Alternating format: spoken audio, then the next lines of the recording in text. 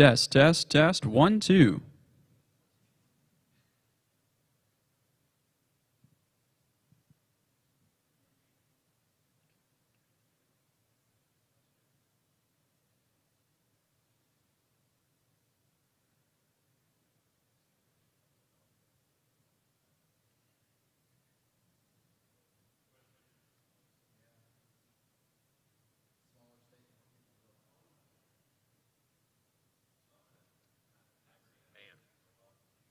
I was losing hope there for a second. Never lose hope. It was lost. Oh my god, it's not working.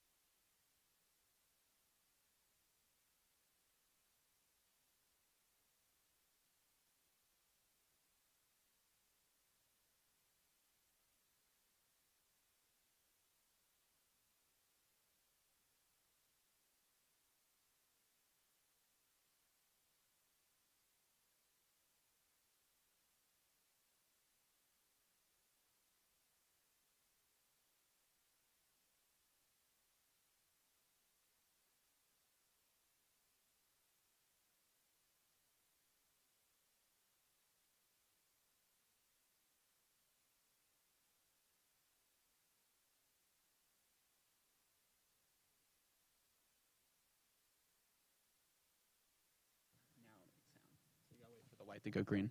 Check, check, 1, 2. And then if you get a chance to talk to the kids, tell them the closer they get to the microphone, the better.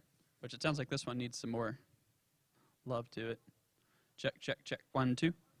Checking, check, check, 1, 2, 3, 4, 5. Oh, there it is. Check.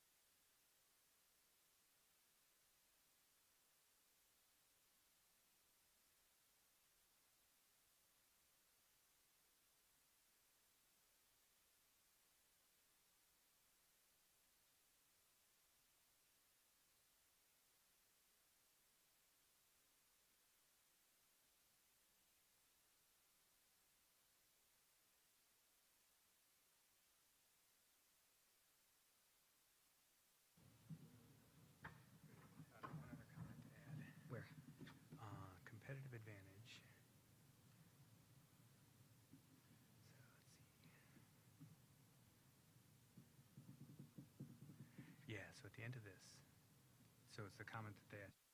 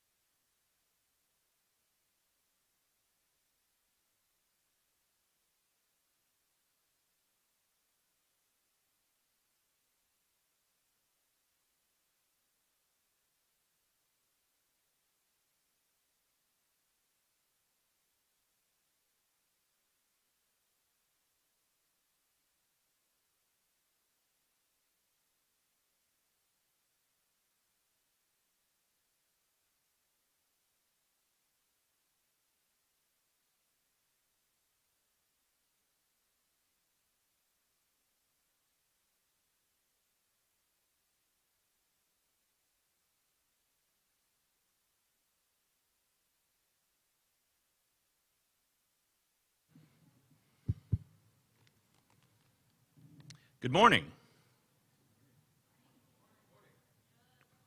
Good morning.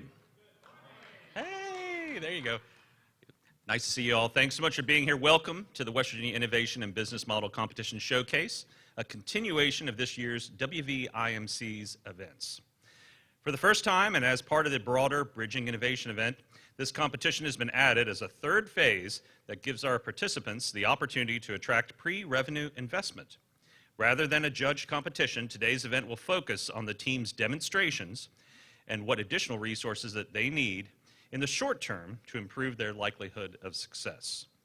Today's showcase is presented by Marshall University, the Lewis College of Business, and through the generous support of the Robert E. Yancey Entrepreneurship Endowment as part of the entrepreneurship celebration that is taking place this week here in the Charleston Coliseum and Convention Center. This morning's showcase is the final stage of the 2022 competition and provides an opportunity for the finalists to persuade their panelists and that additional resources are necessary to move their projects forward. You will hear some interesting ideas, opportunities, and hopefully you will walk away with confidence that future business leaders are in the room with us today. My name is Dr. Bill Bissett. My day job is I'm the State Director for United States Senator Shelley Moore Capito, a role I really enjoy, but I also appreciate that she lets me take time to MC business competitions like the one we have today. We are excited to have everyone here in Charleston as part of the Bridging Innovation celebration, especially since today is focused on high school, college, and community entrepreneurs interested in tackling some of the more interesting problems that persist in West Virginia. To get us started, the WVIMBC Showcase presents students from several institutions across the state, including Concord University, Glenville State University, West Virginia Wesleyan College, and Marshall University. The teams represent a wide variety of new venture concepts, including tiny home developments, better nutritional options, personal safety devices, and video and filmmaking opportunities. I'd like to introduce our panelists, if I may. Starting on my right, your left, if you wave when I say your name, is Jason Knowlton, is a principal in Pressing Strategies LLC, and is the Director of Training for Balance Holdings, Inc. At Balance Holdings, Jason coordinates training for new growers through an innovative indoor aquaculture that uses regenerative agriculture techniques that incorporate the use of grow lights. Jason also has taught and led an energy management and production engineering program at Ohio Valley University that worked to close the gap between engineers and leadership in a significant industry. Jason, thanks for joining us today. Appreciate you taking the time. Next to him is Jeremy Turner, who is the founder and managing director of Epic Mission, a business consulting firm that focuses on not-for-profit organizations. Jeremy holds several certifications and credentials, including being a DISC certified behavioral consultant. And in addition, Jeremy holds additional certifications in Lean Stack, Growth Wheel, and in BIA's an Entrepreneurship Center Management Program. In addition to his work with Epic Mission, Jeremy was an executive in residence and an adjunct entrepreneurship instructor for the Lewis College of Business at Marshall University. Jeremy has also served as a business coach and faculty member for the West Virginia Governor's School of Entrepreneurship since the school's inception in 2016. Jeremy, thanks for being here today. Appreciate you. And next to Jeremy is Olin York. Olin is the Director of Entrepreneurship Education for the Lewis College of Business and a full-time instructor of entrepreneurship.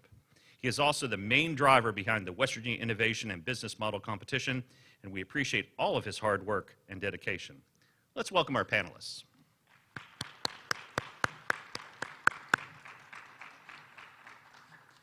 If you'd like to see today's program, you'll want to use the QR code that's on little cards around the room, and magical elves will bring the program to your phone so you know what's going on throughout the day. So as I mentioned, each team has identified a problem as well as a unique solution informed by design thinking practices such as customer empathy, ideation, prototyping, and testing. They have also utilized a business model canvas to track validation and/or iteration progress through this journey. Today's showcase gives the participants another opportunity to present their findings and discuss some of the important next steps that each team will take in furthering their new venture. Please note that each team still has unanswered questions that they are trying to answer and de-risk these opportunities as much as possible. And despite these teams presenting just a week ago, each team has continued to work, gather information and evidence, and now have additional items to discuss. Looking forward to hearing the direction each team is taking after their feedback. that they have previously received from their coaches and consultants. Olin, are we ready to begin with the first team? Excellent. Our first team is Wildflower Homes, which consists of Caitlin Spears and Sydney Adkins, representing Marshall University. Caitlin is a senior entrepreneurship major from Chesapeake, Ohio. Sydney is a junior anthropology major from Barboursville, West Virginia. Wildflower Homes was formed in fall of 2021 and is hoping to create new rental options and opportunities for young adults. Please welcome Caitlin Spears and Sydney Adkins with Wildflower Homes.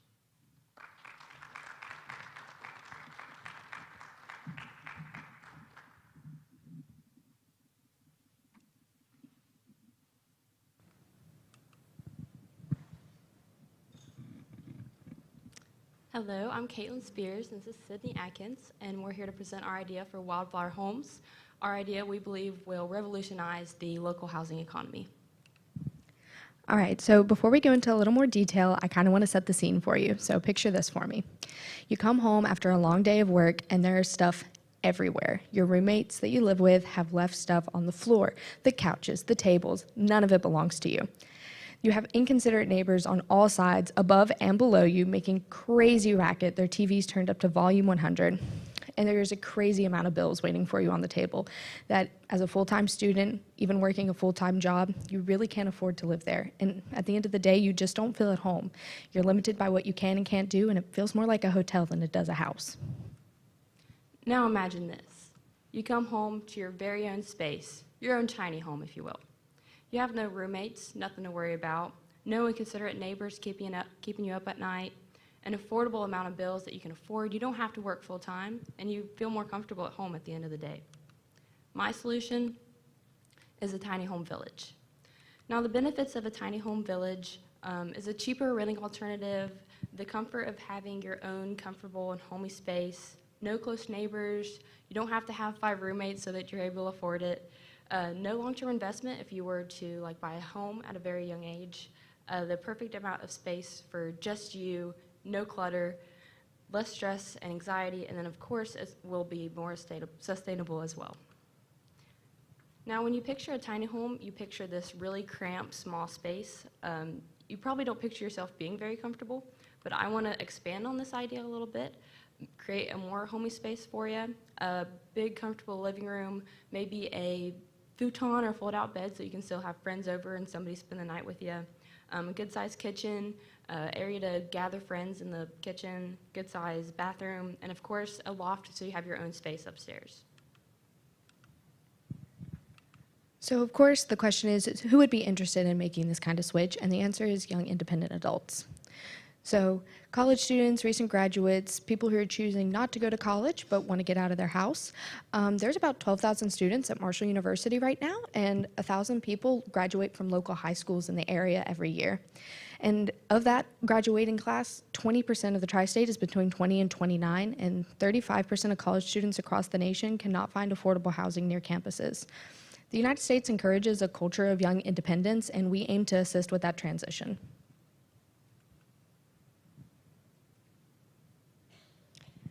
So we're looking to actually attract current renters and students, specifically from the Marshall area.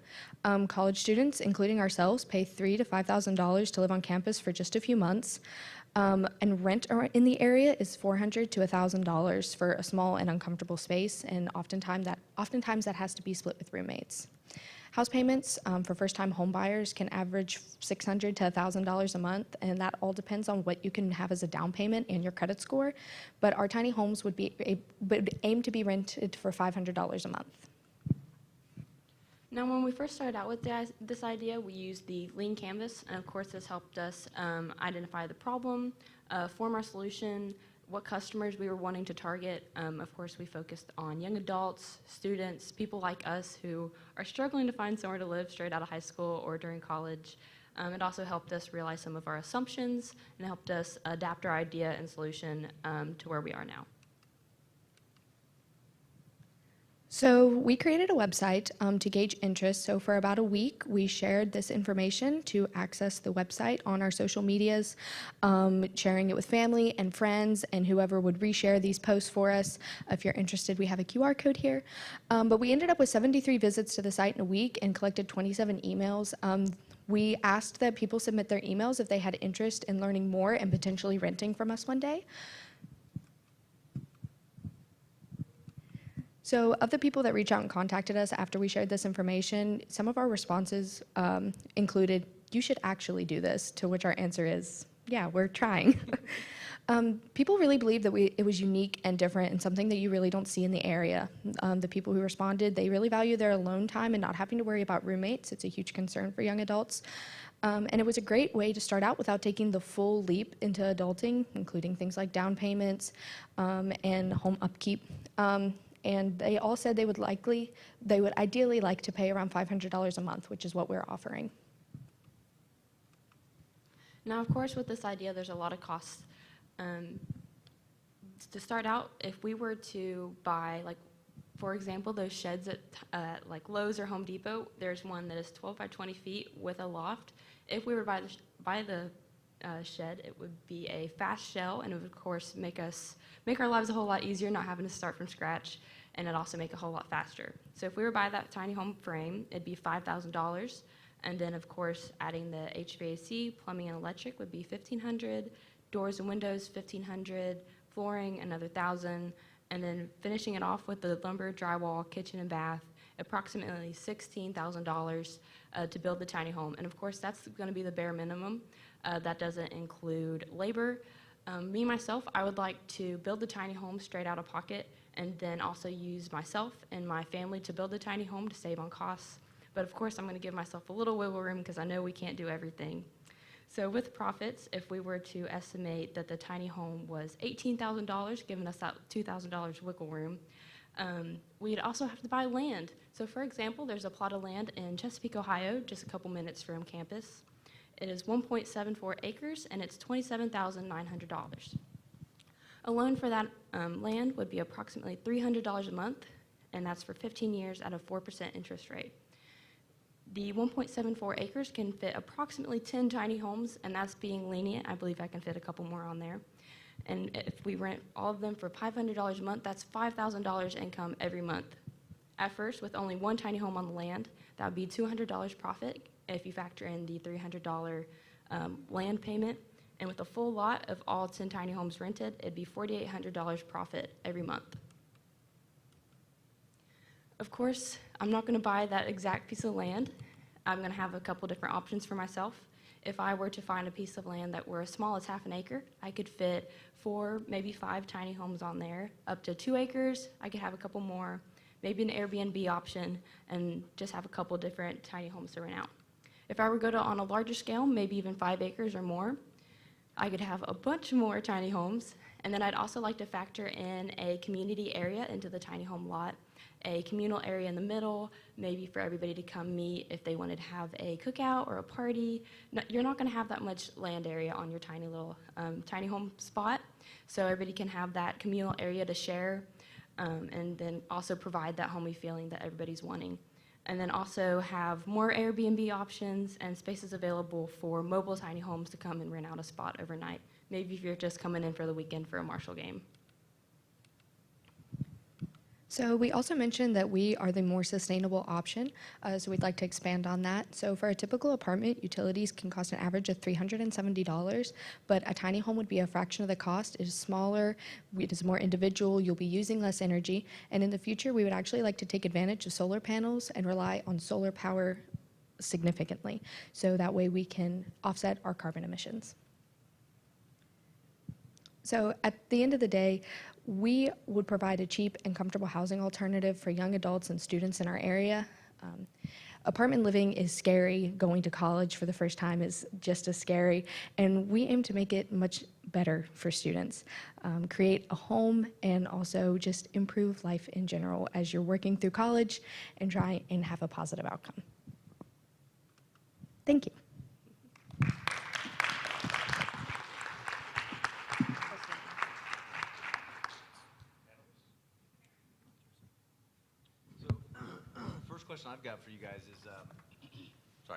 First question I've got for you guys is, with regard to your building materials and costs. You had a lot of stuff about costs, which I think is good. So you probably know, as many people in the room know, that there's been some supply chain problems due to COVID and some other reasons over the last, 2 years or so. So how do you guys see overcoming those challenges, not just with obtaining materials, but also handling your costs, because costs will obviously go up too? Right. I know lumber is very expensive right now, and that's why we're kind of focused on buying that shed and then converting it. All the lumber's right there for me and it's ready, and then we'd only have to, I believe, build the flooring of the loft and then one wall for the bathroom. So that'd already bring down my cost just a little bit. I do plan on doing this a couple months in the future, so I'm hoping to give it a little bit time for the prices to die out, and hopefully everything be a little bit more recovered. So that's really my plan for that. Hey, how's it going? Good, how are you? Great, thank you. So, question about costs as well. You talked about the cost of the land acquisition, the 1.74 acres, right? Yes. Have you looked into the cost of actually developing the land to install various utilities and such, and what that would cost? Because that's going to be, another really big chunk of change on top of, your other costs. Right. And then part B question of that with regards to cost is, you'd mentioned, the cost of the materials for the tiny home, right? And I think I heard you say that as far as the labor piece, that you and your family would, want to do the assembly and such. Are you all licensed contractors? And if not, have you looked into that cost? Yes, I forgot to mention that. My dad has been in construction his whole life. He's a licensed electrician and the assistant business manager of a local union in our area. So hopefully he knows what he's doing. For the most part, he'd be helping me out. And then, I'm sorry, there's so many parts of that question. Sorry, the first part had to do with the cost to actually develop whatever plot Yes. of land that you do acquire. Of course, we'd have to put in sewage, water, electricity. He said for the most part, the electricity and the water shouldn't be as big of a cost. We'll be out of pocket straight off the bat. Sewage will vary depending on where I find the land, whether I'll have to do a septic tank or go to the city sewer. So I haven't nailed down those costs yet because it really depends on what land I find. So I haven't gauged that quite yet. And then there was a second part. That was it. Okay. Talk a little bit more about the positive environmental impact that you foresee a tiny home community could bring to a local area.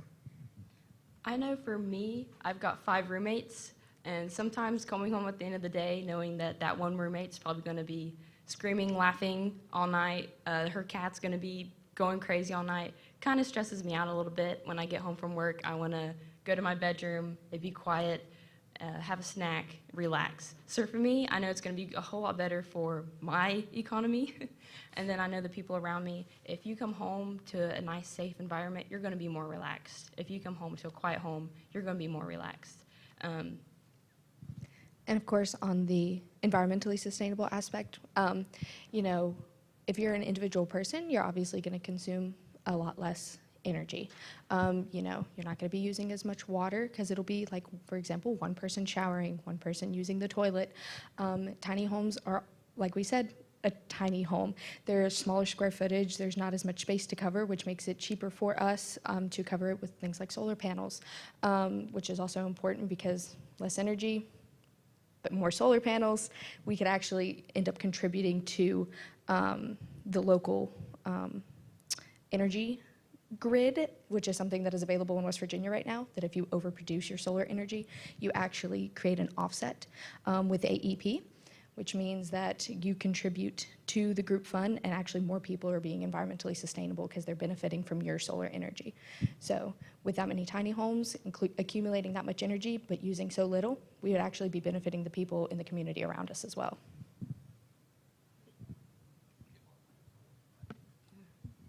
So, so going back to energy and costs and everything, and I know you guys have said a lot about taking advantage of renewables like solar and I assume wind and probably some other stuff, whatever is advantageous based on your site, I assume. Have you guys at all looked into any kind of government perks or anything like that for the use of solar or wind or anything? Not quite yet. I know that solar panels are quite expensive, so I know they won't be something that I'll be starting out with right away. It's more of a in the long run plan. So I will be looking into that as soon as I'm in the price range of being able to afford it. I also work for a local West Virginia nonprofit, Coalfield Development. I'm an intern there, and I work in grant writing for our sustainability department. And while it is constantly changing, because what grants aren't, there are actually quite a few homeowners grants available that you can apply for if you are environmentally sustainable. Of course, they're in and out, none last too terribly long, but they usually replace each other. So if you can prove that as a business you were creating a certain amount of offset, you can actually get a like a tax benefit, or you can receive a monetary grant to help you with that development. Hello again. So, one of the things that you were sharing, part of the benefit that you're selling is this better sort of environment, community environment, right? Tell me a little bit. Have you considered your screening process to ensure that the one bad apple doesn't spoil the bunch? They get through your screening, considering rental histories, credit histories, and just general behavior. Have you considered your screening process? That is a very good point. I'm hoping to set up a very good process for that because I'd like to have a nice, relaxing, quiet, nice area rather than one tiny home being really loud on the weekends and driving you crazy. I'm hoping that the area between of each tiny home and having your own little space will help with that, even if there is one bad apple. But I will plan on having a good screening where if you have a history of being maybe a bad neighbor, bad roommate, I don't know how to track that, but hopefully we can figure out how to screen everybody.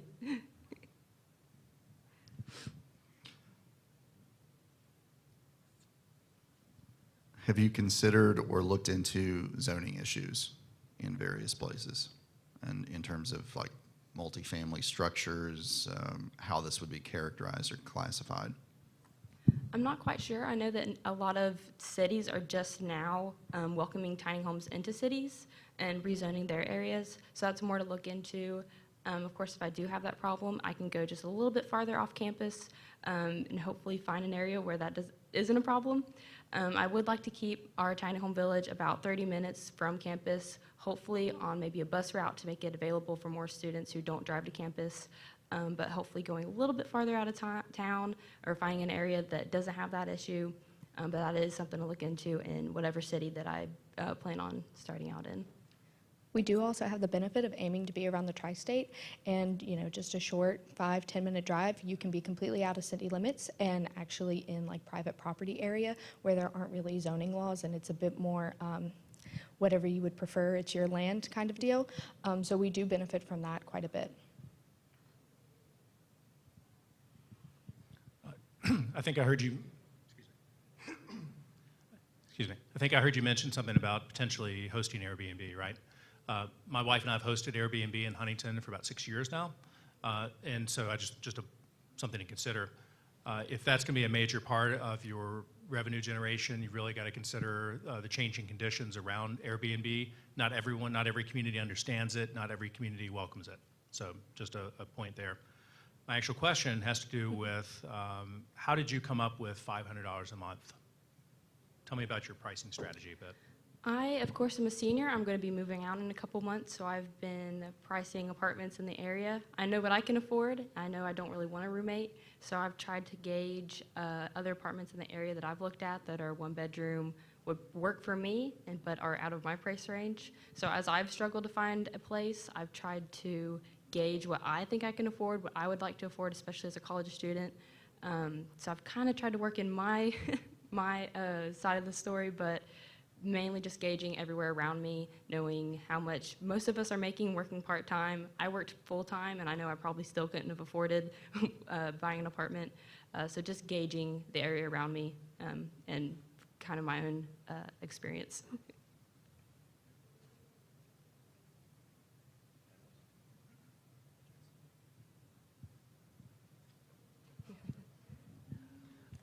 Okay, I got one more for you guys. So I know that when you guys looked at your target markets, you kind of settled on the college student market is kind of one of the, I guess, easiest, for lack of a better term, markets to tap into. Have you guys looked at any other markets? And I'm thinking specifically of people like college students, like perhaps elderly people who are on a fixed income like college kids are, that kind of thing, especially if it's a community environment, I'm just wondering if you have entertained that idea.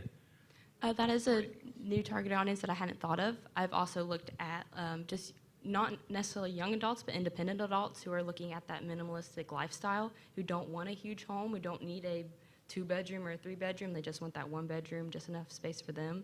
So expanding a little bit into that market of just independent people rather than young adults. Like we mentioned in our introduction, I'm an anthropology major, so how people interact is a very big thing for me.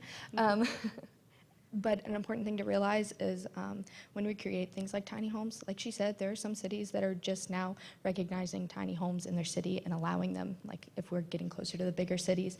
So it's also important to consider the culture that older people, like the elderly people on a fixed income, are going to be in. Their mindset is not necessarily going to be that of renting surrounded by other young adults in that very community-based aspect. Sometimes they will struggle with that and would prefer rather to either get an apartment, which is slightly more traditional, or just go to a home or something like that. So while it is definitely a target audience we could tap into, the culture surrounding it might be slightly too difficult for us to enter, and we would actually benefit more as a business for tapping into the young adult sphere.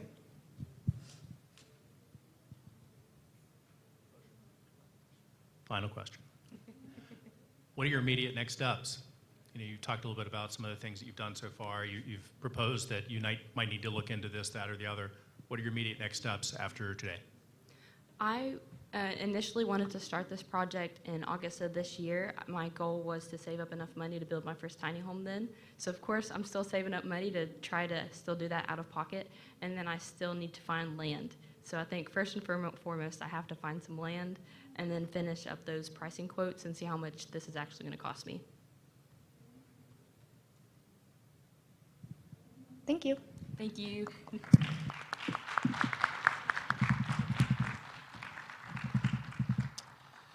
That was Wildflower Homes, a new look at an old problem. Affordable yet private rental options for young adults. Thank you, Caitlin and Sydney. I'll give our panelists a moment to complete their notes. So I'll wait for a stern look from all three before I continue. I got one stern look, 2, and 3. Okay. Our second team is NutriKick, with founder Ellie Hallcraft representing Concord University. Ellie is a junior in the Business Administration program at Concord University and is from Barnsley in the United Kingdom. Ellie's experience as a soccer player at Concord has shaped her thoughts on nutrition and its availability. Her focus on improved availability of nutritional recipes and menu options, especially for individuals with non-traditional schedules. And aren't we all individuals with non-traditional schedules in a lot of ways? Take it away, Ellie. Thank you.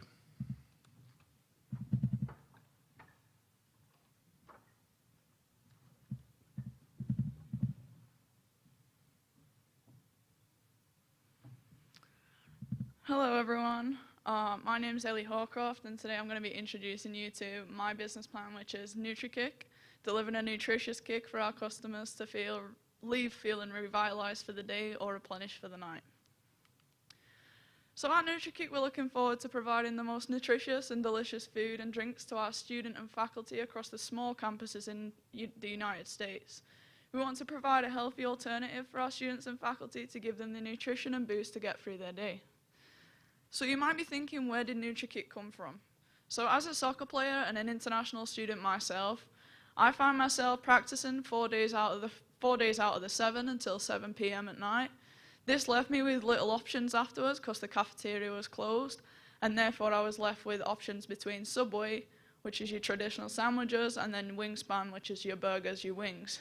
So not very much option for healthy nutrition to refuel yourself. So I thought, why not introduce a smoothie and nutrition bar onto campus? So these are 2 images that I took myself. The first one is on-campus placement. It's a wasted space at my university, Concord, which I see as a wasted opportunity, which is an easy place to implement my business. Also, on the other side, we have the abandoned bank, which is in Athens, West Virginia, which is also another option for implementing my business if we wanted to reach it further out because it's within walking distance. So as I mentioned before, our target audience is going to be the students and faculty on the small campus universities, but another one would be opening it up to the communities surrounding because there's also limited options there. So as I said, the problems are that the options are very limited between Subway and Wingspan for me, myself. And I know this is the same for other campuses. The options to get a healthy drink throughout the day is either from CAF, which you have to use an entire meal swipe just to get one drink, which is not beneficial as a student because a swipe can equivalent to up to $9.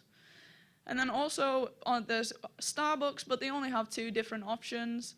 And from my experience, they're usually out of stock. A third problem that we have is that vegetarians and gluten-free customers would struggle to find genuinely beneficial products from Subway or Wingspan when the cafe's closed. I know this from first-hand experience from my best friend, and it frustrates the heck out of her. Also, as a student athlete myself, the first step to recovery is what you put in your body. So after these sessions, I mean, I'm living proof right now. I've broken my nose, and I just wanted to replenish my body with the good stuff to feel better. So by missing out on this, we're missing the first step to our recovery. So my market research, I asked 100 students at Concord University, would you like a smoothie and nutrition bar on campus? 98% said yes. These are some of the comments I got, and one of them was, this would diversify food options and increase opportunities for better nutrition compared to the current options. I'm a vegetarian and have very little options to choose from when attempting to maintain a healthy diet. I asked, do you feel that healthy nutrition helps your performance in the classroom and if an athlete in your sport, where 96% said yes. A research from CDC actually tells us that high nutrition highly impacts on academic performance. Do you think Concord provides enough healthy and affordable options outside of the CAF? And 99% said no. Do you feel that you have the facilities at Concord University to support a healthy lifestyle change? 78% said no. So my solutions are that I want to be able to provide a menu suitable to all students and faculty across small campus universities that allows them to enjoy healthy options to fulfill their needs. Here are some of my menu options that I would like to implement. It will be smoothies, juice shots, protein shakes, protein snacks, banana breads, juices, acai bowls, and I would also like to implement a salad bar from my recent experiences of going into the cafe and using a full swipe for just a salad. I also want to ensure that our hours are as flexible as possible for our customers. From obviously my own experience, I found myself in difficult situations. So I want our business to be there for a morning boost, afternoon refreshment, post-gym replenishment, or a nighttime snack. I also want to ensure that our bride prides itself in being environmentally friendly with our products. Therefore, all our cups, bowls, silverware, straws, everything is compostable. There is no plastic involved in my business. Another one is that I want to invest back into the community of the areas surrounding that we live in by buying all produce locally. Now, I understand that this is not fully possible, and especially at this time of year right now, obviously we're going to be in the off-season. So my solution to this is by using a backup stock from Walmart per week to source our products, because we still will need to use Walmart for some of our products. Obviously, there's other options such as Kroger, but we want to ensure that when we can, we want to invest back into the community. So our channels, our first one's going to be posters. This is a free option to me for promotion. Social media accounts, this is obviously the number one thing for advertising right now, and it gets right in the eye of the target market, just where I want it. And then the radio, I've actually had talks with my school in particular, and they would be very happy to support my business and give me free radio coverage for people on the go. Further down the line, I would like to use Google, Facebook, and Instagram ads, 3 of the top sites in the world, yeah. I think this would, once again, be a great way to get straight to our target market, especially the customers. And then I would like to use paid promotion of athletes, especially in these small campus universities. We find that the majority of them are made up by athletes. So by seeing these athletes enjoying my nutrition and seeing their performance on the field, I feel like this will inspire others to do the exact same. So above my costs, this is our startup cost. It's going to come to $445.13. Now, the only cost I haven't included is the cost of the produce from the farmer's market. Now, I know this will make a significant difference. However, I've actually reached out to Jim's Produce in Princeton, and they do not open until the 21st of April. So this is definitely going to be one of my next steps to improving my business and getting these negotiations started. So the cost to produce one regular smoothie would be $3.28. The cost of sale would be $5.97. So that leaves us with a gross profit margin of 45% and $2.69 per smoothie. Our competitors, which you can find on the shelf in the supermarkets, would be Naked Smoothies. The difference, there's obviously a small difference with ours being slightly more expensive. However, ours is going to be freshly made, custom to whatever you want. And I think that's what makes the difference, especially with a smoothie. So some of the menu options that I've tried before are the Strawberry Bonanza and the Mango Blast. These ones are going to be your regular day-to-day smoothies. These price at $5.97. And then there's the Green Guru, which is more of a post-gym replenishment, getting all the good nutrients back into your body. And this is going to price up at $6.47. Now, after doing the calculations, I still get my 45% gross profit margin. The revenue streams are going to be physical sales transactions and our advertisement. These will be our main source. But later on down the line, more of the longer term, I would like to implement an app service for $4 a month where you can get a deal every day and I can make a profit. So the unfair advantage, we are going to be an on-campus business, so we're going to be right in the heart of where our target audience is. It's easy, it's accessible. People don't have to go out of the way to reach us. We'll be the only store in certain areas. I know campuses that are here today, such as West Virginia Wesleyan, Glenville, Concord, myself. We don't have the nutritional benefit restaurants or even any decent restaurants, to be honest, in our areas within walking distance. And then obviously I want to invest back into the community. I feel like this is very important for my business. I want to create that relationship with the community. And then we're going to be environmentally friendly. So the next steps for my business, the first one's going to be meeting with Randy Keaton and Dr. Kendra Bogus to develop and finalize menu options. Randy Keaton is actually the head of Aramark, and this would be the negotiation for my contract within implementing the business within the school. I've already met with Alvin White, who's the owner of the abandoned bank property in Athens within walking distance. This can also be utilized as more of a backup plan for if the deal with Aramark wasn't to be successful. And then obviously I've already met with Jim's Produce, as I already said. If I was to get any financial reward today, I would definitely invest it into more market research to develop my menu, widen my varieties, and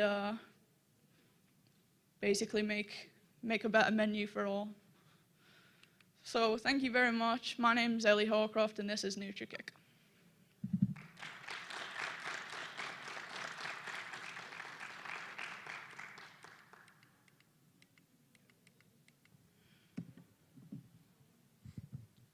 Hi. Hi. Thank you for joining us today. So question, you broke down your per unit cost for each smoothie. Obviously with your business, you're going to have other costs such as rent, any sort of licensing or insurance costs, utilities, and labor. Yep. Have you considered those as part of your projections? And if yes, have you thought about how many smoothies you have to sell per week or per month to cover just your basic overhead? So obviously I spoke about my startup cost. That does include my labor. One of my next steps is to get these contract negotiations down. It's very difficult for me right now because it's actually impossible because I can't, especially with the produce from the farmer's market. I know that wasn't a subject that you touched on, but that's also one of my barriers right now. It's kind of a waiting game. Like I said, I've spoken to Randy Keaton and Dr. Kendra Bogus, and they're very behind the idea. They support the idea, but it's just a case of me having to wait to find out these costs. But as soon as I do get these costs, I can promise you they will be implemented straight away, and these calculations will be made.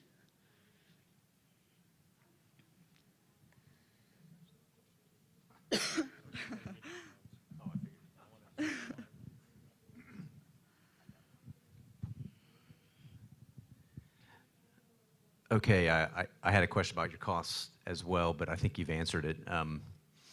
So thanks for coming. I think it's a great presentation. It's a good idea, too. With regard to your competitors, and I understand your target audience is small campuses, right? And I assume that would begin locally and then spread. Yeah. So have you at all looked at larger schools too that might have space in like a student union or something like that? Yeah, so that's definitely going to be a further option. With me being at Concord right now, that was where I wanted to give the business a trial, basically, and then hopefully widen that out to the wider community of West Virginia.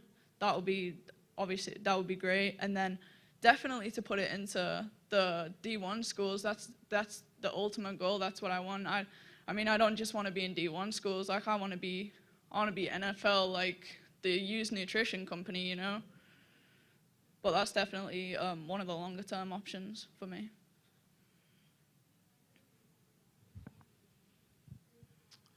What did you say your plan was for out of season produce and ingredients for your various products? So out of season, I would like to be using like obviously Walmart, your Kroger's, see whatever I can get the better deal with on that week. I mean, not always, but they will be very similar, but this is definitely going to be my go-to for this kind of produce. It's easy, it's accessible, it's reliable, and that's what I need for my business, because that's what I want to be as a business person myself. Do you anticipate that raising or lowering your costs from season to season, just out of curiosity? I think to start up with, I feel like it will be kind of the same, and then obviously there's going to be a lot of peaks and troughs, but hopefully more peaks. So definitely I can see that raising, but I feel like that's going to be for all the good reasons of I'm going to be selling more and making more for my business. Hello again. Hello. So I spent about a dozen years of my life taking over poor performing restaurants and fixing them and getting them back on the right side.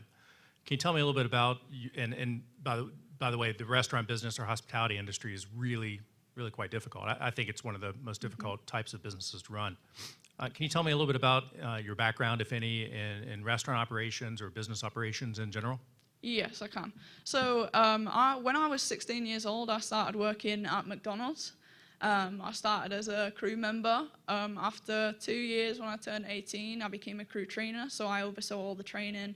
And before I came here, I actually did a level 3 BTEC, is what it's called, and it was on athlete development and nutrition. So I do have my knowledge in the nutrition and the running a business. I mean, I would definitely need to take that to the next level, but I do think that I have all the tools to fit in the right places.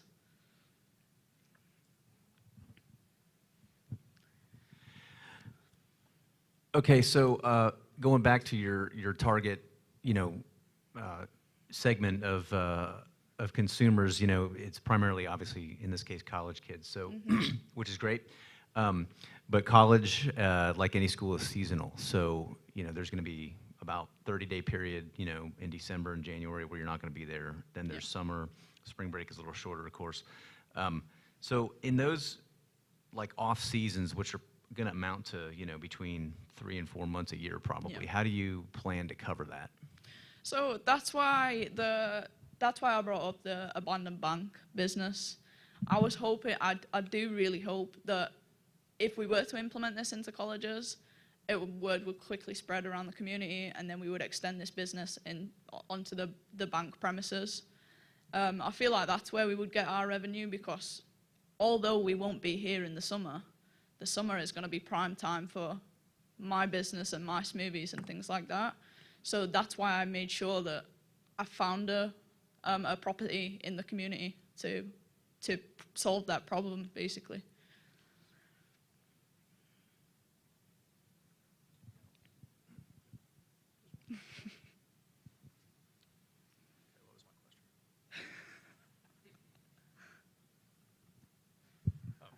So designing and launching a business is hard, right? Yeah. You go through a lot of iterations.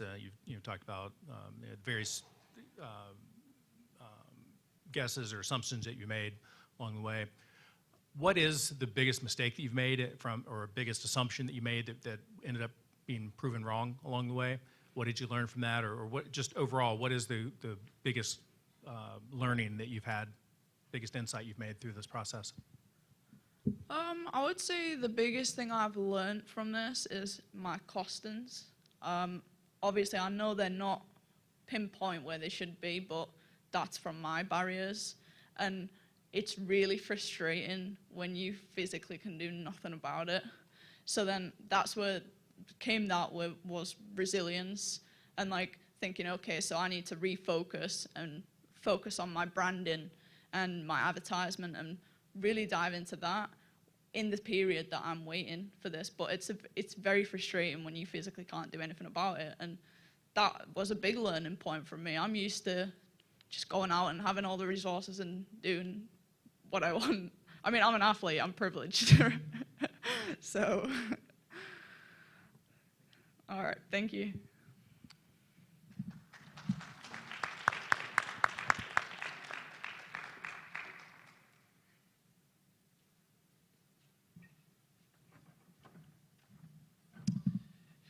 And that was NutriKick, trying to provide more and better nutritional options for folks that often cannot fit their meals into traditional time frames. Ellie is coached by Dr. Angela Adair of Concord University. Thank you, Ellie, and thank you, Dr. Adair. I'll wait for the stern looks again. 1, 2, everybody's good? Wow. Fast riders. Our third group is S-Cups, which includes Marshawn Kelly, Marcus Kelly, Trenton Holcomb, and Jonathan Williams, representing Glenville State University. Marshawn is a business management major, Marcus is a psychology major, Trenton is a criminal justice major, and Jonathan is a business management major. S-Cups is focused on providing a new personal safety opportunity for individuals that like to socialize but worry about beverage integrity. Take it away.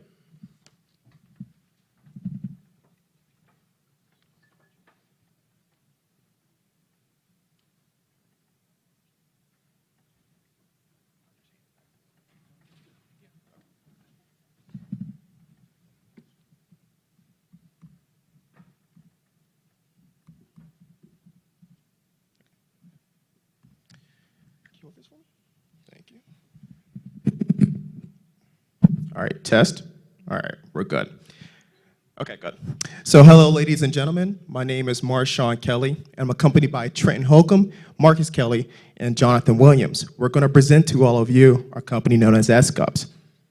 So to give you guys a brief summary, first we have to ask, what is our executive summary? S-Cup, we value our consumers' safety and trust by offering high-tech safety cups that will keep them safe against, that will keep our consumers safe against drink spiking and contamination. Now, before we could deliberate on our value, we had to ask ourselves, is there a need for this? Now, we've done some research and we found that there has been a study conducted by Ibiston of 2022 of YouGov, and what we found are individuals that are aged between 18 and 24 years old, 40% of them have been drink spiked, or they know someone who have been spiked. The next age group being 65 years old and higher. They have said the same thing at 14%, and the largest age group being 24 to 49 years old, 14% of them have been spiked personally. Now, I'm no math genius, but obviously that's 68%. So what value can we deliver to those 68% of individuals? Here's our value. We have our S-Cup and we have our mobile app. Now, let me explain to you how this works. This is a very early alpha build of our cup. See, at the base of our cup will lie an Arduino board, roughly around $2. We'll have electrical wire that runs up and connects to the copper sensors at the top of the cup and bottom of the lid, met by LED visual cues. Now, how this works is, once that lid loses connection, there will be a notification sent to the user's smart device, and that's met through our mobile app. Now, on our mobile app, customers will be able to link their cup directly by a QR scan code, or either they can input the code in manually. They will also be met with additional information such as how many times their cup has been tampered with, and they can also see, along with their friends through a private group chat, when their cup has been messed with. So this offers the communication of the lid to the cup, and I'm going to hand it off to Trenton Holcomb because he's going to explain to you guys how we can reach our customers. Sorry about that. So my name's Trenton Holcomb. I was the one over customer segments, and I did many interviews with universities, colleges, fraternities, sororities, college students, as well as some local bar and grills. The response was overwhelmingly positive. We came up with the interviews, a review system. We figured out our own target audience and how we could reuse our cups with that review system. Our review system showed us that we was actually wrong with our first target audience. We missed the mark completely. With that review system and with my interviews, we figured out that we should primarily focus on keeping college students safe while having fun. That's why we have the reusable cups that would last up to 1 to 2 years, and they're dishwashable safe, and they're very well made. So our channels, which would be our social media, which there's 3.6 billion worldwide users right now. Our physical engagement, which is stuff that I did, like interviews and stuff like that. Our own website or other websites like Amazon and Facebook that could sell it, as well as walking around universities like Concord and Wesleyan and Glenville, showing off our cup while keeping others safe, and local bar and grills, which would basically be on a back burner, but it's still something that we could tap into. Now I'm going to hand it off to Marcus Kelly. My bad. Hello, my name is Marcus Kelly, and I'll be going over our company's key activities. All right, so our key activities will amplify our company's internal and external growth. The first activity to kickstart with is marketing. Okay, so our marketing strategy include researching in the demographic areas in the state that have the greatest proportion of cases involving drink spikes or drug-facilitated sexual assaults. Sampling and marketing out to the areas with the highest cases of drug spikes can give our company an idea, a target audience, so to say. The next key activity is customer service. Customers can contact us via our social media platforms such as Twitter, Instagram, and TikTok, or through email at scuphelp@gmail.com. Jonathan Williams will go over our company's cost structure. Hi, I'm Jonathan Williams, and I am really excited today to bring to you a bunch of really boring numbers. To start with, our startup costs, supply-wise and equipment-wise, for the next six months in order to start up, we would need roughly around $5,429 for all of these supplies. Our most expensive supply being our big piece of equipment, the injection mold, for around $3,500 to $6,000. Let's just hope it's not the $6,000 one. For our legal and staffing for 6 months, we would need roughly $14,000, thanks to a very pricey bunch of legal protections and labor. Our fixed costs per month, keeping all of that in mind, would run us somewhere around $1,200 for labor, $60 for maintaining our website, and $26 for maintaining our app. Any extra delivery fees that we may need would run us around $300. In total, a nice solid $1,600. Now onto the revenue streams. One cup would cost us around $3.21 to produce. Sorry. Our most expensive component being our PCB board, which is the most important component. We will be able to produce these caps very fast and very cheap, but they will remain just as secure as any other cup. For our profit per 100 cups, we would be able to, if we were to sell 100 cups individually on our website at $10 a cup, we would be making somewhere around $669. And if we were to sell them in bulk for 100, we would be able to make around $179 profit if we were to sell them in bulk to another business. For distribution streams, we would be selling primarily through website sales, and we would be selling to businesses directly.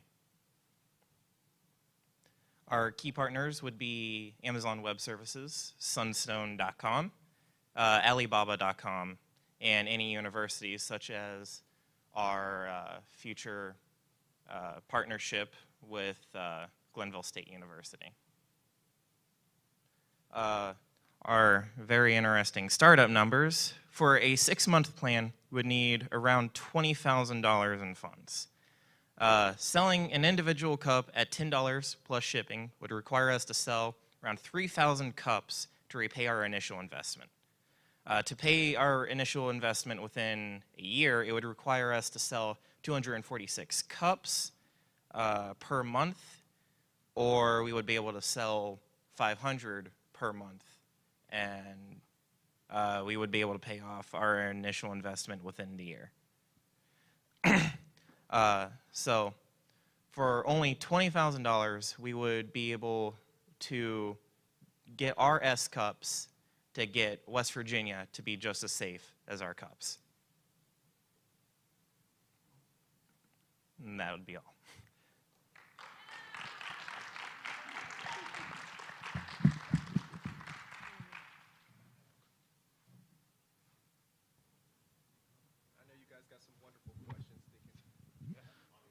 How close are you guys to having the technology completely squared away?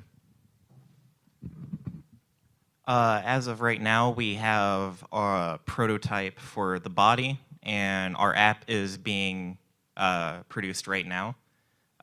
Couldn't say how long it will take, but most likely within the year. Our website is already up, and our body for the cup can already be produced. Just with 3D printers for prototypes, which is not preferable. We would prefer to be using our injection mold.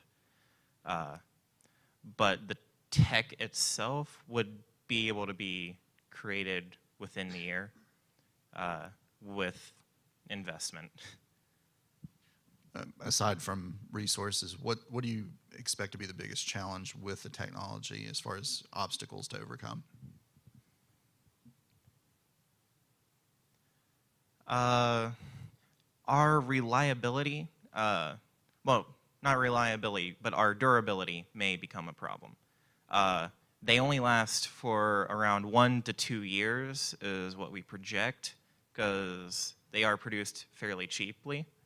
Now, this could be a problem, but it could also be a benefit to us. They are dishwasher safe, so you can reuse them as many times, but they'll wear out eventually, in which case you can come to us to buy another safety cup.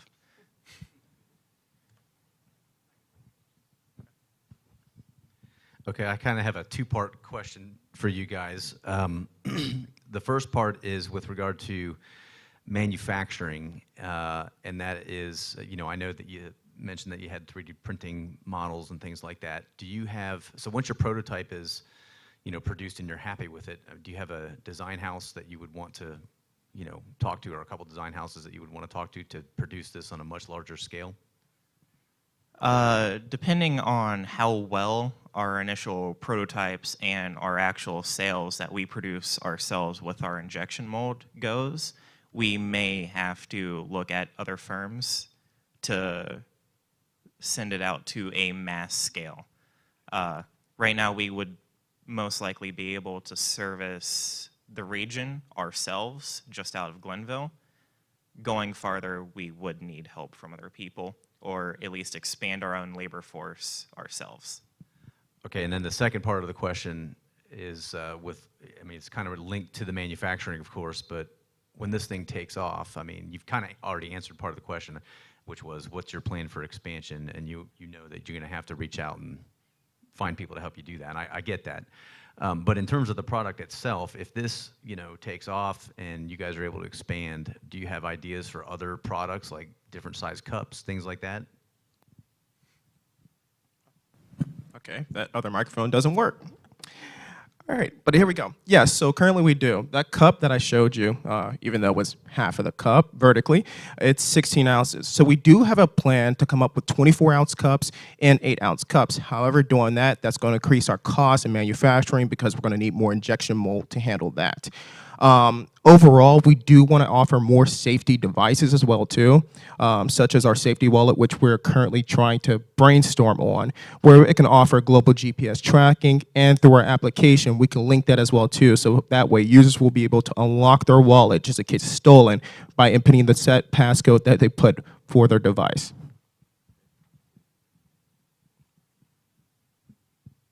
Hey guys. What's up?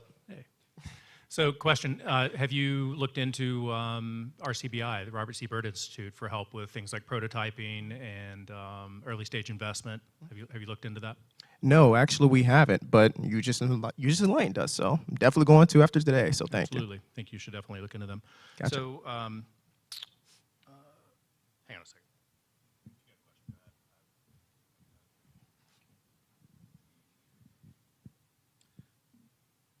In the marketing research that you did, there was mention that you identified a target audience, and I wanted to be a little bit more specific. What was the specific result of that research? What specific target audience did you identify? We identified universities. See, additionally, we thought our target audience, now we're still going to market out to these customers, but initially we thought it was going to be nightclubs and bars, but most of those owners do not care about, consumer safety. Once they hand out those drinks, they're like, yeah, they're on their own. So we actually changed up our strategy a little bit to universities, as we stated. So what we're going to do is, as Trent and Red mentioned, we're going to travel out to different universities and showcase off our products. Currently with Glenville State University, what we plan on doing is giving them a mock-up of about 50 cups to see how things go. We're going to get the data that Glenville State University provides to us on the safety around the campus, because it is promoting campus safety, So we'll go ahead, we'll get the results from there, we'll revise up, and before we actually go out to other universities such as Wesleyan, Concord, or even Huntington, we'll actually make sure our products are safe and ready to market out to the big boys.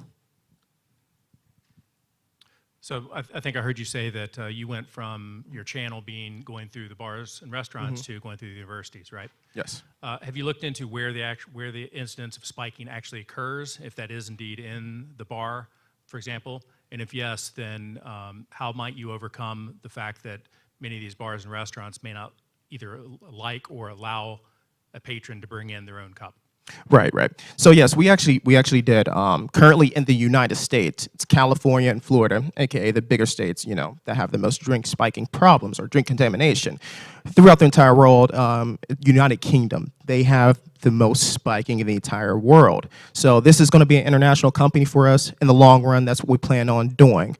Repeat that second question for me, please. Bars and restaurants may not allow a patron to bring in their own cup. Right, so how might you overcome that? Okay, so how we plan on overcoming that is what we initially planned on doing is just giving out to the bars, and we told them, we said, okay, so you can just hand these out to consumers. So that's why we decided to sell it to them at a flat rate of $5, because what they can do is they can resell our cups to their consumers at an optional price. So that's something we have in plan right now. Actually, we're speaking with a few different bar owners right now, and we're trying to figure out the logistics of how we can go about that so that, we're good to go and they're good to go with both of our products. One more for you guys. I was hoping you could go back. Can you show that prototype again? Can you just hold it up? And I think I heard you guys mention with regard to some of the hardware that's going to be in that, there's going to be some copper contacts. Oh, there it is. Copper contacts, one of the things, the app, of course. So we're talking about a cup that people are going to use to drink things like alcohol. Right. Okay, so my question to you is, you know, obviously that can, you know, end up in bad places whether you've got a cup or not. My question to you is how simple is this device to use? Because if somebody's obviously consuming alcohol, they're going to become more and more impaired the more that they drink. So how is the ease of use going to translate into? Okay, so yeah. So what we plan on doing through our application itself. So story time for a quick second. Say you're going out to a bar, you're going out to a club. Say you're the owner or you're either a bartender. What's going to happen is through our application, you will have, there will be a search button for you or a search icon for you. What you could do is say, for example, you search up Trenton Holcomb, you'll find his account, you can activate his cup for him, and you just simply hand him his cup. Now, if you're going to go out, you know, you're not going to be intoxicated before you go out. So we are hoping that our consumers can go ahead and register a cup before heading out. But if they go out to a bar and club, we do plan on you know, training the other bartenders or bartendees so that they can understand how our application works, so they can search for those users and actually apply it. So simple enough. Bartenders, they'll ask for their name, search their name up, they'll activate their cup for them, and hand them their cup with their drink. Any other wonderful questions? Of course. Thank you. My man. Absolutely. Thank Don't you. want to disappoint you, friend. Of course, of course. So when you have a new product, right, Right. And you're trying to introduce it to the market, you're trying to solve a problem that other people may recognize, but they don't necessarily realize they need your product to solve that, right? Right. So you've got to work through something called demand stimulation. You've got to help people recognize they need what you have to solve a problem that maybe they've recognized or maybe they haven't. So with that, I don't recall seeing here in your presentation any detailed marketing costs or detailed marketing activities other than, say, you know, social media, and that's a fairly nebulous answer, right? Right. You know, something like this, you can take more traditional grassroots routes. You can, you know, leverage social media, whatever. Can you talk a little bit about what exactly, specifically, what might your strategies be and any costs associated with that figure into the total cost of operating this? Right. So we did look at some other marketing strategies, such as, you know, even the radio or even TV. But the thing about that is those industries are dying down. So the best marketing strategy would actually be on social media. But here's the thing. We do plan on marketing on YouTube because everybody watches YouTube. As a matter of fact, that is the second largest social media platform right behind Facebook. Now, YouTube, for a 30-second ad, they charge $2,000. And for 5 seconds, I believe it was $1,500. So that's to our understanding, that's our only cost that we have for marketing at the moment, because that's the only way we can really reach out to customers. And as Trenton explained earlier, for universities and other restaurants to know about our product or service, what we will do, or before we even go there, you know, we'll conduct studies to see if that area even needs it. We will go out to those restaurants or bars ourselves and show them our product and try to market our products to them that way. But cost-wise, yes, YouTube is the only platform that we have to pay for, which will be about $2,000. Final question? So considering that you guys want to move forward with this, what's the greatest barrier that stands in the way from you where you are now to actually moving forward with this, and how will you overcome that barrier? Honestly, the greatest barrier is money. That's why we're here. So that's how we can overcome the barrier. But yeah, so like I said earlier, we really want to make sure this prototype is good, and of course we're prototyping this and we're testing it out as well too. So with additional funds, that's what we're going to do. So I guess we're cutting it here. So okay. We do have one other slightly funnier barrier. Our initial prototype was pretty ugly. Our lid was so ugly, in fact, we just left it behind and went for a simpler, just a cross-section of the most important part of the cup.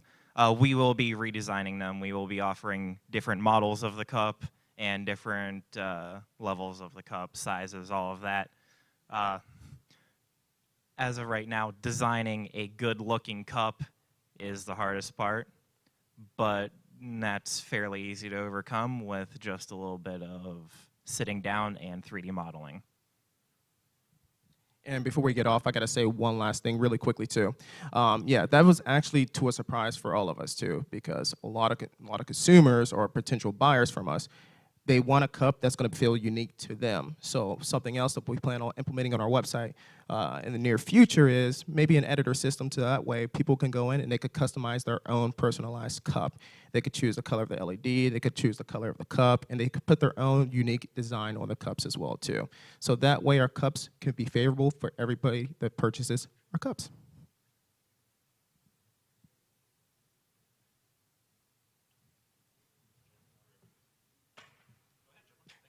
All right, thank you guys.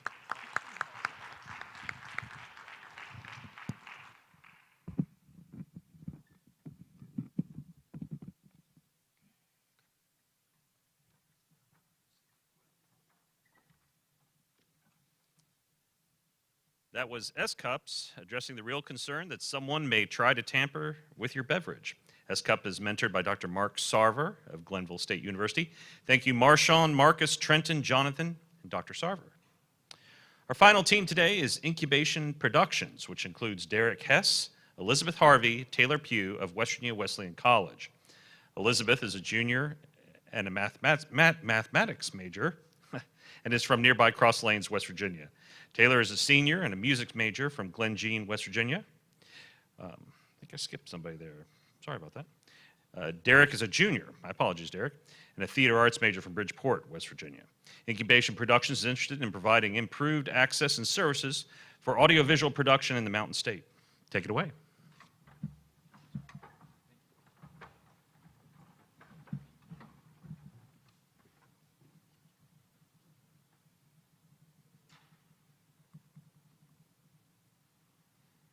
Okay. So we are Incubation Productions. I'm Derek Hess. As he said, I'm a theater arts major from Bridgeport, West Virginia, and I'm also a working videographer and filmmaker. I am Elizabeth Harvey. I'm a junior mathematics major, and I'm from Cross Lanes. Hi, I'm Taylor Pugh. I'm a senior musical theater major, and I am from Glen Jean, West Virginia. So we have two hypotheses because we have two distinct target markets, and that is that West Virginia communities and organizations need greater access to video and film production, and that aspiring videographers need opportunities to work in the state. So we have a couple problems that we need to solve. First is that videography and filmmaking is perceived as a relatively inaccessible industry in West Virginia. And this is mostly due to a lack of resources and education.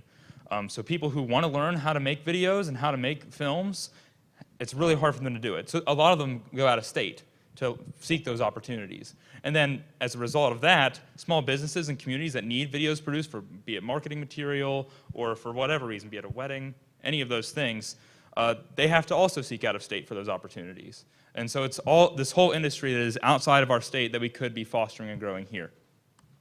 So there are some major opportunities opening up in this industry. The market size of movie and production has increased by $18.2 billion. The industry is also decentralizing from Hollywood, so movies are being made all across the country now. Even last month, the West Virginia legislature passed a bill that will make it easier to make movies in our state that will bring back a tax credit. And then 86% of businesses use video as an effective marketing tool, and that they would really like to do that. So imagine for a second that you're a high school student and you really want to learn how to make films and videos. And so you can't afford the equipment because you're a young person in rural West Virginia. And so now imagine that you had the opportunity to get that equipment and just have access to it. And not only that, but you also had access to an individual who was experienced with that equipment, who could teach you how to use it. Now imagine that after a year of practicing with that equipment and that individual, this student was hand-delivered an opportunity to get hands-on experience with professional work for a local business and get a jump start on building a portfolio for themselves. We want to create a social enterprise where aspiring filmmakers and videographers with all sorts of backgrounds can have this exact experience. Now imagine that you're an owner of a small business that's interested in making marketing material for their social media page, and you don't have the skill set to make quality content for yourself. What if that small business owner could reach out to a video production company to make this sort of content for them at an affordable price? Currently, these sorts of video production companies are hard to find in West Virginia, but we want to change that. So as I said earlier, we have two distinct target markets, our social enterprise and our profit. First, we would target high school and collegiate age students for apprenticeship-style programs where they can where we can teach them the craft and give them hands-on experience. And then for revenue streams, we'll target local businesses seeking video advertising, local artists that want to get music videos and movies made, and people in the community that are seeking to document events like weddings. So with COVID, people have been utilizing technology a lot more than they have used to in the past. So according to Forbes, 87% of potential customers would like to see a video advertisement, and 46% will actually interact with the business after seeing one. So basically, the demand for videography and filmmaking is increasing and can be used in many ways. So as you can see here, West Virginia is extremely underrepresented in the industry with only 47 businesses. And so there is definitely a lot of room to grow. So to be able to validate our business through evidence, we sent out a poll to art students at our college to gauge their interest. These are some of the questions that we asked on the poll. We discovered through this poll that our target market feels the same way that we do, that there is a problem and that there's a desire for a business like ours. We also reached out to a lot of businesses in our area, and we saw a lot of interest from both chains and local businesses, but we saw the most promise from small businesses. So because we have, our goal is to have several people working through our company with varying levels of experience, we also want to be able to offer our customers varying price points according to their specific needs. So we would plan to offer 3 different packages of varying quality, but depending on the jobs that we're doing, we will take a service-oriented approach by giving them a quote within a range, a price range. And we'll be happy to offer more specific questions about this in the Q&A, but here's the general outline. So beginning with the beginner package. This is for any business that's, if your budget is $2,000 and below, this is the package for you. We would plan to offer an intermediate level videographer along with a beginner as a second shooter, and this may potentially be their first job. And they'd get hands-on experience through this work. So this package would also include the bare essentials, so camera, tripod, microphone, and some basic lighting equipment. And it would essentially be close, approaching professional quality, but nothing too fancy. And this package would be offered at our most modest price point. Now, for this package, this is more of work that's in line with what these gentlemen in the back are doing. This is professional level videography. So this would bring on an actual experienced videographer, like someone like myself, or someone that I would hopefully want to hire through the company. And then they would bring an intermediate level apprentice as a second shooter, someone who's a little more experienced, knows a little more of what they're doing. This package would also include the bare essentials, like the previous package, and also with some bells and whistles added in, be it drone footage, be it higher level post-production. This package would offer more of what our customer may be needing. And this price point would probably be a lot more competitive with out-of-state videographers. I'm thinking along the lines of $25 to $75 an hour, depending on the specific gig. And then this is the pie in the sky package. This production package is what I would love to actually really be able to offer to the state. This is a full budget production. So we're talking a commercial shoot with a team, with a crew, with several crew members that have experience with their specific job and are dedicated to that job. We would hope to have the best quality equipment on standby for this, and we'd be shooting narrative films that artists would be trying to make, or commercial TV shoots. So for expenses, there you go. My bad. Our company has a high startup cost because mostly what we need is big budget equipment to be able to offer, especially the pie in the sky package. We already got an investment of $2,000 that was graciously offered to us through Marshall, and then we also have grants available to us. And then Taylor, if you want to talk about. Yeah, so based on our estimates, we would need about $6,000 to get our company started when you factor in all of the equipment that we would need. But this $6,000 would only cover our bare bones essentials like cameras, mics, and lights, and that kind of stuff. As our business grows, we would also need a budget for possibly a permanent office space and more professional employees and like types of higher quality equipment. So through the research we've conducted, we discovered that there is a need for a business like ours, and that small businesses and students specifically want what we offer. And we also found some potential grants that we qualify for, which would change the way that we think about our cost structure. Another pivot was with whenever we attended the West Virginia Innovation and Business Model Competition at Marshall. And this, along with the feedback we've received from our peers and helpful other people, this helped us rethink our pricing strategies, such as cost for cameras, equipment, computer software, location, and transportation. We also reviewed our startup options, such as beginning as a mobile service where we would rent our locations day by day, and then setting up a permanent location for a business down the road. So to wrap up, essentially we want to foster an environment where aspiring filmmakers and videographers can incubate their talents and grow into working professionals. We would recruit apprentices and give them a hands-on experience with film equipment and videography work, and hopefully some of these students will eventually grow to be hireable through our company. And as professionals working through our company, they'd actively be taking jobs for local businesses, artists, and clients throughout West Virginia, generating revenue for the company and also contributing to making art more accessible in our state.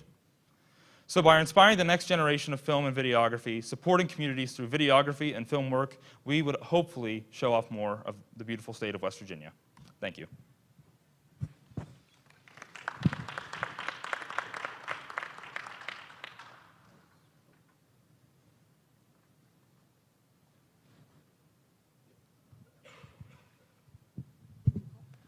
Hey guys. So you talked a lot about, or a little bit about costs and how your startup costs are going to be expensive in the front end, obviously. I mean, it's a high-tech business. You need expensive equipment, obviously. So my question to you is, will you mentioned 3 packages. You had the beginner, the professional, and the production.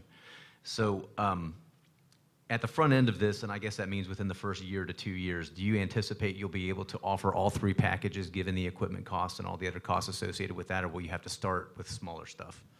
So we would have to start with smaller stuff and work our way up. So the $6,000 option that you saw, that is the leanest startup. That's where we can, off the bat, with that cost, we can start recruiting apprentices and start teaching them how to do basic videography work. And then we could grow them into professionals with that. Over time, we would have to continue to raise the money to get to the bigger budget and the higher tech work. So it is an overtime thing. I don't know. It depends on how successful we are. I would think that within a few years, we would have the funds to do that. But initially, that's not where we're starting. Hi. Hi. Hi. So I may have missed this, so I apologize. The videographers, the workers that you have actually performing the work, can you tell me about the compensation plan for them, or is this strictly an unpaid internship sort of arrangement? So I do have a compensation plan for those workers, especially so for people that I would be hiring, I know a few people who would actually be really good teachers for apprentices. I would want to pay them a salary. And so initially, the $6,000 cost that you saw doesn't cover that. Initially, it would just be me. And then as for people I'm bringing on as second shooters, I'd say as second shooters for like the beginner level package, that would be an internship sort of thing. So they can kind of be on the job and be around it and kind of get experience. Now, over time, especially if we're jumping up to that intermediate level, I would part of the quote that I would give to a business would cover their costs and their compensation for the time that they're putting in. So does that answer the question? Yeah. Cool. So, Logan, in your presentation, you talked about social enterprise, right? And that's a topic I'm really quite familiar with. So, when looking at your business structure, are you looking to structure as a for-profit social enterprise, a nonprofit social enterprise? Have you considered which? How might you look at that? I would think I'm open to either option. To be honest with you, I need to look a little bit more into that. Initially, my gut reaction is for-profit, but that could definitely change as I look more into it. I would encourage you to look into business structure and operations. There's a huge misnomer that nonprofits can't actually make money. That's not the case. There are quite a few really great examples locally, regionally, nationally, internationally of nonprofits that really do great work in the communities, but they also financially are quite healthy. You look at the additional benefit of being able to apply for grant monies to help cover overhead and various pieces of the whole financial picture as a nonprofit. So kick that around. Yeah, Thank you. Thank you. Talk a little bit more about the Senate bill that you mentioned. How does the Senate bill either directly or indirectly help you guys, especially as a startup? Do you want to cover this? Oh, sure. So what the Senate bill does is people haven't been able to make movies in West Virginia for a very long time because the tax cost for it is so high that it's just not even worth it. So what this bill does is it kind of counteracts that and makes it easier for films to come here and to make money. So that helps us out a lot because people see that happening and they're like, oh wow, this can happen in our state. I can do this too, and then they find us. What's the status of that bill right now, do you know? I think it's, yeah. Have you guys initiated? Yeah, no, it's made it past the Senate. I know that much, yeah. Fabulous. Have you guys initiated discussions with the West Virginia Film Office yet? Mm-mm. No, you actually, I was going to ask if you guys have interacted with anybody in the industry. I have. A lot of the work I've done so far is from in Bridgeport, Clarksburg area. That area, there are a few filmmakers in that area that I've worked with. Mostly just independent projects. As for the film office, I have not contacted them yet, but I've networked around the state a little bit, and I've talked to some people, and I have experience being on a film set, and I know what that is like, and it's just a matter of I think reaching out to that film office and to those people.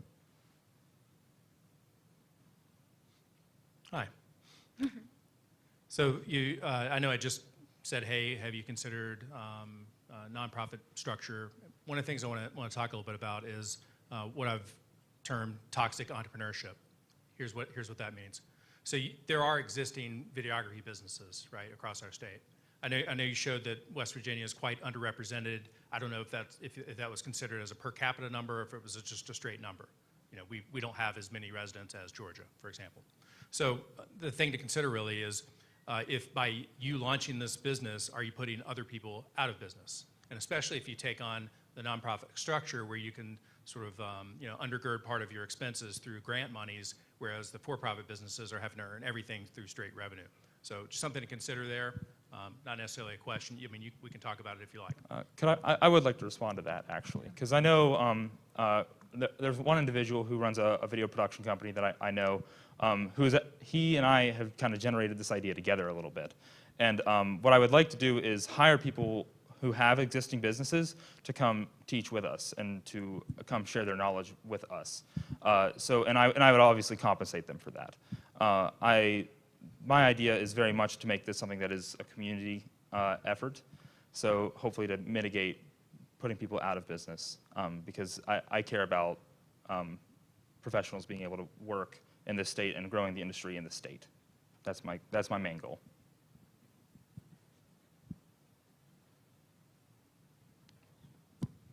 Have you considered other potential costs, such as any liability insurances and such, as you figured into your calculations for operating expenses?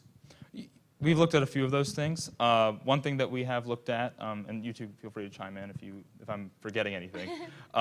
So we've looked at, a big thing that we looked at recently was where are we going to be? We talked about being mobile to start, but actually having a facility, that's a cost that we would like to add. As far as liability expenses, things like that, we need to look a little more into that, but I believe that also kind of should fall. We factored a little bit of money in that lean startup to kind of cover those sorts of things. I've also looked into platforms like Upwork, where it's this two-sided platform where you've got people that need and people that have various skills to see would an arrangement like that be beneficial for you? Have you thought about that? Have you kicked that around at all? Is that similar to like Angie's List or something like kind of that sort of idea? Or Basically on Upwork, you can sign up as a doer of things or as one who needs things done. So like, I can go on and hire someone to do accounting work for me, or I can go on and provide accounting work for someone. So in that instance, there might be an opportunity for those who need videography work to sign up and say, hey, I'm going to need some help. Let me put out a bid and have people bid on stuff. And then on the other side are those that are looking to, do the work. Yeah. So one of the panelists from the Marshall competition actually mentioned that idea, and that's actually an option I'd really like to explore and work and find a way to work into. I would think that part of that kind of goes into designing a website and having that be part of that website, and then once we have enough people working through our company, we could list their specific, their job application and their resume, what their experience is, what their speciality is, and then through that, people could, if people are looking for sorts of things, they could post it on our website, and then a videographer could respond and say, I'm good with that, and I can do that work.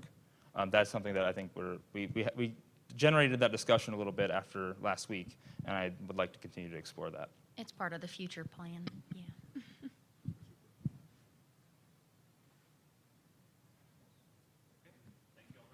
Thank you. Thank you.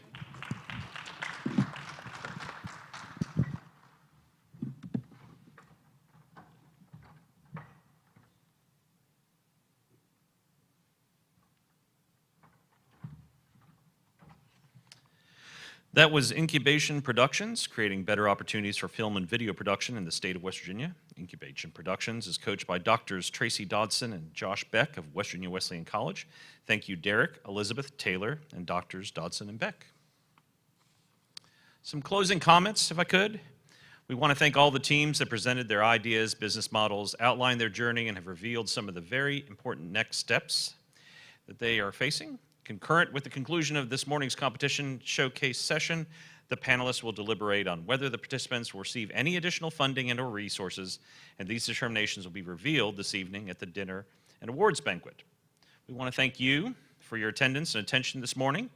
As part of the Bridging Innovation Program, please stay with us on site for great food, great fellowship, and a lot of exciting activity today. After a short break, the West Virginia High School Business Plan Competition kicks off at 12:30 p.m., followed by the West Virginia Collegiate Business Plan Competition at approximately 1:40 p.m., the Community Business Plan Competition at 3:10 p.m., and the Vantage Ventures at 4:30 p.m. At 5 p.m., there will be networking and fellowship. Lastly, at 6 p.m., the dinner will begin and the awards event at that time. We want to thank several folks for making today's event possible: the ongoing support of the Robert E. Yancey Senior Entrepreneurship Endowment and the cooperation and support of Marshall University Foundation. The vision, support, and leadership of Marshall University's President, Brad D. Smith, the no longer interim provost, Avi Mukherjee. He was just announced as the permanent provost of Marshall, and Business Dean Jeffrey Archibald and Dean Nancy Langton. We also would like to thank Department Chair for Entrepreneurship Program, Dr. Elizabeth Alexander. Special thanks to the judges that served during the two different phases of the competition, as well as the individual judges that served as campus qualifiers for West Virginia Wesleyan, Concord University, Glenville State University, and West Virginia University. Our student coaches, Dr. Angela Adair at Concord University, Dr. Mark Sarver at Glenville State University, Drs. Tracy Dodson and Josh Beck at West Virginia Wesleyan College, and Ann Jones and Dr. Carrie White at West Virginia University. For their collegiality, friendship, support, and willingness to do the hard work in mentoring and coaching the representatives, we thank you. To Tara St. Clair and Bill Woodrum for their leadership and hard work in organizing and overseeing such a large event with the Bridging Innovation Conference. To our panelists, thanks for your insights and attention today. We appreciate it. And the stern looks, too. Thank you. I think we did that one right. And to all the participants at all the demonstrations and competitions today, thank you for accepting the challenge to tackle the difficult problems that confront us and learn from this experience. Olin, anything else from you, sir? We are adjourned. Thanks very much.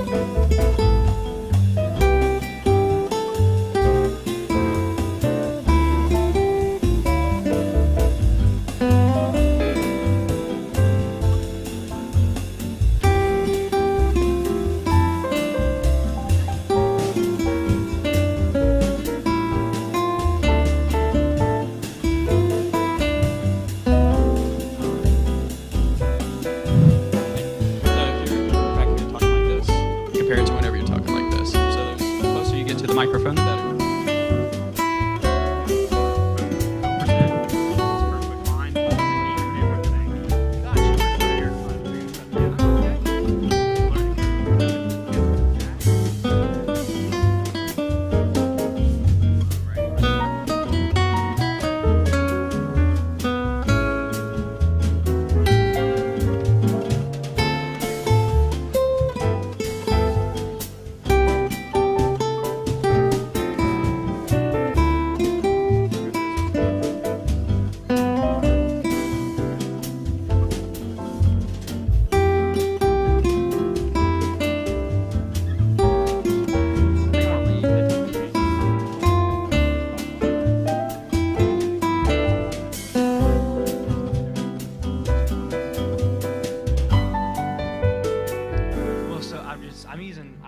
We've had a couple groups that have just gone point by point.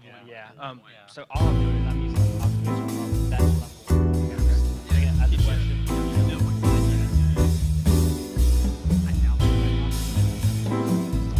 Well, I kind of had to a little bit of mine to kind of explain the whole story, especially like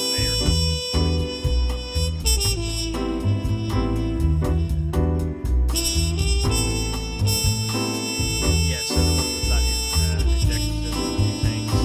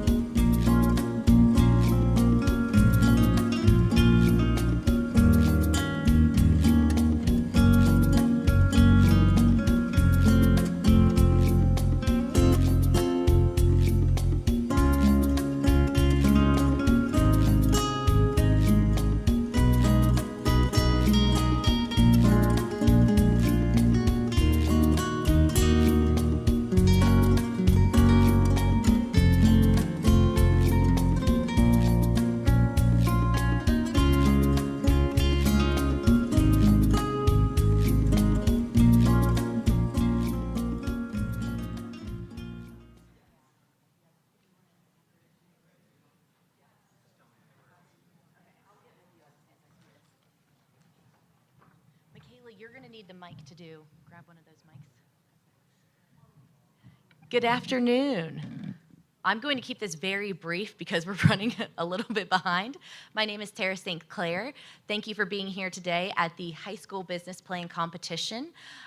Students, just to clarify, whenever you are on deck, you can sit in this front row, and then you'll enter right here on the side of the stage, and then you'll exit right here as well. Judges, there are microphones in front of you. You just need to turn them on whenever you have questions. Pitches will be 5 minutes each. Q&A will also be 5 minutes. Michaela right here on the end will be doing the announcing to bring you up. You'll get a 1-minute sign and a stop sign. All right, so let's go ahead and get this party started. So first we have repeat after me.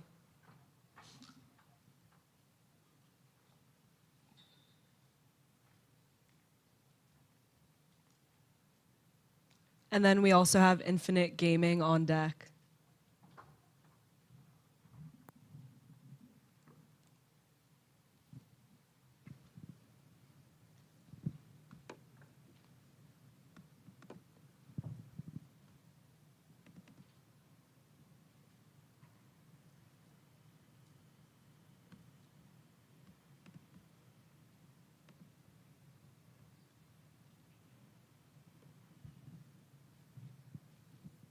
Hello everyone, my name is Sarah Wilson. I'm currently a junior in high school, but whenever I was in 3rd grade, I was brought into my school's speech therapy program for my R and RL speech impediment.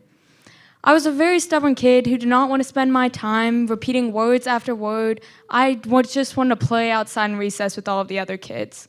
However, while it's not well known, speech disorders impact nearly 7% of all of Americans and are typically discovered by the time a child is entering 1st grade. Speech intervention is especially important in modern times because communication skills and public speaking are so important in the modern job market. The earlier that a child is provided the speech therapy they need, the more growth that will occur over the years.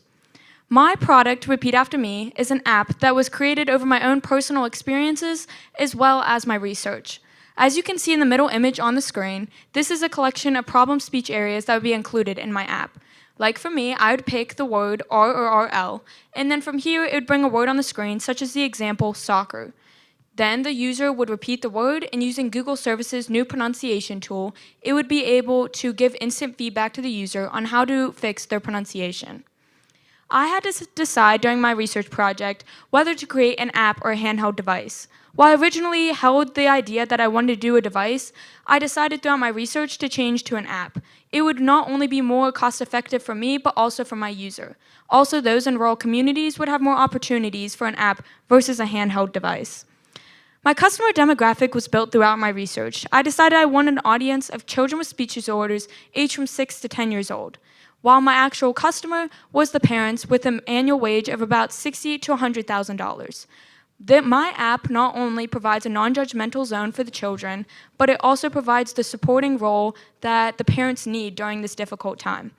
The speech therapy market over the next 3 years is expected to have a 10% growth rate, so this is a very important time to become part of the speech therapy technology market. I would join the market through the speech therapist that I was able to interview during my original processes of this competition. This would gain me market validation before my final app was created, where I'd bring my product to market through social media ad campaigns and also speech pathologist-led podcasts. I was able to gain feedback on my Google Services aspect of my app recently with a local speech therapist. She believed this would be a very useful tool that others would be able to use, and she even used it with a child with autism. She believed that if there was a wide variety of words and also images of tongue placement, that this would be a very helpful app, so I gladly added these to my design. My main competitions during this time would be apps like Articulation Station and Splingo. However, they are more game-oriented apps, and they also have longer text. I want to have shorter text so all age groups are able to use this app, and also I want to make sure the educational value of my app is not lost.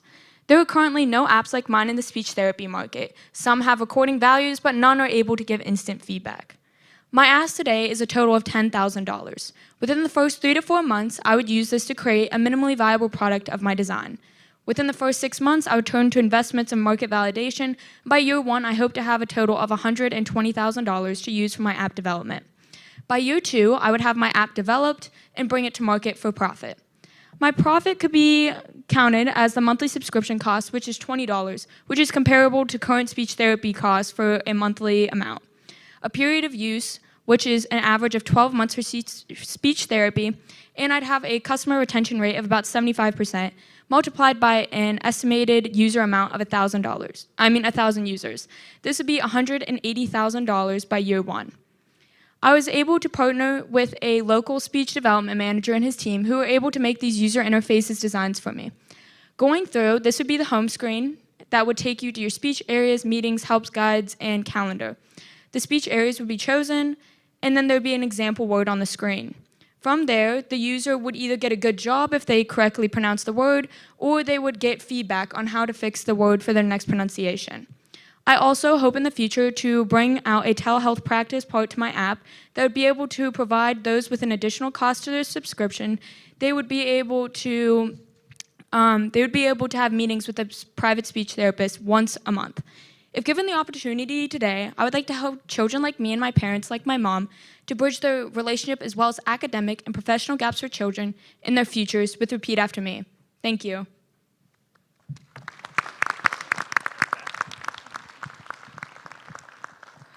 Up next, we have Infinite Gaming, and then we also have M&M Custom Beats. Oh, I'm sorry. Sorry, everyone.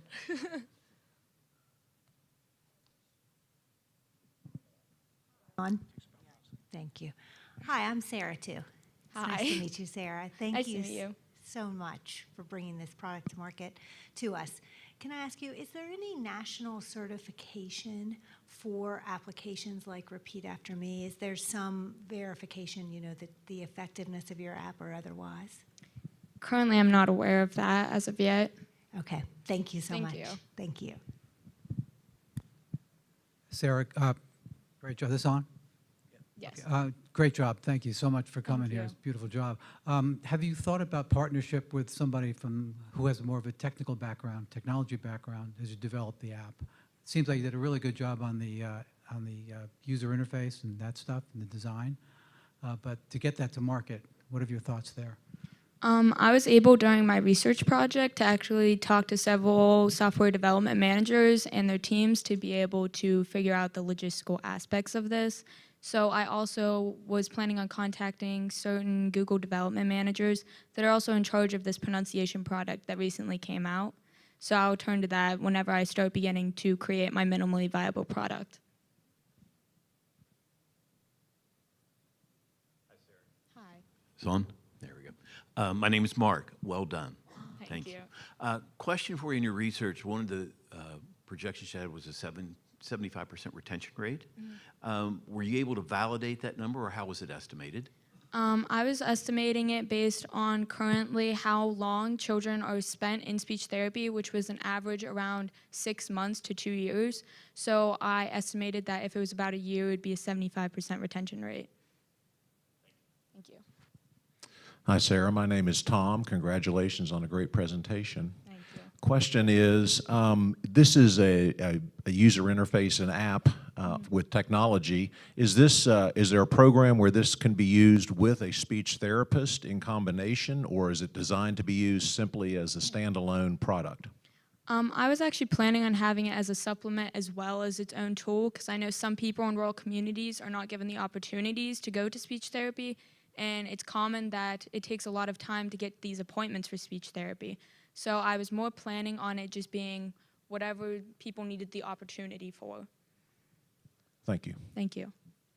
Hey, Sarah, again, great job. I have a follow-up question from Tom. Have you looked at possibly partnering with school systems? I know they have speech therapists in the school systems to utilize this tool when they go in to help kids be able to speak better. Yeah, whenever I was doing my interviewing process, I actually was able to talk to my county's local speech therapists, and they all were extremely interested in my idea, and that's actually why I turned to whenever gaining feedback about the Google service. So I would like to, whenever I begin marketing for my app, bring it to the school systems first, so they'd be able to test it with their audience. This is going to be the last question. Well, first off, I think that was an absolutely incredible presentation. I think you did a phenomenal job. The application seems like it has tons of use cases.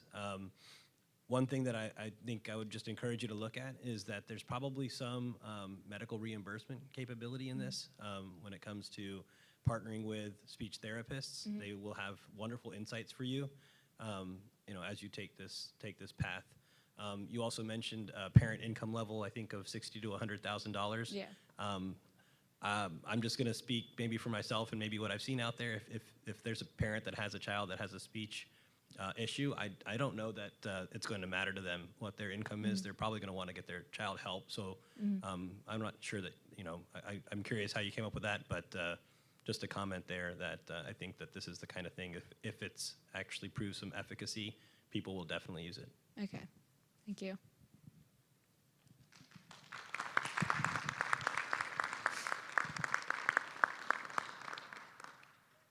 Now up next, we have Infinite Gaming and then M&M Custom Baits on deck.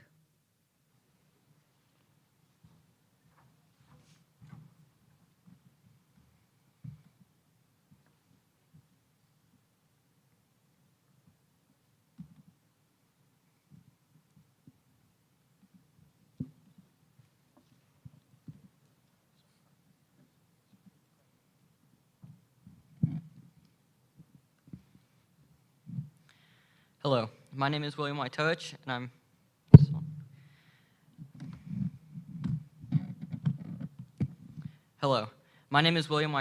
I'm the founder of Infinite Gaming. Esports is a huge industry. In 2018, viewership of the League of Legends World Championship almost matched that of the Super Bowl. There are many collegiate and high school esports teams. There are 140,000 high school students alone on esports teams. There are also new college degrees focusing on esports. The mission of Infinite Gaming is to build and sell high-performance gaming computers at an affordable price. Gamers want the best graphics and performance. Our systems integrate the best GPU and CPU for your money. We allow gamers to customize every aspect of their product. We have custom cooling solutions for overclocking. We also have pre-designed entry, mid, and high-end computers. In March of 2022, we built a custom computer for $1,500. We sourced our components from Best Buy, Micro Center, and Amazon. It took 2 hours to build. The performance was amazing. This is our mid-range product that we would sell for $2,000. Interaction with customers will be a big part of our business. We plan on attending esports events and computer conferences. We will bring our demo computers to show their outstanding performance. We will also talk with gamers and teams to receive feedback on user needs. These pictures show me attending the Virginia High School State Esports Tournament. At the tournament, I talked with coaches and their teams. Infinite Gaming will have a website where we interact with customers, sell our products, and post demos. We do not plan to have a physical store. We will also run ads on Google Ads, YouTube, and Twitch. We will reach out to content creators to ask them to try out our products and grow awareness about our company. We will buy components directly from the manufacturers to cut down costs. These components will be shipped to our lab where we will assemble and test the products. Our computers will then be shipped to the customer. Shipping will be paid for by the customer. By having several suppliers, we can manage component supply issues, especially for graphics cards. At first, we will buy parts on demand, but as our company grows, we will have a stock of parts to cut down wait time. Infinite Gaming will provide entry, mid, and high-end computers. We will provide the best graphics card and CPU for your budget. We will also engineer the best cooling solutions so that customers can overclock their machines to get the best possible performance. Our mid and high-end computers will be sold at a 33% profit. Our entry-level computer will be sold at a 21% profit. These prices are significantly lower than the prices made of comparable models by our competitors. We have lower prices because we focus on the performance rather than the aesthetics. Our company has an advantage over others because we focus on the most essential gaming components, the GPU and CPU.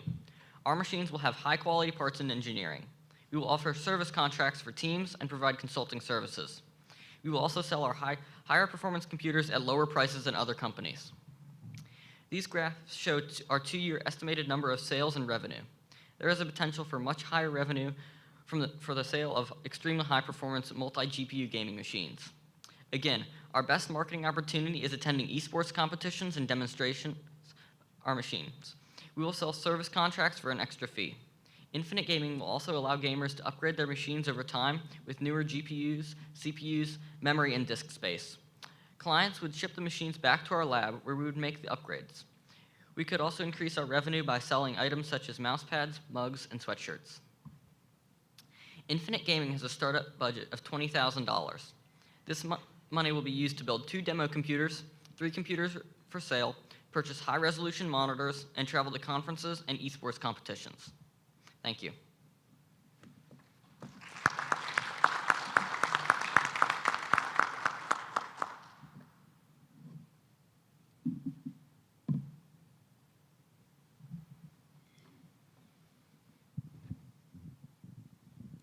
Great job with the presentation. I think I've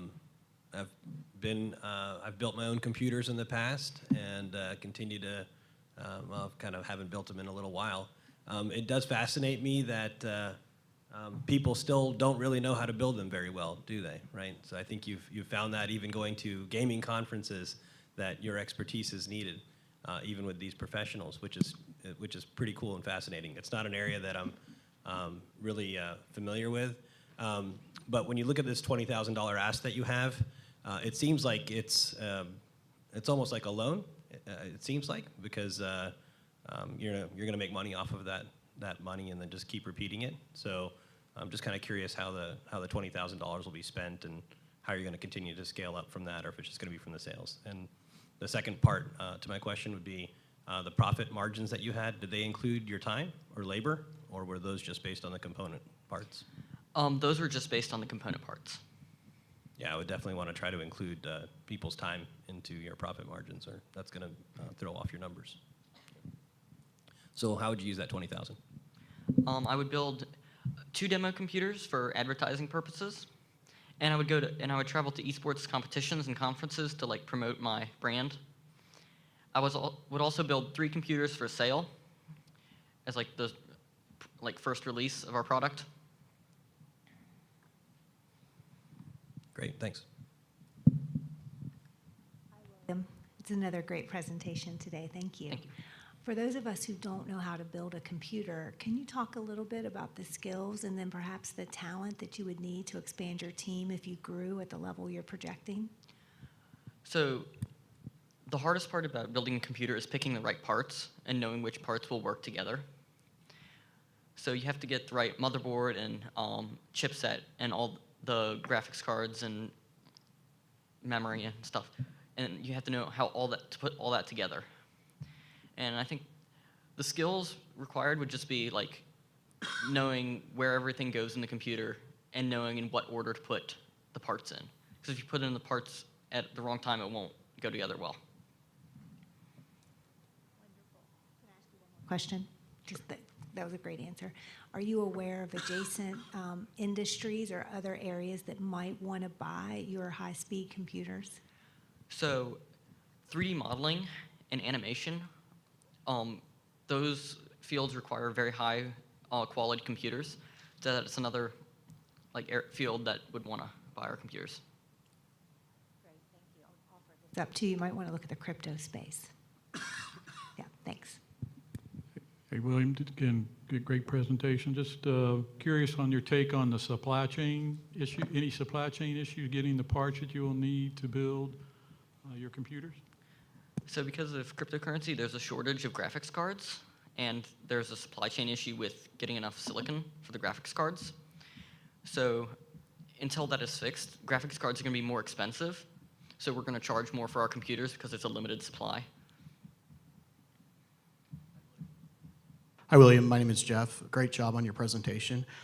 For e-gamers or the competitors, how many of them, on a percentage basis, would you say would build their own computer versus buy one from somebody who built it for them? When I went to the esports competition, I found only 1 team that built their computer. I talked to about 10 teams. I only found 1 that built their own.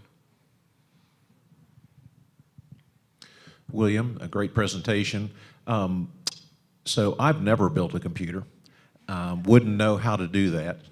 But I would I might be inclined to go to a store and buy a name brand. Have you considered how you compete effectively in the e-gamer world? Would they be more likely buyers of custom-built products? How do you compete against the big boys, as it were?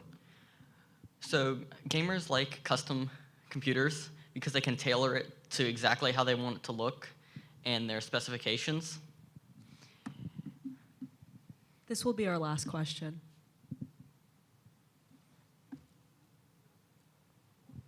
Is it on? Okay. How long? To build your top-of-the-line custom computer, how much time is it going to take you to do that for one unit? For the absolute best computer, 5 hours. That's my estimate.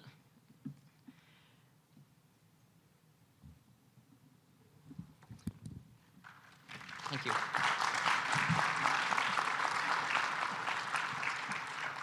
Up next, we have M&M Custom Baits, and then on deck, we have the Salem Mission Homeless Center.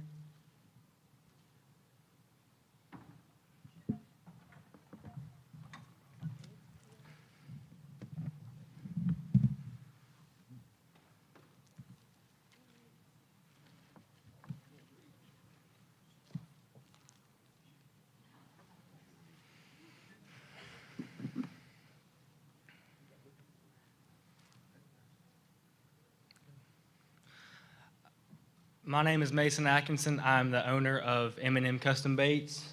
We have made these baits for about 3 years now. We started making the baits because the larger bait companies didn't have the selection of baits that we wanted or needed as far as colors or styles of baits.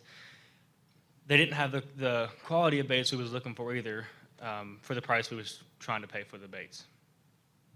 During the pandemic, the larger bait companies stopped selling any kind of baits to the smaller bait stores in our areas or guide services. So we was able to step in and fill the shoes of the larger companies that were trying to sell, that weren't selling the baits to the smaller companies. We was able to step in and provide the baits needed to keep the doors open and the fishermen happy. I saw an open market because I was already making the baits, so I didn't have to try to learn how to make the baits. I'd been making the baits for a couple years now. So I was able to step in immediately as soon as I saw the problem and be able to provide the smaller bait stores with the baits they was needing to keep the doors open.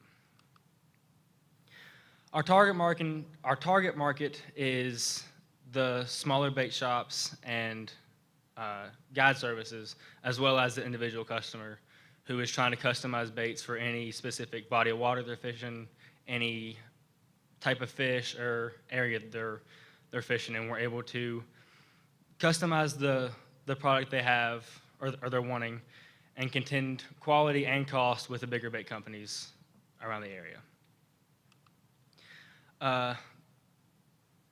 The reason, or the customer's paying for the ability to customize the bait in any style or color they're wanting. They're also paying for the quality of bait and quantity. The price doesn't change color to color, but if you're adding 2 colors into one bait, the price will change with that, as well as shipping, just depending on where the bait is going. We're asking for $2,500 for the Shooting Star injection system, which will help increase our production by 6% or times 6. The air vise, which will help us keep the molds together while we're trying to shoot multiple molds at once with a quick release of being able to get the baits out of the mold and back into the mold through the injection as fast as we can get it done. The Shooting Star system helps us keep the plastisol hot and collared and stirred, so we're not having to constantly reheat the plastisol and the Pyrex cups we're using now and risk burning the baits because we're constantly reheating and reshooting these baits. So it keeps them hot, it keeps them stirred, and it keeps them able to shoot for us over a longer period of time so we can keep the baits going. Thank you for your time and attention. I appreciate the opportunity and the chance to be here. So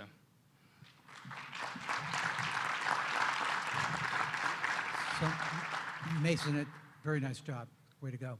So Great opportunity in a very large market there. A lot of people are trying to make a lot of money in this particular fishing industry. I'll ask the question that I think many people are wondering.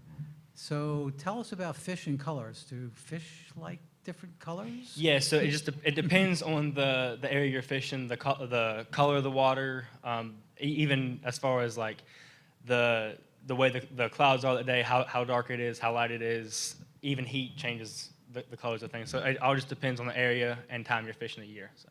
It looks like a go-to-market strategy is to try to maybe partner or go to some of the big, companies, the Bass Pro Shops, et cetera. But you also have an opportunity to sell a lot of these online. Have you thought about that as part of I have a website already created. I'm just trying to figure out the being able to pay through the website and get that part set up so they're able to order and pay through the website and it comes directly to me.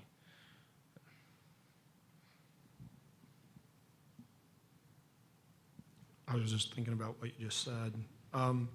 So the pandemic really created an opportunity, right? Yes. That's what you said. So how do you maintain that opportunity when the pandemic starts to wane? How do you keep your market share and grow it? So our baits are able to contend with the quality and cost of the larger bait stores that were filling these positions beforehand, but now they're able to have the customization of any kind of bait or color they're wanting. So they're liking to be able to have the customization ability through the baits.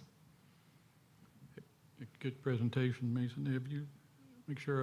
So you've already made these. Have you sold some already? Yes. So if you've sold some, tell us a little bit about how much you've sold and your profit margins. So our profit margins are 90%. That's where we're sitting. That's just for the materials. It's 90% just for materials. Our first year we started this, we made $2,000 in sales. The second year was the same $2,000, and then this year we're sitting about $800 because of the time of year. They're just now starting to stock the trout, which is the trout worms you see there is our biggest seller. That's what we sell the most of during that time of year. So.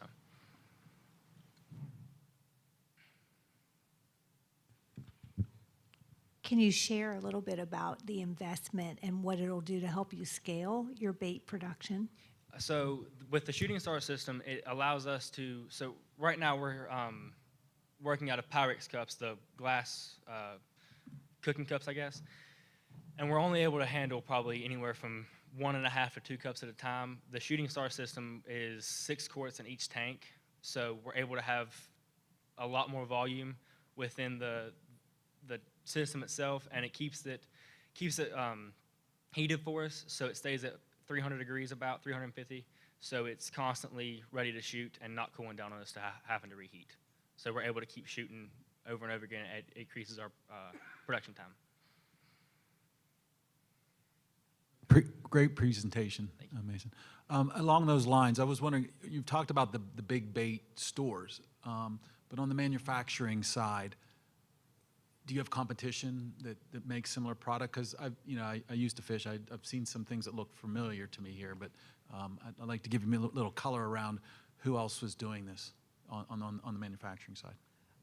None that I've seen that are doing exactly what I'm doing. Some of them are close, kind of the same principle, but not the same area or even the same style of baits I'm using right now. The trout worms, for instance, that's one of the ones that I've seen that nobody else has exactly. They're modeled after the Berkeley power worm, which is one of the top sellers of the trout worms. So we've got that mold and able to do any color you're wanting. So nobody else has that style of mold that I've seen. So that's kind of one thing we have that nobody else has is that style of mold.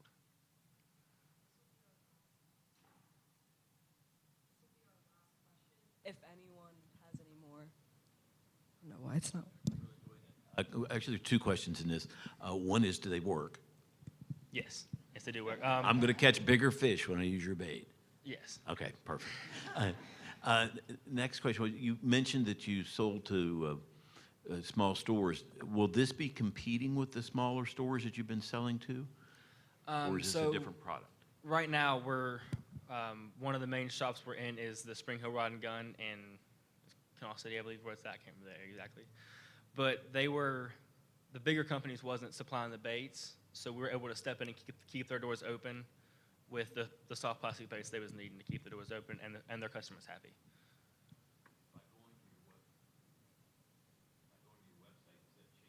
McKinney? It probably would a little bit, but we're still going to be, we'll be focused more towards the individual customer in the website, but we'll be also focused a lot towards the bait shops and keeping their doors open and keeping them happy.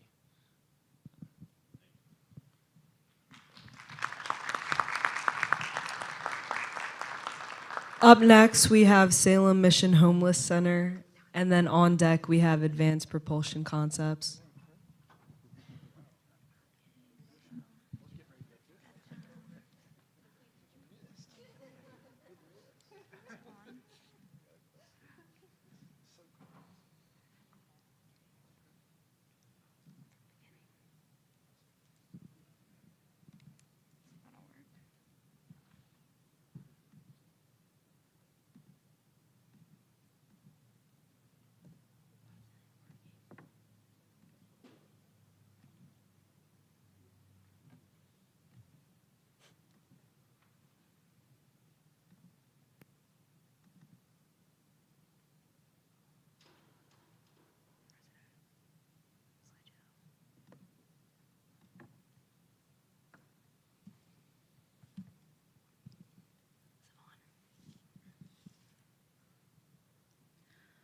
I am Carrie Lloyd, and this is Alexis Lamb, and we are doing the Salem Mission Homeless Center.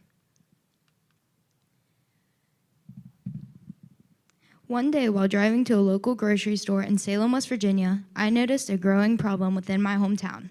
Over 50 homeless were gathered underneath a small pavilion. I asked the store owner what was happening, and she informed me that other homeless shelters were at full capacity and couldn't afford to house anyone else. This was a heartbreaking experience. The Salem Mission Center is a nonprofit that we will renovate one of the many abandoned buildings in town and turn it into a safe haven for those in need. We supply food, clothing, shelter, and love. The PowerPoint shows a picture of our building on 165 East Main Street. Our main goals include providing temporary housing for homeless, providing basic necessities to the homeless that may need it, decreasing the negative stigma directed towards homeless people, and overall reduce the number of homeless on the streets. Our services include provided housing for homeless to get off the weathers, as well as security and stability. We will also offer services such as counseling, transportation, religious services, and help applying for benefits to get their life back on track. This may include medical cards and SNAP cards. So our startup funding will come from grants, and the one I was looking at was the Continuum of Care grant, as well as donations and the $10,000 we will get from this competition. We have many like-minded people within the community who have already put an effort to help the homeless by offering donations. They would be more than happy to help us reach our goals. Local businesses we have interviewed agree that homelessness is a big issue in Salem. When asked what the solution is, many said a shelter would be a good start.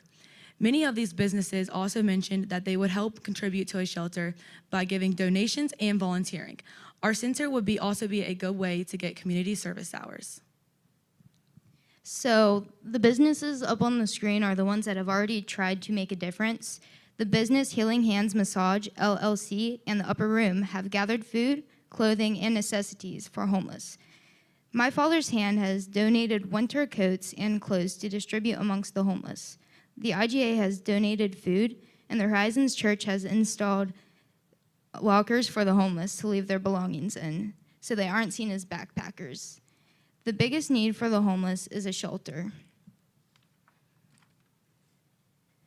During the interview portion of the competition, we were able to talk to many suffering from this epidemic. This turned out to be the most eye-opening part of this project. Homeless are more than others assume. They are appreciative, kind-hearted people that deserve more than what they can currently afford. We must target this problem and shrink it before the problem gets worse. This business has the potential to change a whole community in a positive way. The upper room owner said, "The issue of homelessness is one that could easily be overlooked if we aren't paying attention.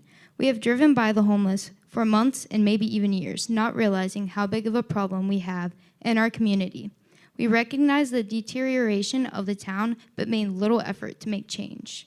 Caring is the first step in making the change." I'll leave you with one last thing to think about from one of our homeless interviewees. All it takes is one decision and you could be homeless too. Think about it. Thank you for your attention. This was the Salem Mission Center by Carrie Lloyd and Alexis Lamb.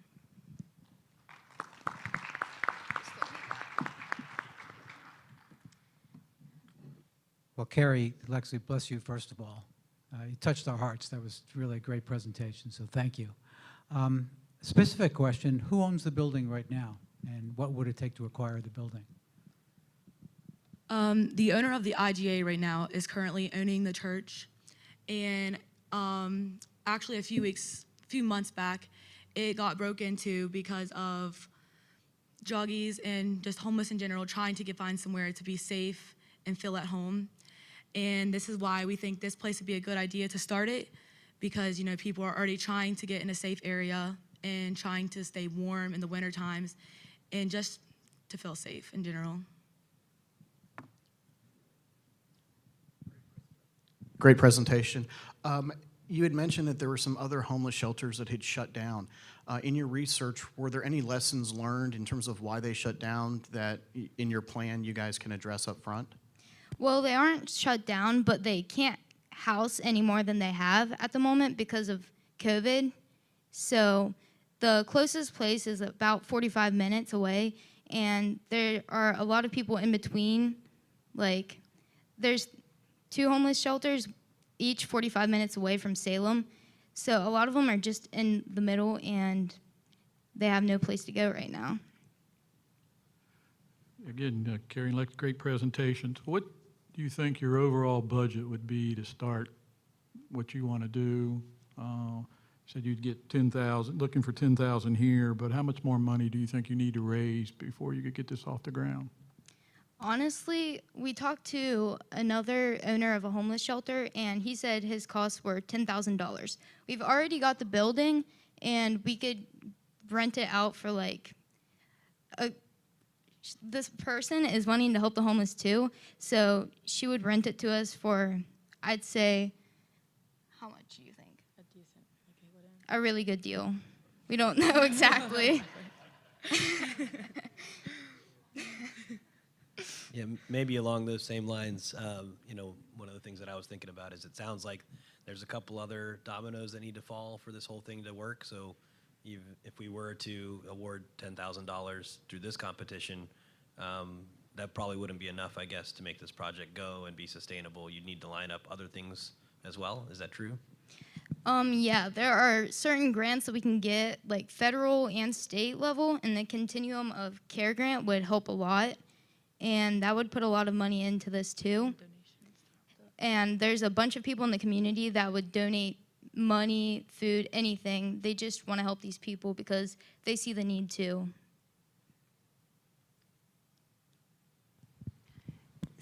Wonderful presentation. Thank you. It's nice to see a heart in these things. Can you talk a little bit, when you think about running a shelter in that physical space, how would you staff it? It's a 24-hour, 7-day-a-week operation. Who would come in and help you with those things? So our families would help us run it, and we'll also have we can have three workers for 24 hours that actually get paid by the state, and then the rest can be volunteers. So we'll have somebody there when we need them.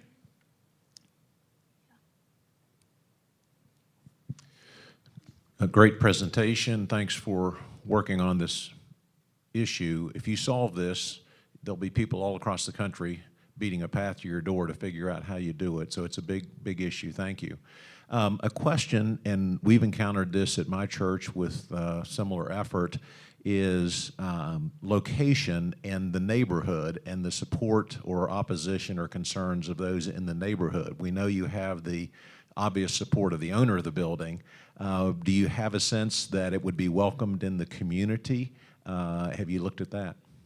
Yes, the community just wants to help these people. They've, a lot of people have donated their time to give food, clothes, and other things. And many businesses right now, like Domino's and like the Dairy Queen, they've given food for dinners for these people, and they've really appreciated it.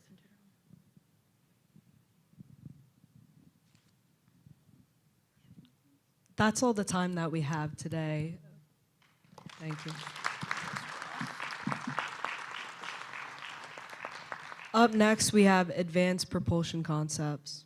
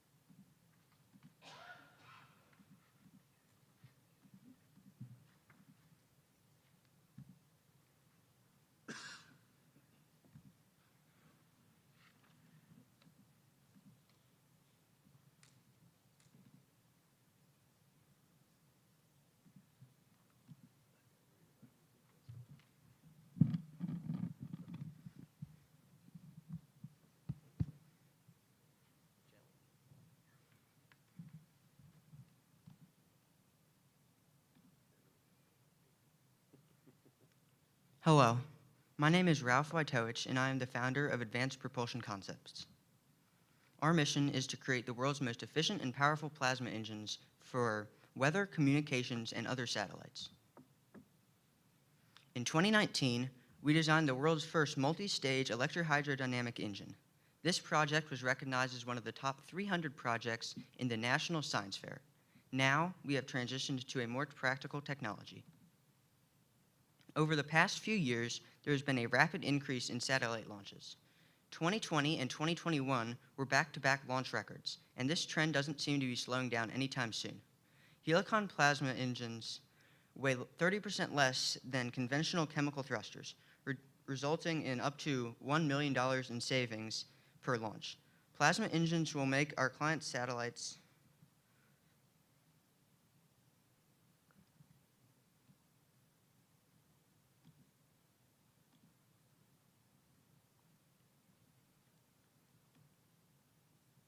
last up to 4 times longer. We have organized our business progression into 5 stages to set goals and have an outline for what we must accomplish. Stage 1, a solid foundation. This stage will last 6 months and cost $3,000. It will be paid for by personal investment. In this stage, we will register our business as a West Virginia LLC, continue to grow client relationships, and run computer simulations to optimize the magnetic nozzle and helicon antenna designs. We also hope to secure Stage 2 funding, as well as publish our website, establish phone and bank accounts, make business cards, and buy accounting software. We may also conduct low-cost plasma experiments. Stage 2, forward momentum.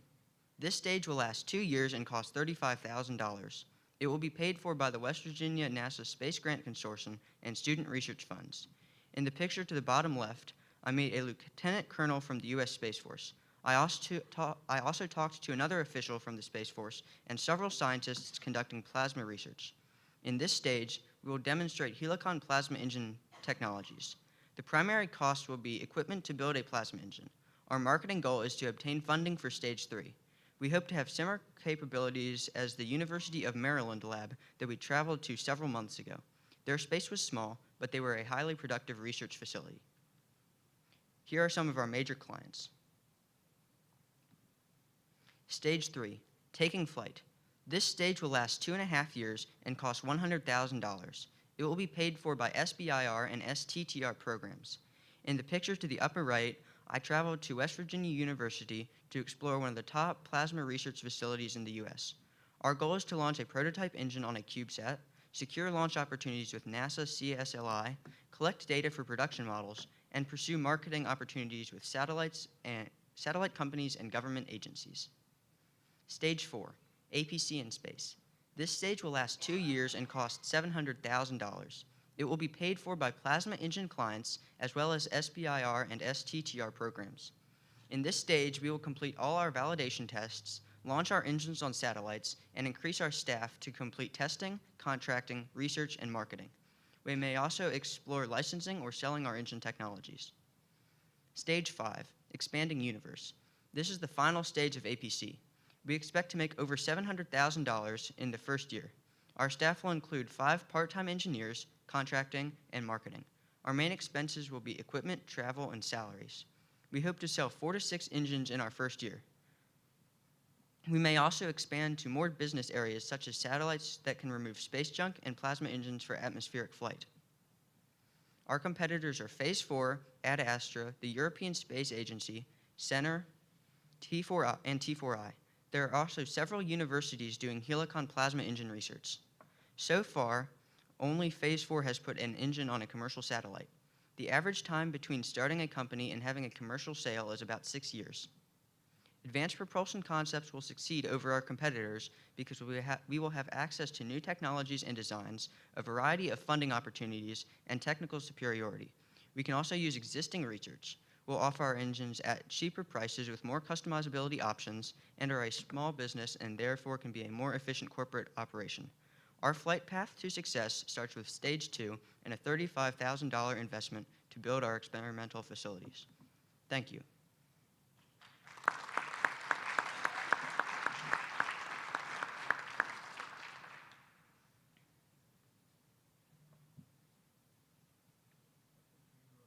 Great presentation, but way over a lot of our heads. So we're trying to struggle with some questions for you, but it's very good. First question I got to ask are, how are you and William related? Yes. Brothers? We are brothers. So who's got the better presentation, you or William? I'm not going to answer that. Good. Politically correct. But so how'd you come up with this idea to do this? I've always been fascinated with engineering and space travel, and I've always thought of ideas to come up with new ways to do that, and this just seemed like a great project for me to do. Well, Ralph, you really thought through the whole process here with the SBIRs and STTRs and getting funding from the federal government. That's well thought out. Congratulations for that. How does one go about getting a satellite into space? Do you have to have an arrangement with one of these private entities right now? How do you go about doing that even through a CubeSat? There are programs such as the NASA CSLI program, the CubeSat Launch Initiative, and they can pay you up to $300,000 to help get your CubeSat into orbit.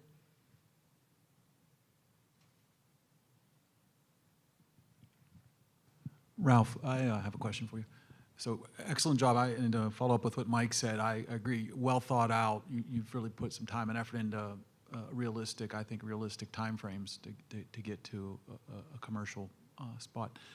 When you go in to test something like this, and I don't know anything about satellites or rockets, do you need more than one on each rocket? Is it 2 per rocket, 4 per rocket, or does it just depend? And then what about some of the other people like you see Elon Musk and SpaceX, things like that? Are they working on something like this? I do not believe so. And you only need one engine, but if you want more power, you can purchase multiple engines. Ralph, that was a great presentation. Thank you. Oftentimes in the entrepreneurial community, we seek entrepreneurs who have great visions, who do an interim step. It's called prototyping. If you were to not go the full-blown pathway you just described to us, but do an interim step where we could see a demonstration of the efficacy of your research and work, what would that prototype look like?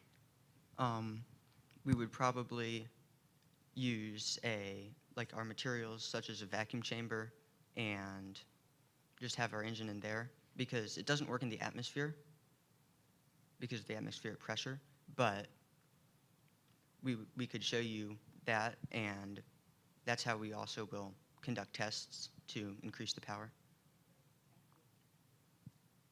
Ralph, great presentation. Greg, I will share your mystification at all the technology here, but I will say that my oldest son actually does this. I don't understand him either. He's an aerospace engineer and a physicist, and he does this for a living. And so it's very exciting to see you dream this and have to have thought this out so precisely in terms of a business plan over multiple years. My question is, to what extent is this plasma technology proven technology versus experimental? Can you give us a little bit of insight there? It's a proven technology. Companies such as Phase 4 have actually sold these products, and these engines work much better than conventional rockets. They last up to 4 times as long and don't require as much fuel. They weigh less. Thank you. You're welcome. Yeah, great job with the presentation, Ralph.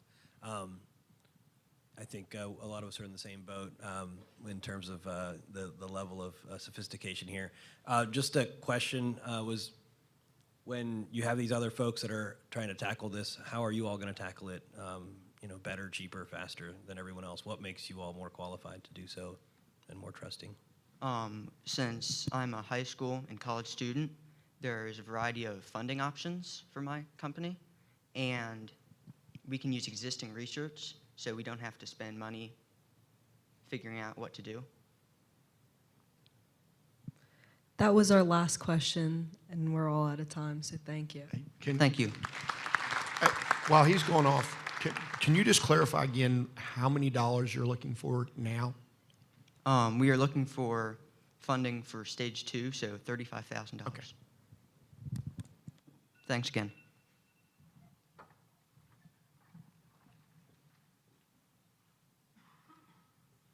Can we give it up for all of those high school students? I'm blown away. I had no idea what he was talking about in that last pitch, so that is really incredible. So thank you to all of our high school students, to the parents, to the coaches that were here today. Thank you so much for supporting these students in this endeavor. We are going to take a 10-minute break. Judges, if you guys need to take a break, please go ahead. I know we have some college students that need to come up and work on the computer, so we will see you back in 10 minutes.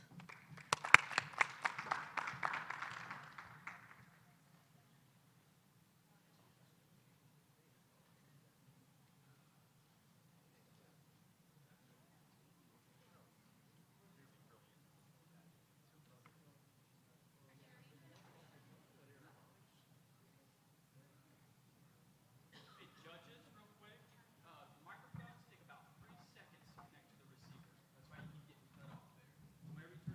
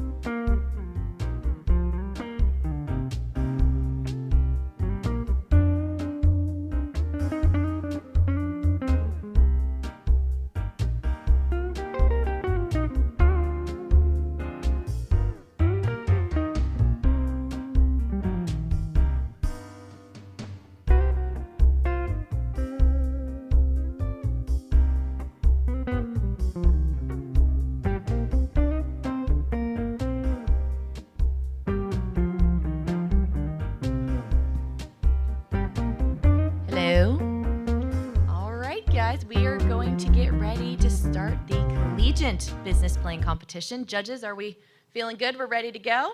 All right, let's get it. Okay, let's start. Michaela, I'm going to turn it over to you. Again, it's 5-minute pitch, 5-minute Q&A. Thanks, Michaela. So first we have aquasthenics, and then on deck, which you're gonna sit, Tara, over there, you want them? On deck? Okay, sit over there if I say that you're on deck. Avalon Green Apparel is on deck.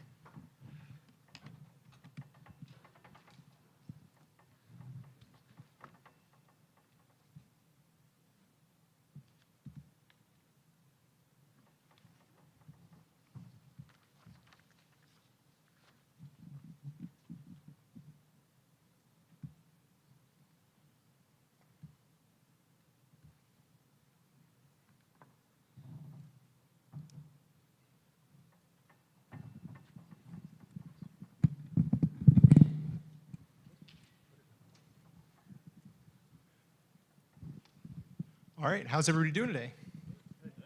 All right, so we're Aquasthenics. We are an aquatic exercise equipment company, and we've created this, the PA bar, and it is a way for us to bridge the gap between exercises on land and in water.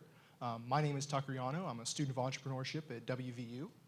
I'm Chase Rowan. I study exercise physiology with an aquatic emphasis. So a little bit about the PA bar. It's easily attachable and detachable to your pool, as Tucker here will demonstrate. So it lowers into the bottom half of the pool, suction cups on. You can slide that T-bar in. And so a couple exercises we can do are things such as incline push-ups. We can do some bicep curls, tricep extensions. Can't really demo a lot on land because it's meant for water. But other things we can do is leg press, hamstring curls, shoulder mobility work, isometric contractions, and other things like that. So I want to tell you guys how we really got to this point. What happened was I teach a deep water running class at West Virginia University. One day in particular, one of the lifeguards came up to me and he asked me, what we were doing, what was going on in the pool. And so I explained to him that we were exercising, and he really liked that fact that we were doing exercise in the pool. So we kept discussing further, and he explained to me that this was the only way he could exercise in the pool. He could no longer exercise on land. He had arthritis, hip, knee replacements. So just that exercise on land wasn't cutting it for him anymore. So to create this piece of equipment, that was really the goal. I wanted to give back that sense of independence to the individual. They can go to the gym again. They can exercise. They have that ability, whereas before, they can't really do that. And Chase mentions his experience with a lifeguard, and there are 61 million other people who suffer from some sort of disability within the United States itself. Around 19.7% of West Virginians suffer from some sort of disability. We have actually the highest in the country. The next below is 9.3%, so around 10% less. Most aquatic therapy patients are disabled to some degree. People will have hip replacements, knee replacements. They can't take the impact of exercise on land. So really being able to help them exercise within an aquatic environment and lessen that stress is paramount to us. As well, an elderly population could really benefit from this. There are around 54.1 million people over the age of 65 within the United States as of 2019. The projections for this as of 2040, 80.1 million. That's a 30 million person increase, which is a lot more demand for the aquatic industry in general. The 65 and older population also makes up the largest portion of aquatic therapy patients. So what is our goal here today?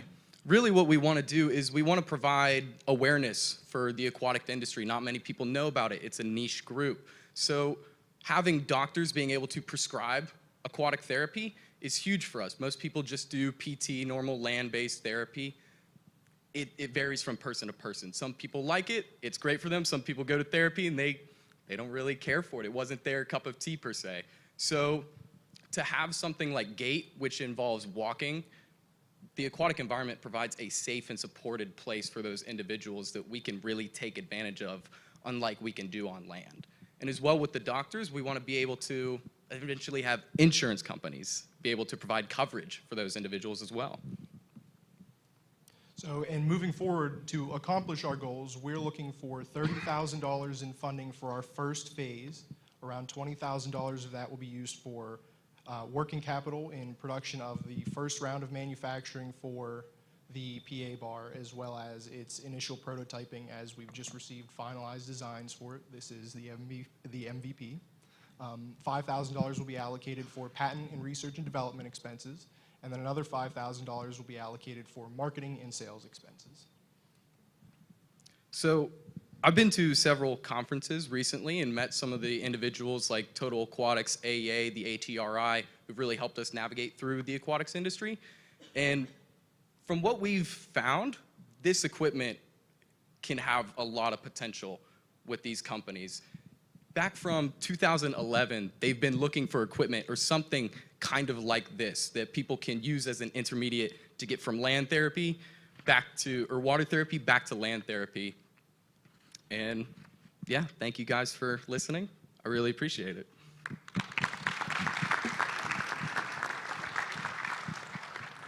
Hey, gentlemen, that was terrific. So I fit your demographic, so I want to buy that one. To talk about price, what do you think you're going to price that particular device at? So the MVP is what we've got our current numbers set for. This would be priced at somewhere around $1,000. The finalized design for the actual product we expect will be a lot cheaper to make. So we're expecting the price for that to drop, so somewhere around $800 to $850. Have you got any patent work done yet? Yeah, so I spoke with Dusty at Akers and Gwynn this last week, and we've already started the paperwork filing for all this. Right. So the competition, they have underwater treadmills, right? You can get that, but this thing is a lot more than that. So yes, this offers multi-purpose. Okay, good job. Thank you. I have a question here. So a little bit of confusion on my part, because you talk about the target market of people with disability and people, elderly. So are you looking to sell this to the individuals, or is it more to the aquatic centers, the YMCAs, things like that? Because I think that if you sold one of those to a YMCA, that doesn't equate to who the actual swimmers are. So can you clarify that for me? Yeah, so it's kind of a trickle effect. We have three verticals pretty much. We have the PT market, the at-home market, and then that general exercise population market, which is like YMCAs and things like that. So we want to sell to PTs because the best way this equipment gets spread around is by word of mouth. So that way people at home, they see this after going to therapy, and they continue on with this exercise. They're like, oh, this is great. I can put this in my pool. And same with the YMCAs. We sell to them in bulk, or if they just want one. And then the at-home market will trickle down as well. And really, the statistics that I had highlighted were more to highlight the growth of the aquatic therapy market in general. So we would be selling to therapists and YMCs, as you said, yes. Yeah, good presentation, really enjoyed it. Question for you about how do you get the physical therapy from land to water? Most physical therapists I know have an office without water. Right, so that really is just based on the facility. That's why we want to create more notoriety and awareness for this kind of thing, because some individuals do have pools, like the PT facilities have a pool, but it's a current pool. So it is specific, it's really small, it's a 4x4. So that's really why we want to create awareness, so then individuals will build a little bit of a bigger pool. But this is small enough that we can also try to fit in those tiny pools. And I believe those current pools, they have stainless steel walls in them, so they connect really well with the suction cups as well. Great presentation, and thanks for taking from your experience to identify and then address an unmet need. It's very exciting. I will start by saying I'm a lawyer, so every time I read in your materials the PA bar, all I could think of was a Pennsylvania bar. So just so you know. But once I got over that confusion, my question is a little bit of a follow-on on the addressable market. And I know it's a growing segment of the population that's over 65, but what about the population that swims and is in pools? Have you studied that? And pool availability, I think especially about West Virginia, not everyone has access to a pool. So talk about that market. Right. So when I was talking with the AEA, we actually discussed how they're trying to develop a program, basically personal training, aquatic personal training. And they said this piece of equipment would really fall in well for something like that. But to just elaborate more, there should be a kickboard, some resistance bands. So for even swimmers and athletes and stuff, this equipment would be great for warm-ups and cool-downs, things like that and such. So having pools available is one of the things that we would like to do just by getting notoriety around. It really, because it's such a niche group, we want to have that notoriety around so people can create more pools for equipment like this. This will be the last question. Talk to me about your commercialization plan again, just real quick at the end. So once you have the product, once you get through MVP, and you're going to go to all these markets, are you doing this as a company yourself, or are you out licensing this to someone, or how's that going to work?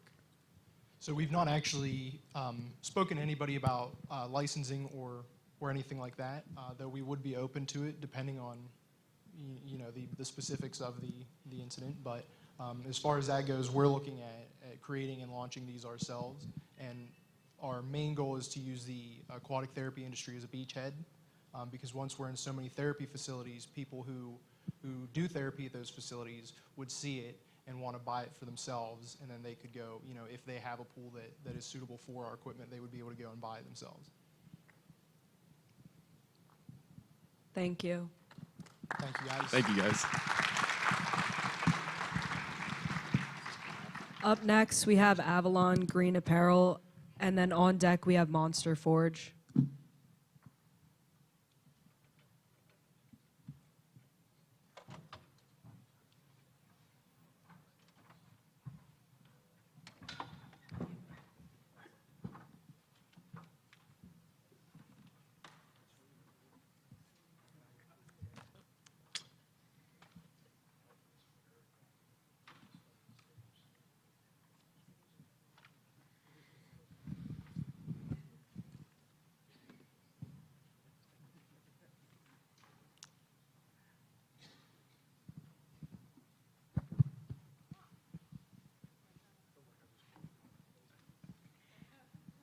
Hi, my name is Avalon Green. I'm a collegiate golfer at Glenville State and the founder of Avalon Green Apparel. The distraction that you just witnessed is the distraction that female golfers are constantly experiencing because of their clothes. There's a long history of women's golf clothes that are not really designed for the golfer. I Googled the top selling women's golf apparel, and what came up was Amazon's 50 top selling golf items for women. Check this out. Number 3 has golf as an afterthought, and number 20 doesn't even mention the word golf. Fashion golf is all about looking good, not performance. Are they really playing cards on the green? And check out those prices. This has led to a market that is underpriced, overdeveloped, and dysfunctional. Now introducing Avalon Green Apparel. My line has 3 products, our shirt, our skirt, and our booties, which are a game changer and I'll get to in a second. Most golf shirt sleeves are tight and constricting, limiting your range of motion. We solved this with the Avalon overlay, ensuring full swing mobility. All of our products incorporate a signature mesh tag to ensure breathability and balance, both feminine and athletic beauty. This is the skirt. Notice the mesh inlay as well as the Avalon overlay to have peak performance while out on the golf course. We have 4 pockets, 1 back pocket large enough for scorecards or yardage books, and 2 side pockets complete with hidden zippers if you want that sleek, secure look. Inner shorts are always riding up, causing discomfort and irritation. I solved this with booties, a gusset design that is separated from the skirt so they can be worn individually. Booties are anti-rise and anti-chafe, because don't you hate it when your shorts are constantly riding up, causing you to chafe? And booties feature our 4th hidden pocket. My line is based on customization, so you can mix and match my outfits to fit your needs. We formed a relationship with Janelle Finari, industry expert in sports and performance wear. Janelle has a small cut-and-sew operation in the New York City Garment District, keeping our products American-made. All right, let's talk about sales and marketing. There are 5.6 million female golfers on the course in 2019. 40% of new golfers during that pandemic were female, and 53% of women have an income of over $100,000. We have 3 distinct target markets. Let's look at them. There are over 85,000 female players on sports golf teams, so we'll be reaching them by directly selling to their coaches and their schools. While the team is wearing Avalon Green apparel throughout their tournament season, other coaches are going to be inquiring where they purchase their gear, boosting our word-of-mouth sales. And we have our first commitment with Glenville State University. This is Delaney, and she is wearing their uniform. Ooh, go Pioneers. We have identified a market segment that we call the Leslie. We'll be reaching Leslie through launch parties where you can try on and buy Avalon Green apparel, as well as direct-to-consumer sales through our website. Our third market segment is Sandy. Just like to Leslie, we'll be reaching her through our launch parties, but with more focus on our sales through our website. Mainstream golf is low in price and low in performance. Fashion golf is high in price, but even lower in performance.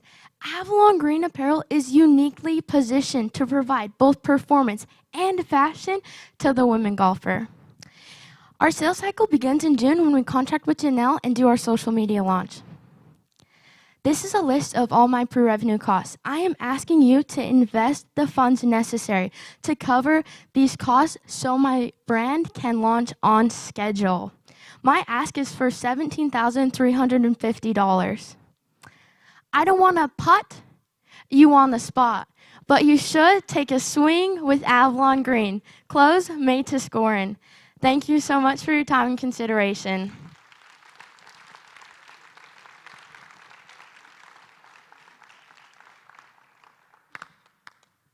Well, that was amazing. I don't think I ever imagined I would say this, but I feel like I want to be a woman golfer right now. It's a good time. Yes, you do. You know, really, really wonderful presentation, and excited to be a new fan of Glenville State women's golf team. That's right. With this money that you have planned, and I know it kind of flashed up somewhat quickly. Yeah. Can you just describe a little bit more about how you'd use that money and where it would go and what you need to take it to the next level beyond it? Yes, I would love to. So we have, I don't know if my slides go back up on the screen. Thank you so much. We have all of our manufacturing costs lined out like this, and the $17,000, I can go back to that slide for you, with our contract with Janelle. Janelle will be providing us with services. I don't know how familiar you guys are with the fashion industry, but you need tech packs, you need grading, you need scaling to make sure that my products are industry recognizable sizes and patterns. So our partnership with Janelle, that is what my funds I'm asking you for. So I can contract with the industry expert. I'm a golfer. I know the needs of a golfer, not a fashion designer, but with Janelle, we're able to hit both performance and fashion and get her on the retainer. That's where my money's going. So Avalon, after you get this money, how are you going to scale up? Yes, we're going to start with our Glenville State University contract with our batch of 25 sales. Let me show you my financials. So, our sales to teams for the year of 2023 goes as follows, with a total profit of around $2,000. Our website sales for 2023 is going to be sold at a profit of around $22,000. And then a big scale up is those partnerships with the pro shops, getting Avalon Green apparel in West Virginia pro shops, as well as any other connections that we can form, as well as on the players in universities and high schools.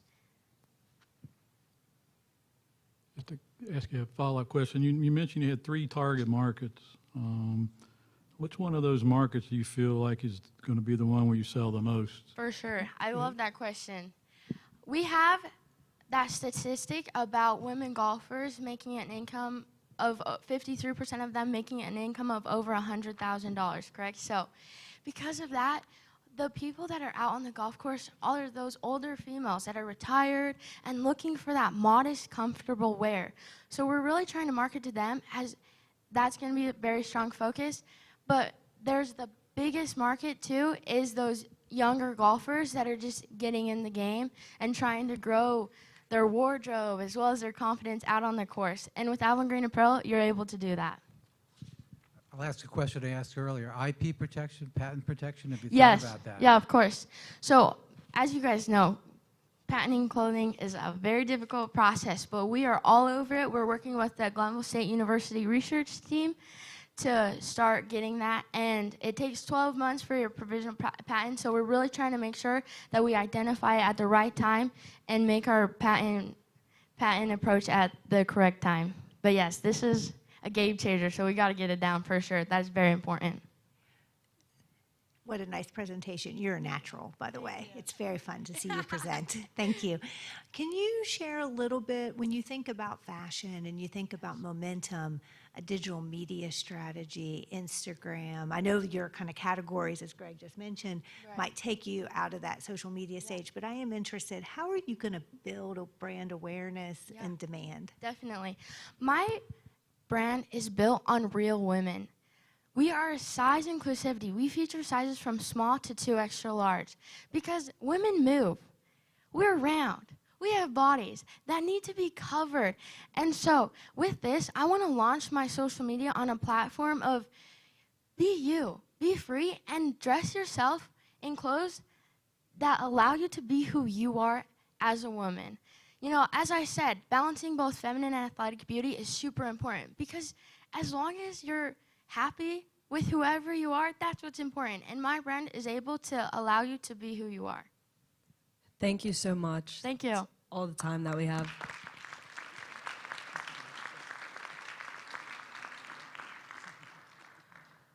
Up next, we have Monster Forge, and then on deck, we have Dash Plane.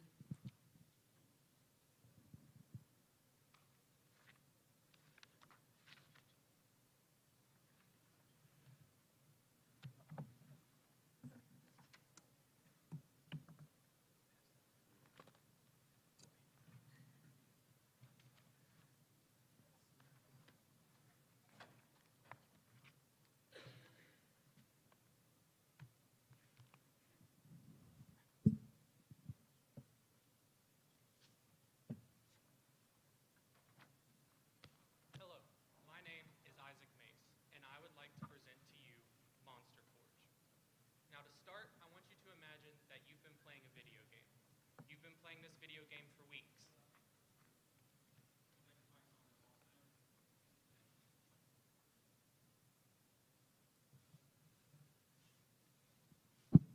There it is.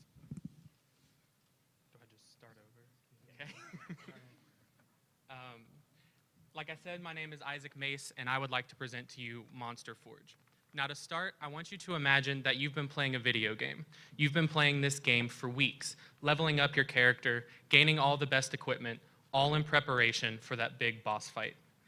Now I want you to imagine that after all that work, all that time, you get to that boss fight, the cutscene plays, and instead of the monster popping up on screen, you get a blank image with the words, "Model not available." Now I want you to imagine how that would make you feel. Does it upset you? Are you aggravated? Are you disappointed? Well, this is a problem that many tabletop role-playing gamers or TTRPGers face. See, when we play our games, we play them on maps such as this one, laid out on a table, and we use various different items to represent the location of allies and enemies.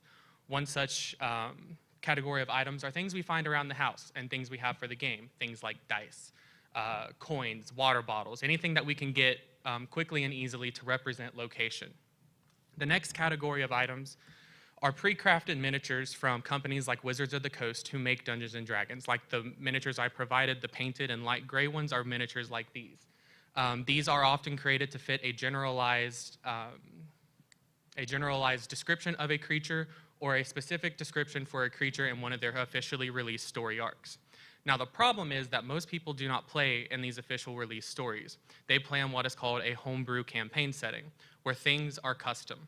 So what I offer is for the ability for a customer to go online, choose a base creature, and customize it to fit their needs. For example, a similar company to what I'm doing has a process for player characters. The dark gray winged creature I gave you today is an accurate representation of my character in our games that I play. And this is what people want just with monsters. Now, the importance of this.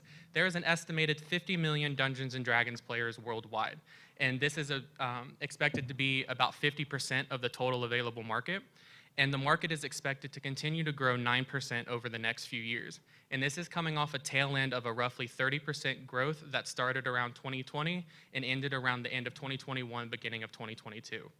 And research suggests that about 70% of this market would be willing to purchase or at least consider purchasing a product like this. So our customer segment are mainly TTRPGers, people who play this game, people who play it frequently. And our social media, especially our Instagram page, has seen rapid growth over the past few weeks. We have done 3 weeks of paid advertisement, and I've gained 87 followers, so roughly 30 followers a week. And we are currently gaining about 5 followers a day, sometimes 10 or more, showing the real need in the TTRPG community for a product like this. So our path to market, we have 2 different kinds of sales. We have a physical purchase and a digital purchase, physical priced at about $14.99 with the digital at about $8.99. Our marketing campaign is mainly through paid social media and word of mouth. As we gain notoriety, we do want to start going to conventions like Comic-Con to help spread our brand. Our production process starts with a 3D modeler. They create the base model for the creature, let's say a dragon, and then they add customization options like horns, wings, and so on. A customer then goes to our website, creates their monster to their desire, and then they can either purchase the digital file to print themselves, or if they do not have a 3D printer, they can purchase the physical file. We will print it and ship it to them. So my ask is $21,400. $6,000 of this will go to a bulk order of 3D printers and the post-production supplies needed to ensure a quality model that is durable and good for customers. $10,000 of which will go to a 3D modeler and a web artist. This initial $16,000 will get us to a beta phase of production, and the remaining $5,400 will be to ensure that we have marketing for the rest of 2022 so that we can use our profits to continue bettering our website and products for our customers and not have to use that for marketing. So our team is currently myself, who will handle the managerial and innovative direction of the company, and a friend of mine at Marshall University who has agreed to do the accounting work for us. And this is my main contact information, as well as our Instagram page where we do most of our updates for upcoming models and what we're kind of doing behind the scenes. And now I would be happy to answer any questions that you might have for me.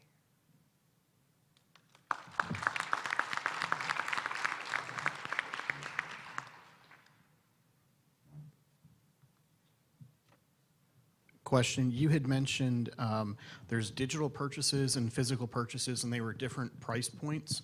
Can you walk us through what the difference between a digital and a physical purchase is? What are you buying when you're buying digital? And then secondly, is there a difference in margin for you between the 2 types of products or sales? So the difference is that the website, how it's going to work is once people create their monster, it produces what is called an STL file, which is what is used for 3D printing. For people who own 3D printers, they can just purchase the digital file, which just sends them that STL file, and they can print it themselves. If they don't own one, they purchase our physical product. We take the STL file, print it ourselves, and ship it. That's why the cost for the physical purchase is a little bit more, because now we have to include our own materials, shipping, and things like that, whereas if they're just doing the digital, they can just use their own material. Do you have sales now? If you do, how much have you sold? And then if I already have a 3D printer, how hard would it be for me to do the digital file myself versus buying it from you? So currently we do not have any sales, mainly because we are still working on prototypes, and getting all the things put together for our website. However, we do have commitment to sales, people who have said that they will definitely buy it once we are in production and once we are selling product, as well as people who are saying that they are at least interested in purchasing, not a definite commitment, but interested. And the difference, if you have your own 3D printer, what makes it difficult is the 3D modeling, just because I personally have a 3D printer, but I don't have the files available. So I have to go out and find the 3D models that I want and then print them. So if someone is good at 3D modeling, yes, they would be able to create the model themselves, but that is a skill that, as of right now, is not very common. So they would have to come to my company to purchase their files. Thank you. Well, this is fun. Can you tell us a little bit about your TAM? Is your total addressable market, is that concentrated in North America? Is it a global addressable market? Where are the gamers, and what do you think your geographic distribution is for your sales? It is a worldwide market. However, it is mainly in North America and the UK, Europe region, but it is a comprehensive worldwide market. I have a question about the web design. You didn't talk much about that. Has that been developed already? And is that something you're doing internally, or would part of this, what you call the marketing money, going to the web design? Because that seems like that's going to be a big piece of this to me. The web design is currently still in production. A big part of the ask, the 7,000 of the 10 to 3D design and web design, will be going to someone who can create the environment that I'm looking for. What I'm looking for is a completely 3D environment where it places the model in the environment. You can move around it, see it at different angles, and it'll have available options to add or take away certain aspects of the creature that you may or may not like. Maybe along a similar line. So this first release will have a 3D environment, but it'll have some pre-configured combinations of options, as opposed to just letting them design whatever they want, correct? You're talking about the beta phase? Yeah, this first phase. Okay. Yeah. What the goal is to have the 3D environment, and I'm hoping to have 3 to 5 base models. So for example, a dragon, and then a few customization options. So maybe they can choose from 3 different kinds of horns and stuff like that, and just grow as time goes on. Okay, great, thanks. Great idea.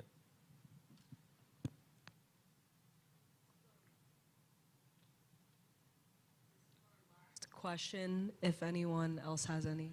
Yeah, so are you limited to just Dungeons and Dragons? So I think about Wizards of the Coast, and I've got an investment in a Magic the Gathering play, and so I just look at it and I go, is your TAM kind of low maybe because it's not just one set of figures, if you will? No, I'm not limited to just Dungeons and Dragons. I reference them a lot because that is the most common known tabletop role-playing game, the one that people are most familiar with. However, I would like to branch off into the more, to the other fantasy styles, the sci-fi styles, the historical games. I would like to hit all categories, but start with the fantasy because that's the most popular, and then branch out probably to sci-fi first, and then move forward. Thank you.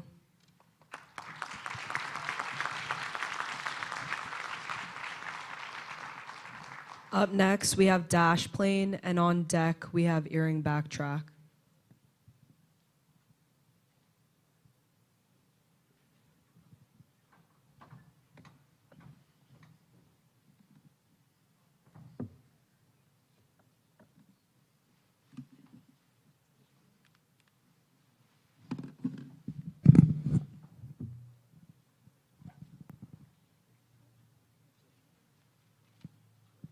All right, thank you very much, and good afternoon, everyone. It is a pleasure to be here with you today. My name is Robert Giannini, and I am beyond excited to present to you Dash Plane. First, I want to say that I love being a student. As a result, I take my academic career very seriously, often to a fault, but it has allowed me as a first-gen student to surpass my wildest dreams and pursue so many incredible opportunities, from cutting-edge research to career ventures that have already done wonders in supporting both myself as well as my family. The problem, though, is that not every student receives this experience or loves being a student, with many giving up within the first semester of their journey. Team projects are at the heart of engineering programs across the nation, especially for first-year students. While these projects can offer invaluable skills and experiences, they more frequently turn first-year engineering students away from engineering completely. In addition to adjusting to college, these students must manage these project teams with little relevant experience.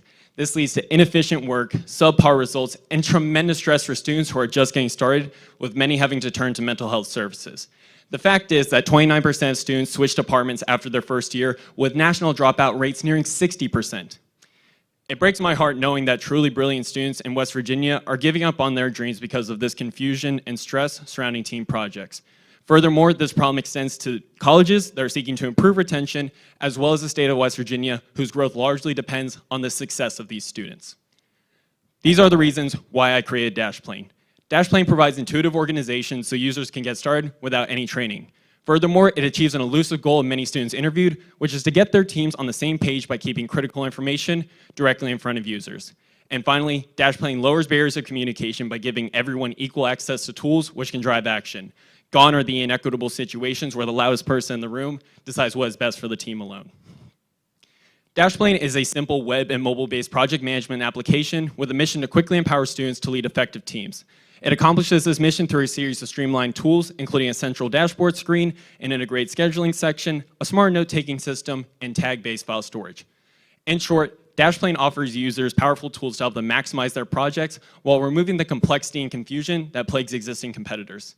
I've been able to leverage my own knowledge along with various advisors to gradually build DashPlane into a functional prototype over the past 5 months, and I'm confident that with additional resources, it can quickly become an effective tool for students. DashPlane is seeking $7,000 to finalize prototype features and begin pilot testing. Future funding targets have also been identified based on company progress towards commercialization. DashPlane is targeting 2 customer segments, the first being first-year STEM instructors and administrators in the state of West Virginia, and the second being first-year STEM students in the state of West Virginia. Initially, DashPlane will focus on leveraging its relationships with educators in the state to have DashPlane become a requirement for their classes with access granted through individual subscription purchases. Now, there are a range of competitors in the digital project management space that post strong financial reports, host millions of users each year, and offer a wide range of complex features. Despite this competition, DashPlane is still positioned to offer a better product for its customers. Interviews have shown that students do not need many of these immensely complex tools, especially when they are trying to get started quickly. And furthermore, none of these competitors are making targeted marketing efforts towards academic settings. By introducing a product with the right selection of tools and a tailored message for academic members, DashPlane proves that it can enter this market. With an MVP nearing completion, DashPlane will consult with a third-party development firm to ensure the product is ready for initial testing. From there, we will be ready to launch our pilot program with the Fundamentals of Engineering program at West Virginia University, while also collaborating with individual instructors to secure DashPlane's use for real classrooms. As we conclude pilot testing, DashPlane will be ready for a soft launch amongst volunteer students. By capturing their learnings and success stories, DashPlane will have an even stronger message to deliver to instructors, thus leading to a full release for entire classrooms and additional colleges. By carefully tracking each expense identified throughout startup and early operational phases, DashPlane is confident in its strong financial projections, and major cost savings were achieved through personal experience in user interface design, and sales projections are modeled with conservative adoption figures. In addition to my own industry experience, I have Air Dev in line for future development, WVU FEP for testing, and a myriad of mentors and advisors spanning legal, marketing, and accounting efforts. The opportunity to advance DashPlane's mission through this platform is a tremendous honor, and as such, there is a clear plan in place to advance product development and other core operations. Again, I want to thank you for this incredible opportunity. Our contact information is listed here, and I look forward to improving the lives of students in West Virginia. Thank you.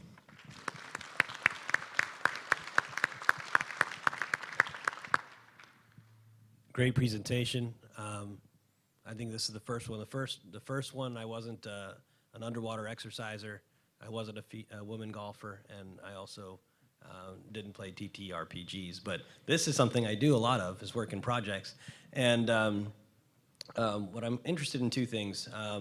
One, what is so unique about the student project experience that makes you think that DashPlane is needed, and the other project team platforms that are out there, don't fit the bill, especially since students will end up having to use those other platforms as they go into the workplace. And second, there's a lot of interest in Agile and Kanban, and just wondering if you had any thoughts about incorporating any of that. Absolutely, that's a fantastic question. I think the main difference between a person like you who's very successful and now on a panel of judges for a very successful platform and everyday students is you have a mix of people who may not be immediately buying into a platform. So I feel like you and I, we might be a little similar in the fact when we get assigned to a project, regardless if we're interested in it or not, we are gonna give it our 110%. It's always gonna occupy a little bit of our mind in the back of our head.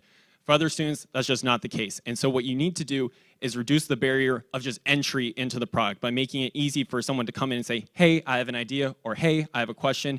And we want to make that platform as simple as possible for all students. So yes, this is not a replacement for enterprise level project management platforms, Microsoft projects, some of the more complex solutions as well through Kanban, Jira specifically for project management. And yes, some students will require use in those specific tools. But for the greater majority of students, we're looking at a much broader market here. We really just want to give them a little bit of guidance within their first early years in engineering. We want to be able to support them throughout those formative years so they can stick with their dreams and eventually catch up to some of those more complex tools as well. Really glad you thought about those things. Thanks for talking about them. Thank you. If I may, could I continue with Ashok's thinking? So obviously, we use Asana a lot in our office to keep track of startups. And one of the things it does is it nudges us. It gives us indications and alerts. Do you have that functionality built into your MVP? Do you envision it? How's that going to work on your system? Absolutely. That's one of the core features of that central dashboard system is individual status updates. So one of the biggest problems that students face particularly is not knowing whether or not one student is stuck on their work, still working on it. Maybe they're completely finished and ready to help out others. So really being able to not only capture when students aren't working, but specifically if they're stuck or finished, that's going to be a driving force for students to start building some core leadership skills as well. We don't want to just give them a crutch for every single situation. I know nudges, that's a particularly useful feature. We would of course like to implement that as well. But beyond that, we also want to be able to show students like, hey, in certain situations, you need to activate different management techniques. If you have somebody who's completely finished with their work and is an absolute rock star, you not only need to worry about assigning them skills that, or tasks that are best aligned to their skills, but you also need to start instructing them and educating them on how they can start helping their teammates as well. And that just makes them a better leader and a better teammate all the way around for everyone. Many of us have used these kind of project management tools in the past, and I think the issue has been historically they're very complicated and very complex. So you're the first person I've come along that actually wants to go downstream as opposed to upstream, which I think is a very good idea. But let's talk about the cost of it. So one more time, how did you expect do you want the students to be able to bear the cost, or the idea to go to the institutions and get them to adopt this as a new technology for the students? Yeah, that's a great question. To make it a little more clear, the ultimate end goal, of course, would be to have full-on colleges reach agreements directly with the college, just taking out any sort of confusion and reaching more solid long-term agreements. But in order to make things as flexible as possible, we want initially for students to bear the cost. We'll go to instructors first to say, hey, this is the value Dashplane offers. It can really help your students, it can help your college, it can help your experience as an educator. So with that, we want them to label it almost like a textbook. Hey, you need to purchase a subscription to Dashplane for this course. And then each individual student will be responsible for logging into Dashplane's web portal, going through the payment portal, and purchasing their subscription individually. There's time for one more question. Yeah, I have a question. Have you? I guess I'm thinking about the two systems I've seen used in the colleges right now, Blackboard and Canvas, correct? So will this integrate into that, or have you looked at maybe the sales model coming through them? Because the colleges are already buying those two systems, or on a user basis. Right. It would be great to come in right off the bat and say, hey, we want to integrate everything across so every college is on board with this. But the fact is, we are a small startup company targeting schools in excess of 30,000+ students. And the idea of being able to secure all of those customers all at once, a little bit daunting from a sales perspective with someone who doesn't have as much history within their company. So instead, we're choosing to be a little more specific in our avenue for our customers to try and get a foothold and build from out that perspective. But speaking within integration, that is one of the #1 concerns from instructors who aren't full-on engaged with Dashplane. They always say, oh, my grading system exists in eCampus and Blackboard. How can we do this? First, we want to address the needs of students first to show the value. That's the main goal of Dashplane. But in terms of that integration, that is right behind in the terms of priorities. So being able to call different APIs to log in certain grades, or having instructors being able to log in with guest permissions and view the progress, individual students are making, those can both be separate avenues in which we pursue to integrate professors into the tool as well. Thank you. Thank you very much.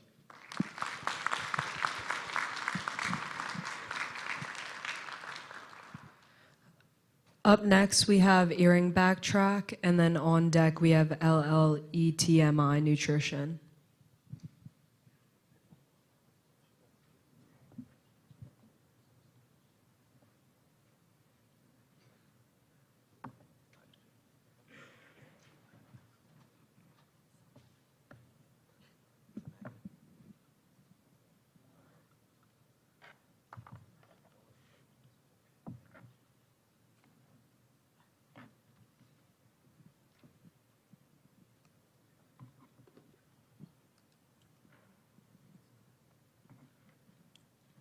A 12-year-old girl always dreamed of sharing her love of beauty products with the world.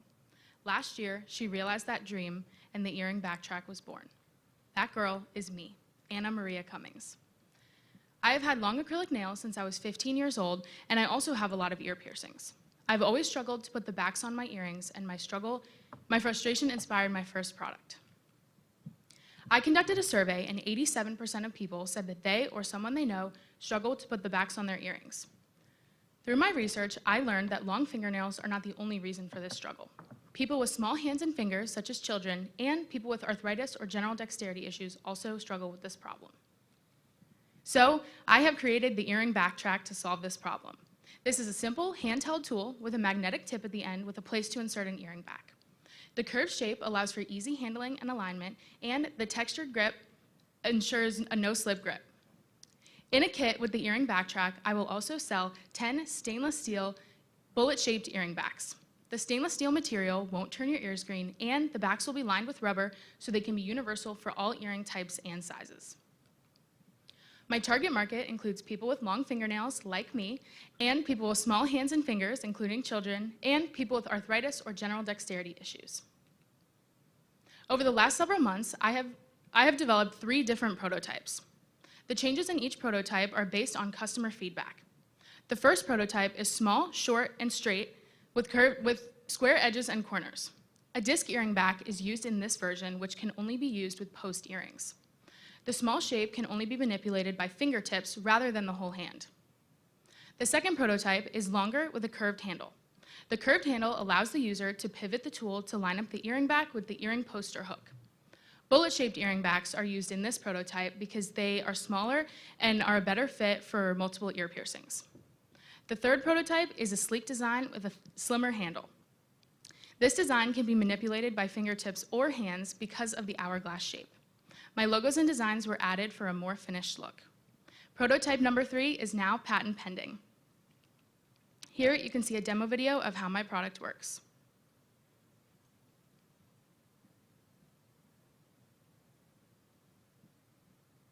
The earring backtrack kit will include the tool and 10 magnetic earring backs. You can see that the magnet in the tool can pick up the earring back if you drop it on the table or the floor and you can't find it. You simply line up the tool with the earring, slide it on, and you're done. In the survey I conducted, 87% of people said that the earring backtrack would be helpful to them or someone they know. As you can see here, I received a lot of positive feedback, and here are some quotes from potential customers. I will market through a variety of different channels. Customers can find the earring backtrack on all of the Anna Maria Beauty social medias, including YouTube, Instagram, Facebook, Twitter, TikTok, and my Google page. Over all of these social media platforms, I have about 1,000 followers, so this is a built-in potential customer. I will also market through social media advertisements and in-person demonstrations. I will also include a personal note in every kit and offer discount coupons to returning customers. The packaging for the earring backtrack will be eye-catching and sleek to draw customers in. Sales will be conducted through my website, annamariabeauty.com, and eventually in retail stores. I believe that this is a product you won't know you need until you see it, so because of this, I will be selling it in jewelry stores, nail salons, and physical therapy centers. I will also sell this on adaptive equipment websites because this is a place my customers may frequent. Here I have my cost structure. Today I am asking you for $30,000. Producing the earring backtrack in small batches with 3D printing is not cost effective. But creating the earring backtrack in large batches with injection molding puts my cost per unit down to $4. The injection mold, the estimated cost for injection mold is $20,000. I will also need to have marketing and website design. Your investment will help me purchase the injection mold and help me sell my product and make a profit. I would like to take time to recognize and thank all of the people that helped my dream become a reality. Are you ready to keep your earrings on track with the earring backtrack? Thank you.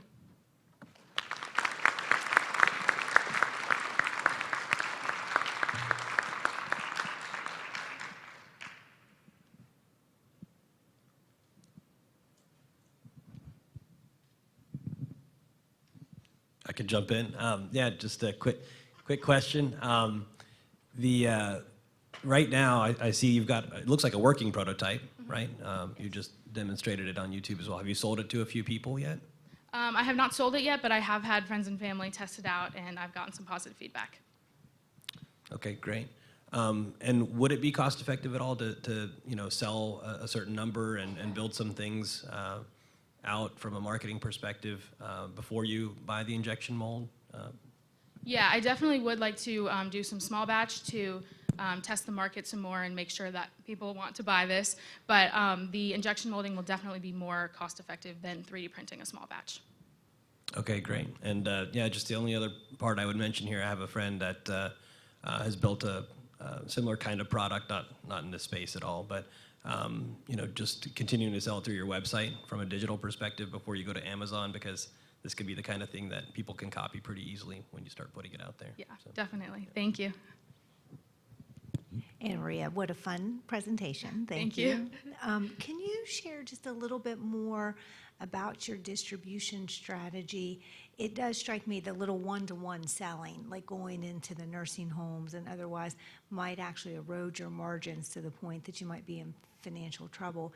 Is there sort of a prioritization in your marketplace that you're going to hit first? And can you just unpack a little bit more? Someone sees you on your Instagram page. There's maybe an influencer who decides to use it, like Kevin. I don't know if you noticed. I had to show him how to put the earring in.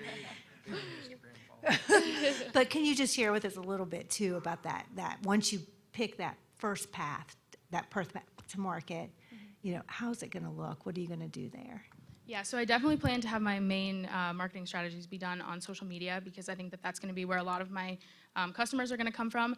But I do plan to do in-person demonstrations at places like senior centers, 55-plus communities, places like that, because I think that the people that are in those communities are not going to be on social media, so they won't be able to find my product there. So I think that my market could be for a lot of different types of people, but I would say social media is my top. Thank you.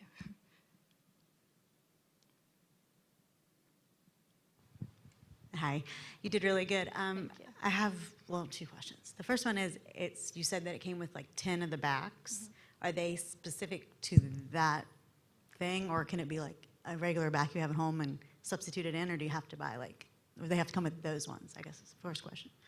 So any earring backs that are that shape and fit into the tool and are magnetic can be used with the tool, but that is a little bit harder to find. You probably don't have too many of those lying around your house, so I will sell them on the website. Well, I sell them in the kit and then also separately on the website if you need to buy more. Yeah, that was going to be my question, because I know they'll end up dropped on the floor and then you can't find them. Yep. But then also, too, your demographic, I know, was in like the senior citizen homes and things like that, and then also people that have, acrylic nails and things like that. But also, just a thought, there's moms out there that have children that are 7-year-olds like my daughter who thinks she can put her own earrings in and is a hot mess. So maybe market towards them a little bit, or even if there's on down the line, and make it a smaller handheld thing for children to use to learn how to do it on their own, because they don't want their mom's help to put them in. But I think it's a great product, so good job. We have time for one more question. Yeah, I'll take this. I think mine is a question/comment. One of the things that came to mind when I saw this, I thought of like the printer model, right? Mm-hmm. Give the tool away, sell the earring backs, because I think they were talking about it. They lose them, they fall on the floor, or you lose them when you're wearing them. That might be something you want to look at, is thinking about, especially in the prototype stage here, where maybe it is very expensive to make with a 3D mold, 3D print. but kind of give those away, and then the recurring businesses you could get from the earring backs may be actually where the money is. Yeah, So, definitely. That is my plan, to definitely sell those earring backs along with the tool on my website. Thank you. Thank you.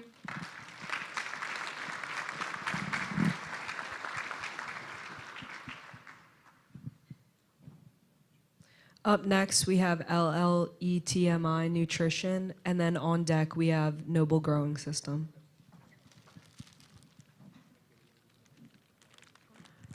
Might need another mic, right? I think so. I don't know. I was just recruited to hand out. I'm just an extra pair of hands. I can't find ours.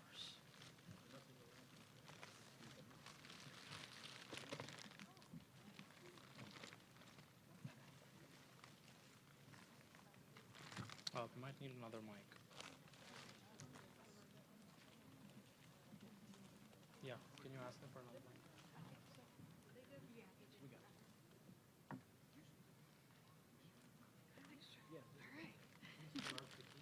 I think they are, Mike.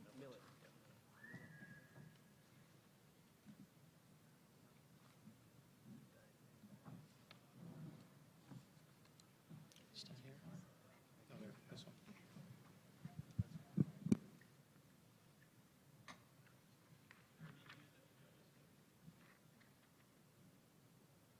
Just do.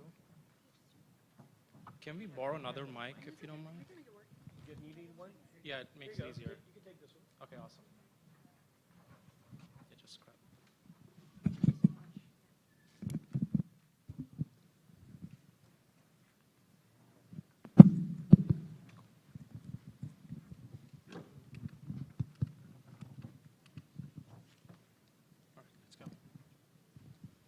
Did you know that there are 200,000 West Virginians that are diagnosed with diabetes? This costs the state a total of $2.3 billion. Did you know that in the U.S., healthcare spending reached $4.1 trillion in 2020? That's 1/5 of the U.S. economy. These are a result of increasing lifestyle disorders and, more importantly, the food that we eat. Hi, my name is Akshat Mudigonda. I'm the head of operations. My name is Julia Snyder, and I'm head of research and development. My name is Emily Lemon, and I'm head of marketing. In order to bring food into the health system, we must bring health back into the food system. Introducing Let Me Nutrition. Let Me is a reorder of the word millet. Millet is a generic term for a variety of ancient seeds that provide immense nutritional benefit. We are a millet-based nutrition company providing products such as breakfast mixes, energy bars, snacks, and cookies. We are inspired by ancient wisdom, and we pride ourselves on our ethical trading practices. As we all know, the current industry is filled with highly fortified foods and misleading labels that confuse a lot of customers. Logos like non-GMO, high fiber, and high in protein cost the customers a fortune. Also, on the other hand, climate change is likely to threaten the cultivation of various staple foods like rice, wheat, and corn. We have a simple solution to these problems. We make products that are nutritionally dense, our methods are simple, and our labels are straightforward. And in the current focus of climate change, millets not only ensure food security, but they also focus on the nutritional security. Our target market is going to focus on health and environmentally conscious segments. These groups are looking for immunity, health, energy, weight loss, and with our millet-based products, we can provide these options. Our customer acquisition is going to focus on social media, paid advertisements, gym partnerships, and partnerships with nutritionists and dietitians. Our relationships are going to be co-creation with our customers so that way we can tailor our product development to them and their needs. Our goal is simple, to provide optimum nutrition while retaining our customers with our pool strategies. Our operational plan is divided into two phases. We have partnered with Indian Institute for Millet Research, which is a government body, and Chef Farmer Inc., which is a private entity. These two firms will assist their expertise and assist us with manufacturing and research and development. In phase 1, we will import the pre-packaged versions of our products in bulk and have them packaged at SVB Foods, our co-packing facility in Martinsburg, West Virginia. As we establish ourselves in the market and make ourselves known, we will strategically move the manufacturing processes to West Virginia to reduce the dependency on importation. We also have plans to set up a resource and development center for millet research. A variety of millet seeds will be tried and tested at this state-of-the-art facility. The current millet industry is fragmented and unorganized. The processors are small, and they cater to small business export needs. And so we don't have a direct competition in this millet segment. However, some of our target customers are buying products from companies like Kachava, Pure Food Company, and Athletic Greens. And so we don't see them as a direct threat, but yeah, we need to steal customers from them to our business. We have a first mover advantage in this category, and we are tapping into a blue ocean. And by maintaining or continuing to do research and innovation, we will bring exciting products to attract more customers and retain them in the long term. In order for us to successfully implement our plans, we require a total capital of $100,000. 25% of this amount will be self-infused, and the rest will be secured through other fundraising channels. We will use these funds for building rent, legal, research and development, marketing, and so on. Since we're tapping into the blue ocean, our customer acquisition cost is going to be significantly higher, and so will be the research and innovation costs. As a result, we expect to sustain losses in the first 18 to 24 months of operations. However, the United Nations Declaration of Millets as the international crop of 2023 and the buzz that results from this announcement, and also the trend that shows that people are focusing on their health like never before, will lead us into profitability. Lastly, millets are expected to be the future of consumer staples because they're climate change resistant. As we gain a footing in the market, we would also like to branch out into wholesale distribution and possibly get government contracts for school lunch programs, military programs, and Meals on Wheels. We would also like to branch out into frozen foods, dairy, baby food, and edible cutlery. So judges, we ask you, will you let me be a part of the health food revolution? Thank you so much.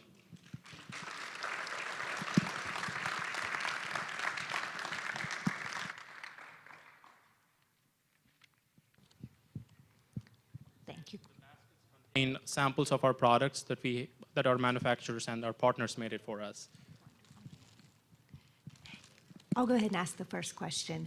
Why did you decide on a direct-to-consumer sales channel as opposed to trying to partner with a Whole Foods or other distributor who has already a targeted client base that seems to be similar to the one you seek? So again, we want to sell these products at the lowest prices possible, and to cut down the margins, I think it's best for us to directly deal with consumers rather than going through different channels and lose margins and increase the price of the product. Actually, going to be my question too. So I'll ask. Go ahead. I'll ask 2 more questions. One, I want to make sure I understand. How much are you asking for? $75,000. Okay, that's what I thought. I just wanted to make sure. And then second question is, who are your competitors in this market space? Is there? Can you name 2 or 3? Anybody who's dealing with health foods can be a competition. But again, if you're focusing just on the millets, and our plan is to position millets as the only choice in the future. And so we don't see any direct competition at this point, and that's the reason we're asking for $75,000 just to blow up the space and put most of the money on marketing and research. So there are a lot of healthy grains out there that have been in the market for a long time. I'll ask this in a peculiar way. Does millet have a marketing problem? Because frankly, until I saw your presentation here and read the business plan, I'd never heard of it. Is that because I've lived in a cave, or is it they just have not really been marketed very well in the past? Yeah, that's a great question, actually. So as of now, in the United States market, millet is being used in beer brewing industry and bird fodder. So the reason for the backslash is the dominance of rice and wheat in terms of their yielding capacities had put a backslash for millets. So now, because of the concerns of climate change, it's coming back into focus, and people are starting to think about millets like they never did before. And as we speak, there's only like 50% of the true potential of the overall millets known to us. There is still so much for us to learn about it. And I feel this is the time because, like I said again, the United Nations is going to declare millets as the international crop of 2023. And that's going to bring a lot of attention and noise in the market. So I'm very interested in this because my family is gluten-free and because of an allergy, not because of choice. And so it's great to see a potential new product because we're basically sick of the rest of the bars that are out there today. So one question I have is just around shelf life of millets in general. How does that compare with rice and wheat? Value-added products, again, it depends also on the packaging. So if we go with the metallic packaging or aluminum packaging, the shelf life can go up to 1 year, 2 years without adding any preservatives. And while we are manufacturing the products, there is antioxidants that's in the product, so that's going to take care of the shelf life and make sure that it's good for at least 6 months to 1 year. Enjoyed your presentation very much, and it's fascinating. I apparently lived in a cave as well.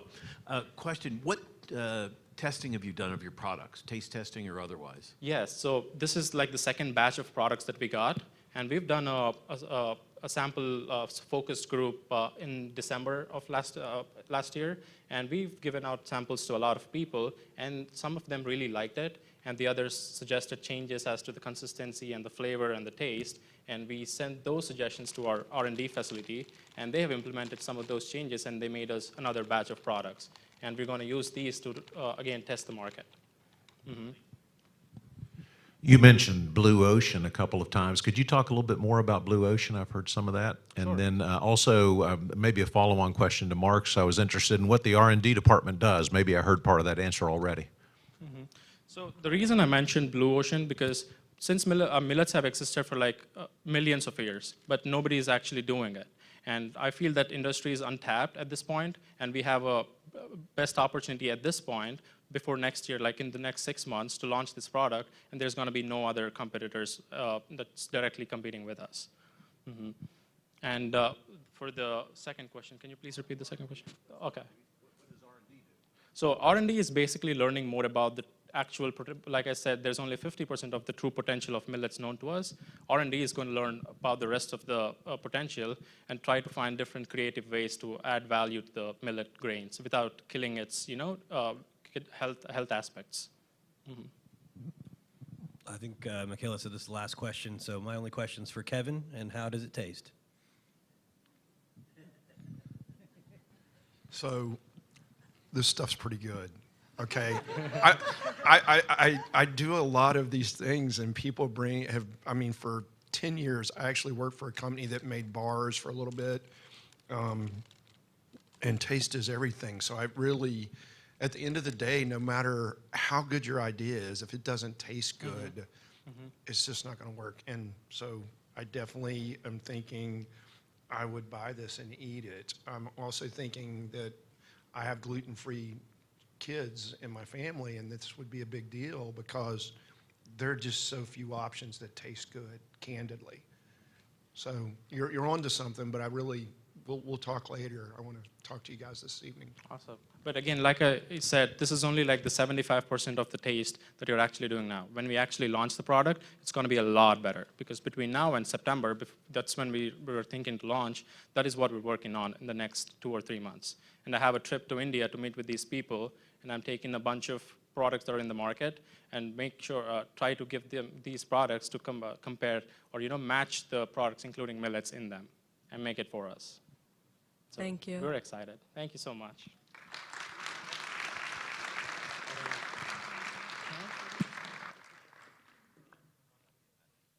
Up next, we have Noble Growing System.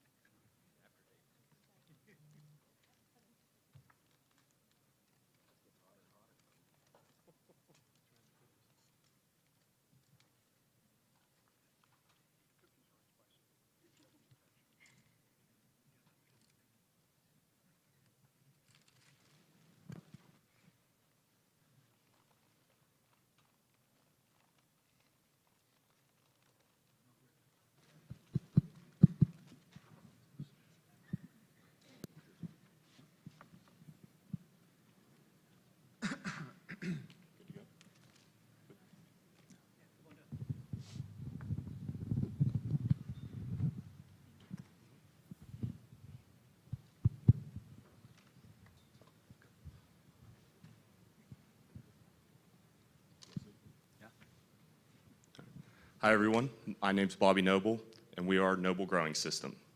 Noble Growing System is a patent-pending 3-in-1 hydroponic system, and my father and I started in our garage, and it was just kind of a father-son project, and we just kept solving problems until we turned the system into what it is today. And my name's Ronan Sullivan. I'm a senior at West Virginia, and I'm a student account executive. And my name's Delaney Geiger. I'm also a senior at West Virginia University, and I'm also a student account executive. So when going into the hiring process to bring up me and Ronan onto the team, we really wanted to keep the family aspect. We've been friends for years, so really wanted to keep Noble Growing System tight. This is our team. So our sales director is David Brower. He started the Sales Accelerated program at West Virginia, which brings students to real companies, startup companies, which is great. And this is our advisory board. They're filled with experience in marketing, sales, horticulture, and all these people really, really believe in us and what we're doing. Right now, across America and the world, farmers are struggling to operate successfully because of water scarcity issues. And agriculture accounts for 70% of water used across the globe. Because of this, universities and research institutions are actively trying to come up with solutions to these problems, but the clock is ticking. Our system can actively combat these issues. The Noble Growing System will allow its users to continue producing high-quality crop yields without having to worry about water scarcity issues. And it can also help research institutions address this water crisis. All right, so our patent-pending 3-in-1 hydroponic system is, I should explain what hydroponics is for those of you that don't know what it is. So we use rock wool or clay pebbles as our medium, so that's hydroponics is soilless medium.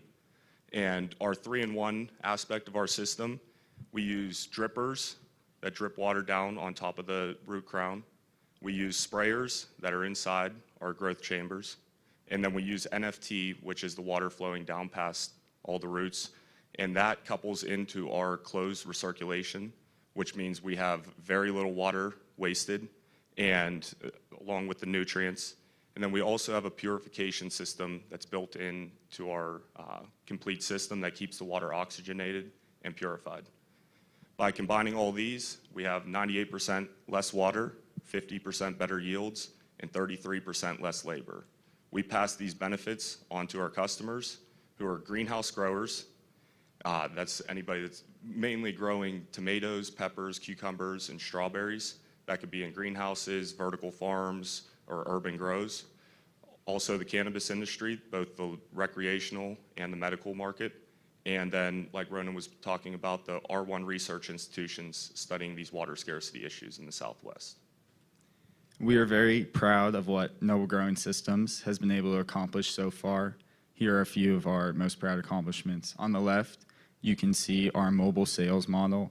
That's just a demonstration that we will take to conferences and expos to drum up business. We've also worked with NSF I-Corps to discover those 3 potential customer segments that Bobby just talked about. And we are continuing to work with West Virginia University to provide students like myself and Delaney real-world sales opportunities, as well as working with the horticulture program to conduct research. And currently, we are in the patent process to become completely protected. Some of our future goals, our first big goal is to be patent pending by the end of the year. And the money that we receive from this competition will be going to these expos and conventions where we'll be able to network and expect to see our first sale. We also want to continue our research with West Virginia. And we also would like to hire on our sales reps and bring jobs to West Virginia. So, so far in the past 5 years, between my father and I, we've contributed over 10,000 hours of our time each and over $125,000 of our own money creating this system and making it patent pending and setting up at the WVU greenhouse for research. Along with our customer segment and our mentors, we've came up with our next steps to reach our sales, and that's what you see on this board. And our total ask for that is $40,000. And in the handouts, there's a more detailed breakdown of what that money will be used for. Take any questions you have. Yep, thank you.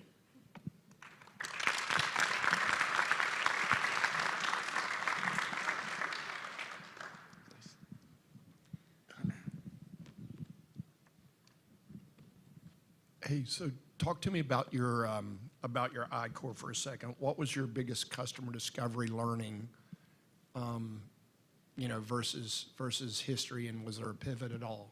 Yeah, so one of the biggest things we learned was that they actually have teams that go to these conferences and expos for new technology that they want to implement in their buildings. So before that, we were just trying to make cold calls and like get on the phone with somebody that's a decision maker, and that was really hard to do. And then at that point, we realized, oh, we're not hitting the right channels to get to these people. So.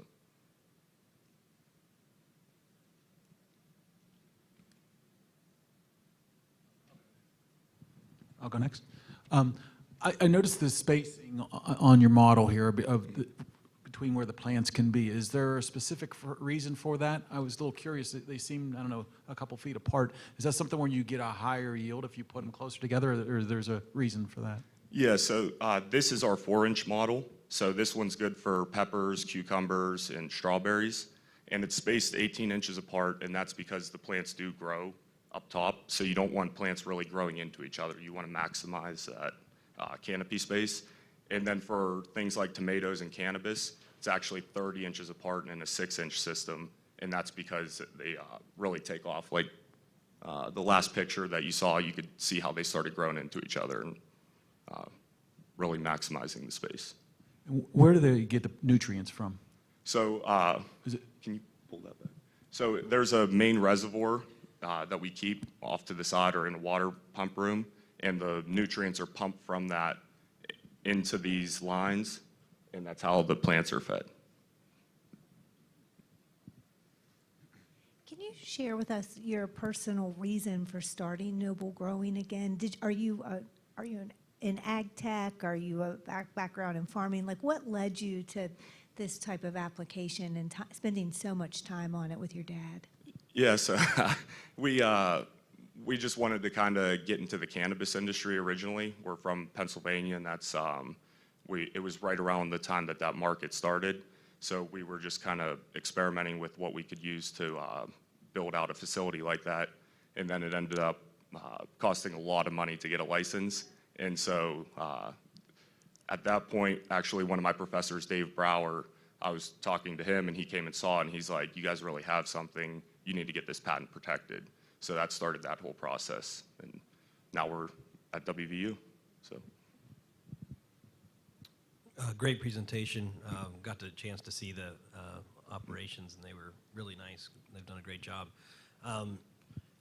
It said 98% less water. I'm not sure that's a problem we have in this particular area right now, and it looks like you're building a team out of here. Just wondering if you have had a chance to really start to connect with people, maybe not just in the places throughout the U.S., but maybe even overseas that have these kinds of issues and related to water. I'll let Ronan take that question because he's actually talking to some people right now.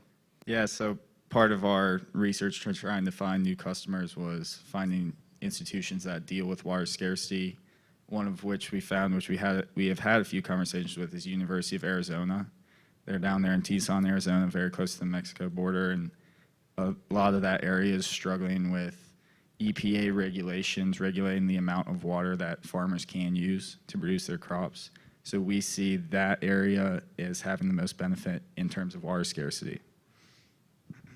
We have time for one more question. I've got one. Could you talk a little bit about your production process? I'm intrigued by what you're teaching us. Yeah, so vegetables and cannabis grow a little different, so there is a difference in how you grow them. The cannabis, you have mother plants that you take cuttings off of, and then you veg those plants for a certain amount of time, and then you flower them, and that's where the bud comes from that everybody smokes. So, but vegetables, they'll stay in the same system throughout their whole life. Usually tomatoes, roughly a year. Well, actually all of them you kind of keep in the system for a year, and then you start a new crop that next spring. What about the equipment and producing it? Yeah, so we have our chambers are made out of PVC right now, and we're actually looking at options to make molds so that we can reduce the price of the actual material, and it'll cut our labor costs in half, so we don't have to glue and paint and all that.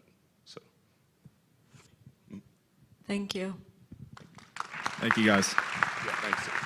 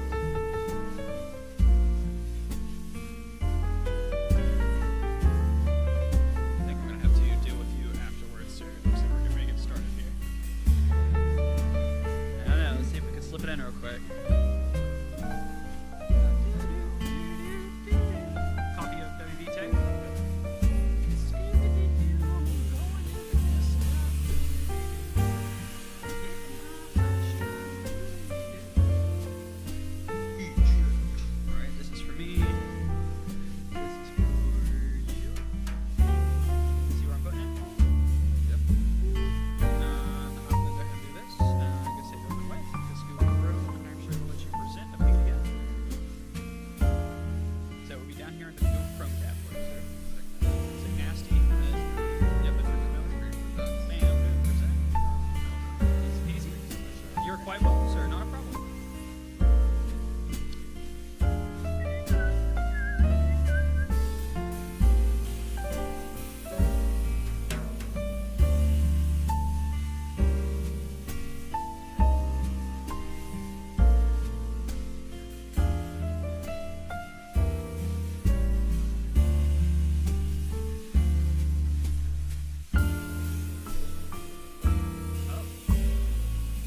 That's a big issue.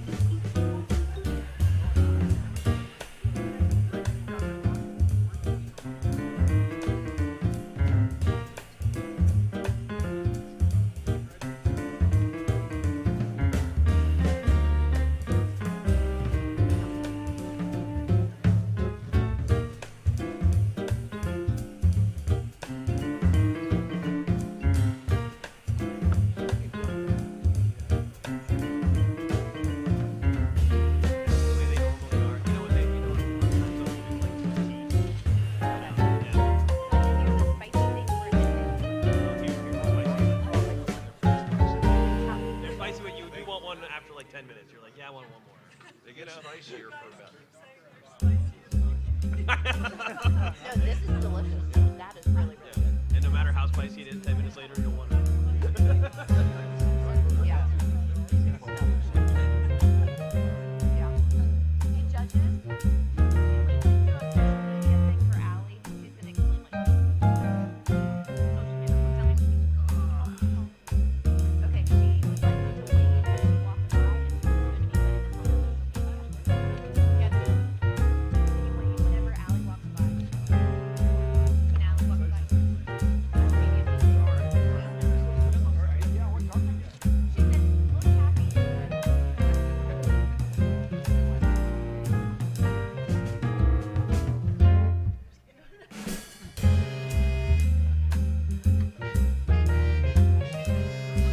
Have some more.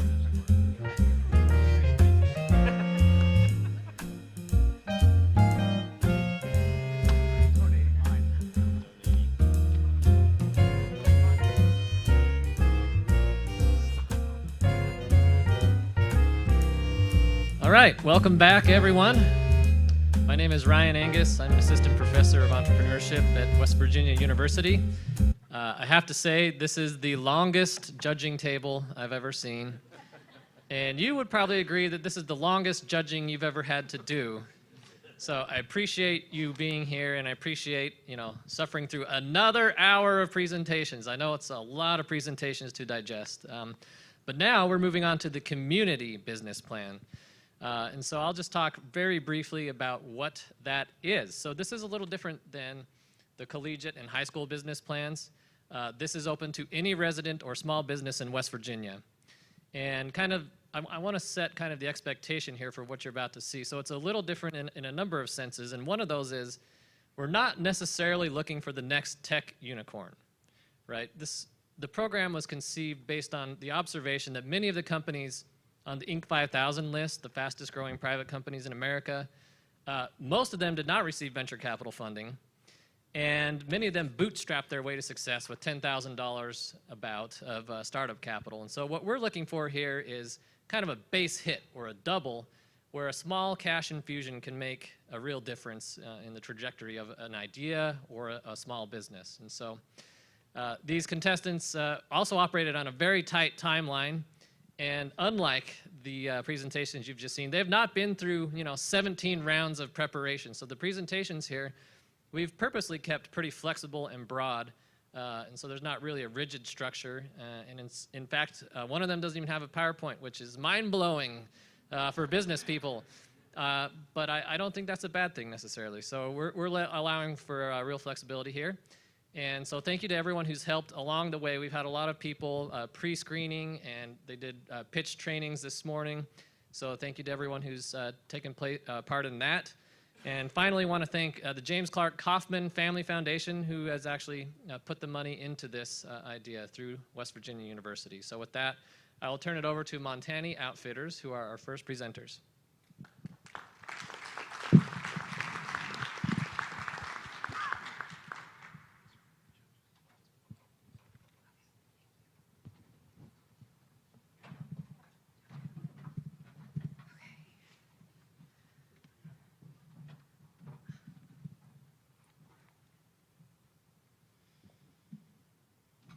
Hi. Is this on? Yes. Okay. Fantastic.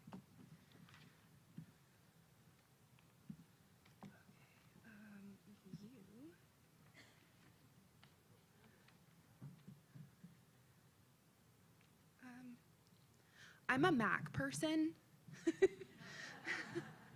So, perfect. Okay, hello.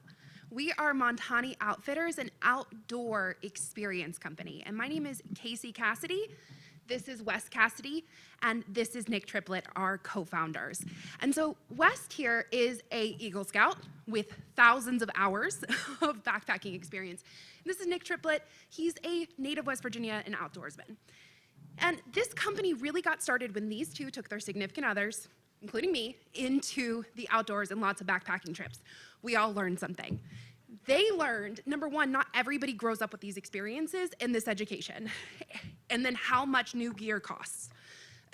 And then for us, we learned that having these skills turned into confidence, not only when you're in the outdoors, but it changed our relationships, our careers. We were different because of it.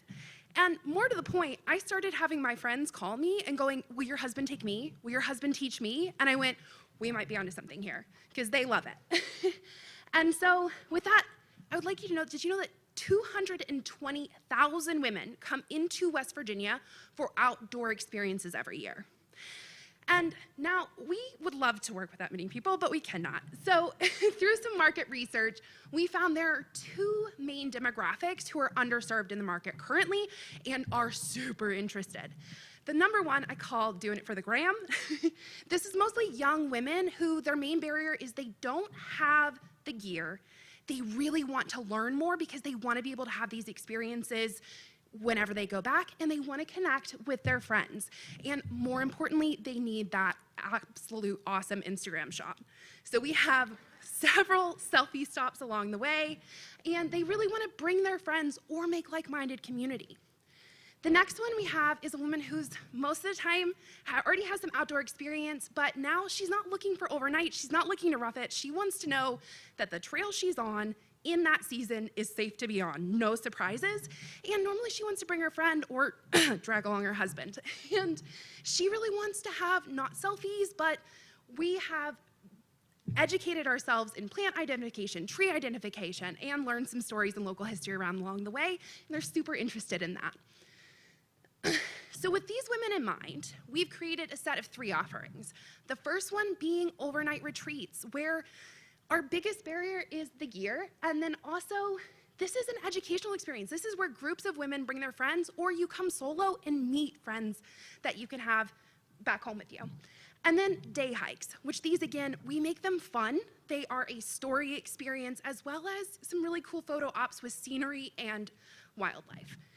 And then next we have digital products, education products geared towards these women that serve 2 ports. Number one, it's another income stream, but it goes well outside the barriers of West Virginia, and so we build know, like, and trust with women who are already kind of interested in this. Which leads us to our ask today, which is $9,300. And this is mostly gear, because we have learned, number one, our customers don't want to invest in a whole set, and number 2, we don't want them out there without the right gear. It can really create a bad experience. Beyond that, for marketing and insurance, as we move on as a service-based and digital education-based business, we don't have too many running expenses. And so you can see our projected growth over the next several years grows quite exponentially, especially as we're able to offer more slots and have our email list and social medias grow. And of course, this is just the future, or just the beginning for us. We very much believe in the market driving how we move forwards. Our customers will let us know how best we can serve them in the future. And that is Montani. We're so grateful to be here. We're open to questions.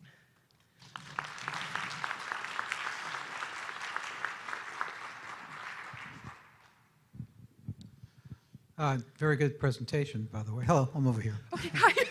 We should raise our hand or something. Well done. So have you, I assume by now you've communicated with the tourism folks here in West Virginia and try to integrate into whatever program's gone and take advantage of whatever marketing they're doing, correct or not correct? We've opened that stream of communication. Correct. We've opened that string of communications. We're still in the middle of this, and this took precedence for right now. So we are still building that relationship. Well, it's a great project. I mean, this is what we keep talking about here, about come to Wild in West Virginia and enjoy the outdoors, and with programs that Brad Smith talked about yesterday, the WVU and Ascend program. I mean, you guys should be right in the middle of that stuff. Absolutely, and I think one of the biggest things for us is because our premium product is that gear, we've kind of held back a little bit and not built those relationships the way we could, but we definitely will be. One question I have is, because you guys are going to be experts on the trail with those folks, you're going to be familiar with the trail, what's around there. So how many different trails or areas have you guys already identified that would serve as a place to do the hikes? And then secondly, do you have any proprietary or limited access hikes that the public just can't go to, is going to a park or something like that? I want to answer that first part. One of the main things about starting in Dolly Sod's Wilderness is it's a wilderness and there are no trail markers, which most people are afraid to go into because it is easy to get lost. And I don't want to take over for him, but they have spent the past 5 years learning Dolly Sods in all seasons, in all weather, back and forth. Yes, to expand on that very well, we're confident in the Dolly Sods area, all 40 miles or so of it. And we're expanding out to North Fork and Seneca as well. But the second part of the question, we haven't found any exclusive areas. We're looking into it down in Nicholas County, or over in Nicholas County. So we're trying to figure something out down there. I love it, just so you know. What market research have you done on your pricing model? So we got into Facebook groups, and then also I have a large group of clients through my own business, and so I talked with them to get or interviewed them to kind of get the pricing down. Can I give you a first-person pricing story? Yes. Okay, so I did a similar retreat. I went to Malibu. California's as pretty as West Virginia, or West Virginia's as pretty as California. It cost me $7,000. And do you know the difference? They took my phone. I was not allowed to have my phone. And so I would encourage you to really think about a premium priced moment for women who are so stressed out that all they want you to do is discipline them and take their phone. See, I'm not kidding, but I'm signing up at that price point because I know in West Virginia I can't get cell service. But I would, right? I can keep my phone. So if you threw on some yoga in the morning and things, I don't want to extend you too far, but I think that you have hit a target market of, and I'd be happy to introduce you into those women who are so ready to be back to nature and actually would be willing to come in and do these things. And so congratulations on hitting something that's a core problem with overstressed women and our desire to be in nature. I would love to see you later. Yes, thank you. I was going to have a similar comment to Sarah's in terms of the pricing and just, I think market research on that would help. There are a lot of travel companies that you can look at in parallel disciplines, Mountain Travel, Sobeck, Duvine, the biking, all those companies, they'll be pricing at much higher levels than you're suggesting, and I think you'll find that if you go out. My question to you is, how do your customers find you, and how will you find them? Or is it a question of responding to demand, or how do you think about the marketing and outreach of selling what you've got? So we are really focusing on using educational content to grow our social media platforms, and then of course the goal is to get them on our email list. And we already have a freebie, or I don't know what the other term for it is, but to get onto the email list. So really, email, internet is what you're doing right now? Yes, yes. As well as in the area around Dolly Sods, there are a lot of Airbnbs, there's a lot of resorts, and we've already been in contact with them to get into their concierge, and we're figuring out which platform they want to be on, and then also setting up a phone line because some of them are doing a little bit old school.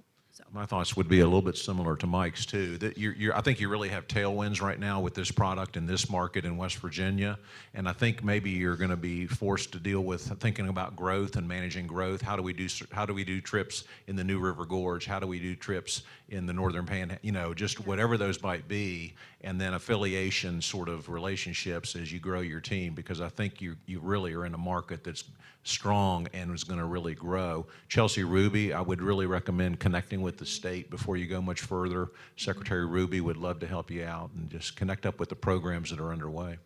Thank you so much. Great presentation. I would just say, I know there's no more questions, so I won't ask one. But Ryan, I mean, first of all, great presentation, so I disagree with you on that first part of the preparation. And also, this is a tech play, as Mike mentioned, and there's Ascend West Virginia, and there's people that are coming into this area, and I think that that's going to be a big part of their ability to succeed in working remotely in this area. So great job, y'all. Thank you so much. Thank you.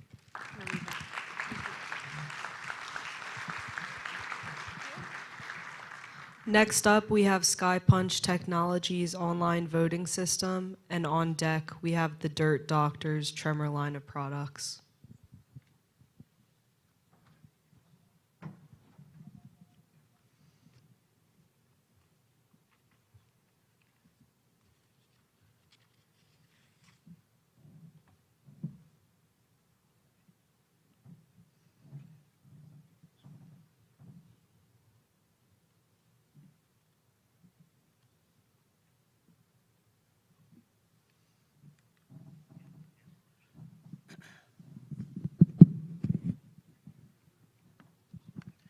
Well, thank you for this opportunity. I am David Sims, the president of SkyPunch Technology, worth noting it's a Vantage Ventures resident company. And I'm going to speak to you today. The company is an Amazon Web Services. I think the microphone just went off. Are we good? I think it's a Amazon Web Services consulting firm, but I really want to focus today on the flagship product of the company, the online voting service. Now, SkyPunch has been offering voting services to the private sector for 20 years. So these would be things like nonprofit associations that need to elect a board of directors. What has changed is in the last couple of years, some new technology has become available. SkyPunch has adopted it and is the very first company to ever build a feature into the system that allows for an individual voter to perform a cryptographic verification of their ballot. In the private sector, elections are priced on the number of voters in an election per an election. When we move into the public sector, it's to be determined. That model is going to go away. It's a very different service when it's used in the public sector than it is in the private.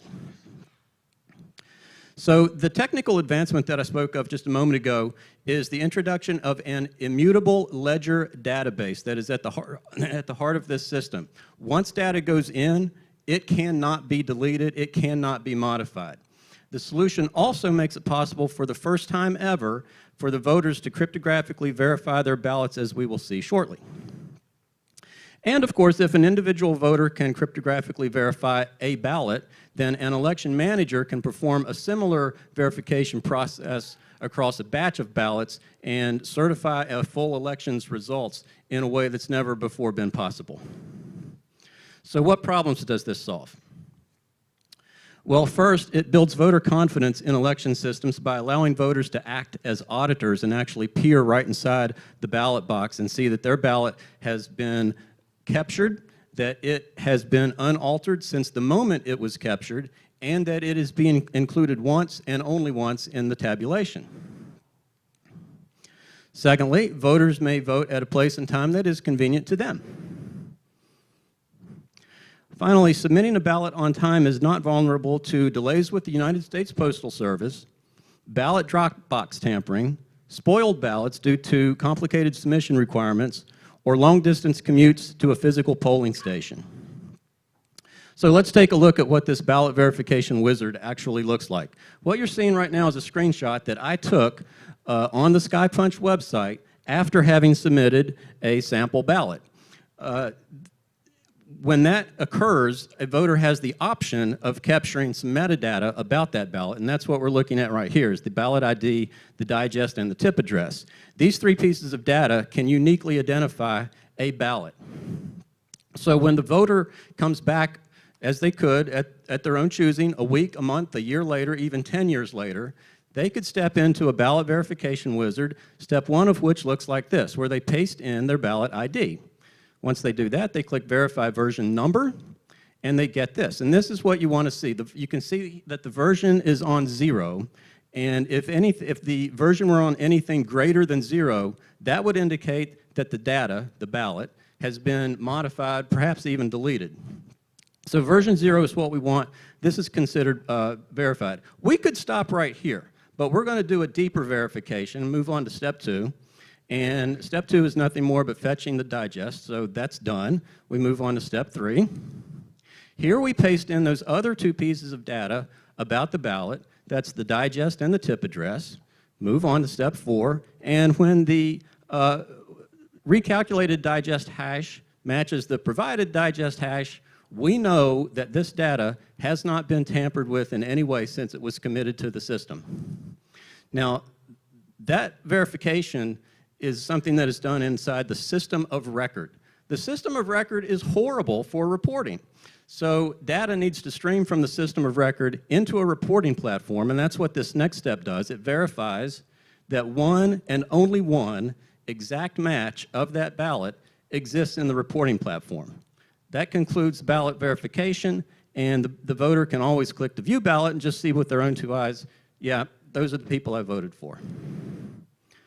Finally, with an application of the award, for this system to be used in the public election sector, it needs to undergo 2 audits. One is an American with Disabilities Act audit. The other is a cybersecurity audit. And currently, the development work for this system, and I'm out of time, does not match the production, so we got to clean that up, and I welcome your questions.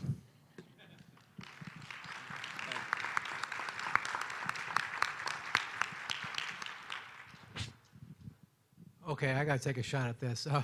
The last slide there, I think you left out the most difficult part, the politics of it. So can you address that and all the issues associated with that as we all see what's going on across the country in different states and ability to verify and change ballots and all that stuff? Yeah, you're exactly right. And I'm aware of that. And that is one, as I said at one slide, this system would actually build confidence in the election systems. As a voter can peer inside the ballot box and see with their own two eyes, okay, my ballot's in good shape, Russia has not tampered with it or deleted it or flipped my votes. So I think it actually is a solution to this matter of the politics that you're talking about. There's some concern about bringing on an investor that might have made a contribution to a politically charged issue, and so that's something that we'll just address when it comes along. But yeah, your point is taken. If I could just say one other thing. No other system has the ability to do what you just saw with the cryptographic verification. There are other systems that are in use in some capacity. So it's not that the world is not heading this way. It is. And I think with the ability to do this sort of verification and prove election integrity in a way that's never been possible before, I think those things speak to the point that you raise. Great presentation, great concept. I think we all look forward to the day when we have immutable, permanent records of ballots. Just one thought or suggestion for you, Yes, a question perhaps. Secretary of State Mac Warner is very much active nationally on this issue. If you haven't had a chance to interact with Secretary Warner, that might be a really good point of connection. So Secretary Warner, when I presented this to him, he assigned 2 of his staff to aid me in understanding the requirements and get this to a point where it could be used in 2024 elections. I have my hands on the 2022 RFP, and my understanding is that West Virginia is really ahead of the country in its election management specifications. So if you can hit the RFP for West Virginia, you can probably hit the RFP for the other 49 states pretty well too. So that is my target. Great, you're already on it. Just wanted to make sure. I have a question for you. Well, it's 2 parts. I don't understand what exactly SkyPunch technology does relative to the voting system, and then we'd like to get an amount from you, or maybe I missed it if you had an amount you were looking for. I think when I filled out, I think the amount was $15,000 to be used for, on the final slide there, get started covering the cost for those 2 audits, the cybersecurity and the ADA, and provision a development environment that more closely matches the production environment for this system. So this system is part of SkyPunch technology, and SkyPunch technology has other businesses? SkyPunch technology, it was initially created to be an Amazon Web Services consulting firm. Still is, but this is the flagship product. Now I understand. Okay. Thank Yeah, you. I'm sorry. No, I may have missed that. Sorry. We have time for one more question. Is there something protectable about this? You mentioned this is the only voting system that is doing this today, but there are other platforms that are out there and used. What would be preventing them from just implementing this? Nothing. I mentioned that SkyPunch is an Amazon Web Services consulting firm. I'm also, has been 20 years in the election business. There's a convergence between expertise in AWS and understanding election requirements that occurs right here. But if a AWS expert were to go to happy hour with an election manager and have a few drinks and start rolling some ideas around, it's possible. And there's some trade secrets. I've spoken with a patent attorney. We're not going to pursue any patents, but there are still trade secrets. So there's stuff that I would not, in this setting or a whole lot of other settings, share about what's going on here. But it's conceivable. Not likely, but conceivable. Thank you. Okay, thank you.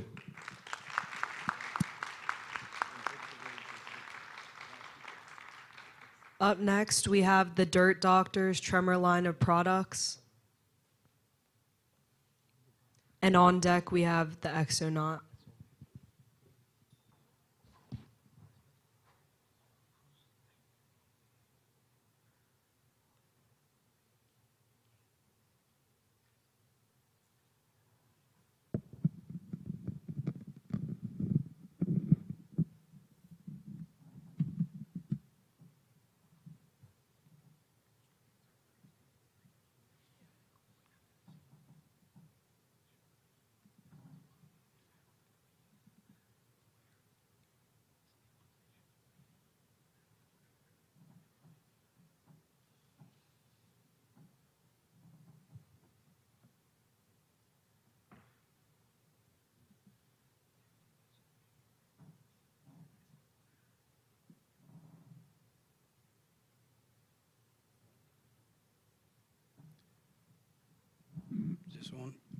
y'all hear me?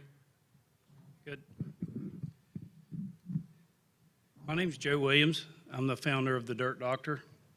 For the last 20 plus years, I've done excavation work and construction. And I've found better, faster, cheaper ways of using the earth for construction purposes.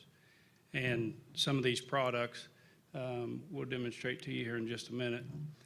The main problems, well, one of the main problems that we've found is unsuitable soils. And as our communities grow, housing grows, industry grows, it needs space to develop and build and construct things. And the soils are unsuitable.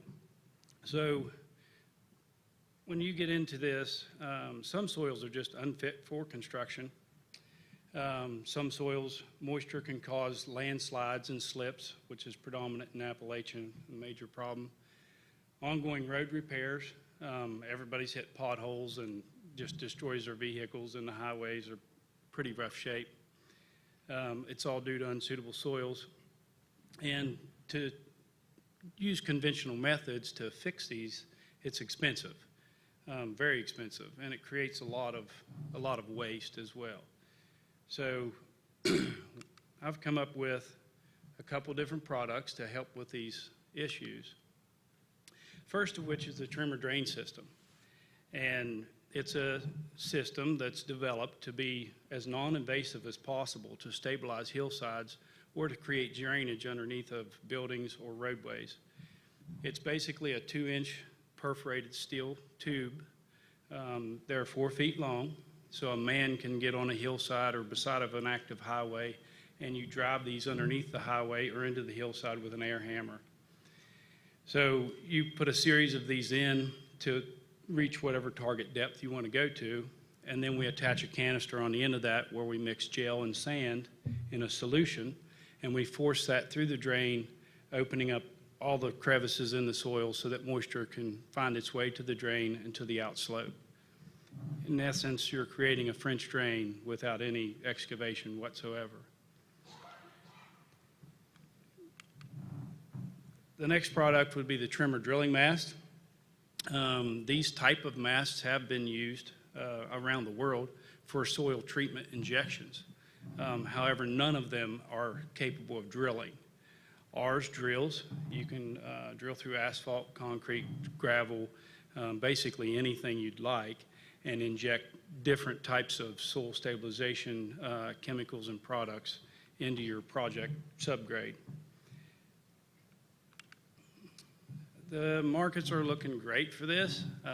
As these new infrastructure bills come out and people begin to spend more and more money on our roads, our bridges, building sites, projected around $2 billion of increased spending over the next 5 years. To date, I've generated right around $450,000 in revenue between these two products. We have dozens of satisfied customers across the country, West Virginia, Texas, Las Vegas, lots of places.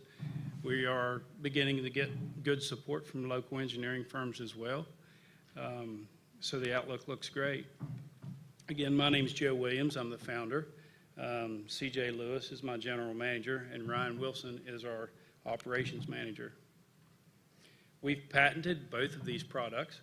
We're here today to secure funding for manufacturing, and then we can begin to do more advertising and actual operations. We're seeking $575,000, $200,000 for working capital for sales and marketing, as well as operations, $375,000 for equipment manufacturing. This is my contact information. I'd be open to any of your questions.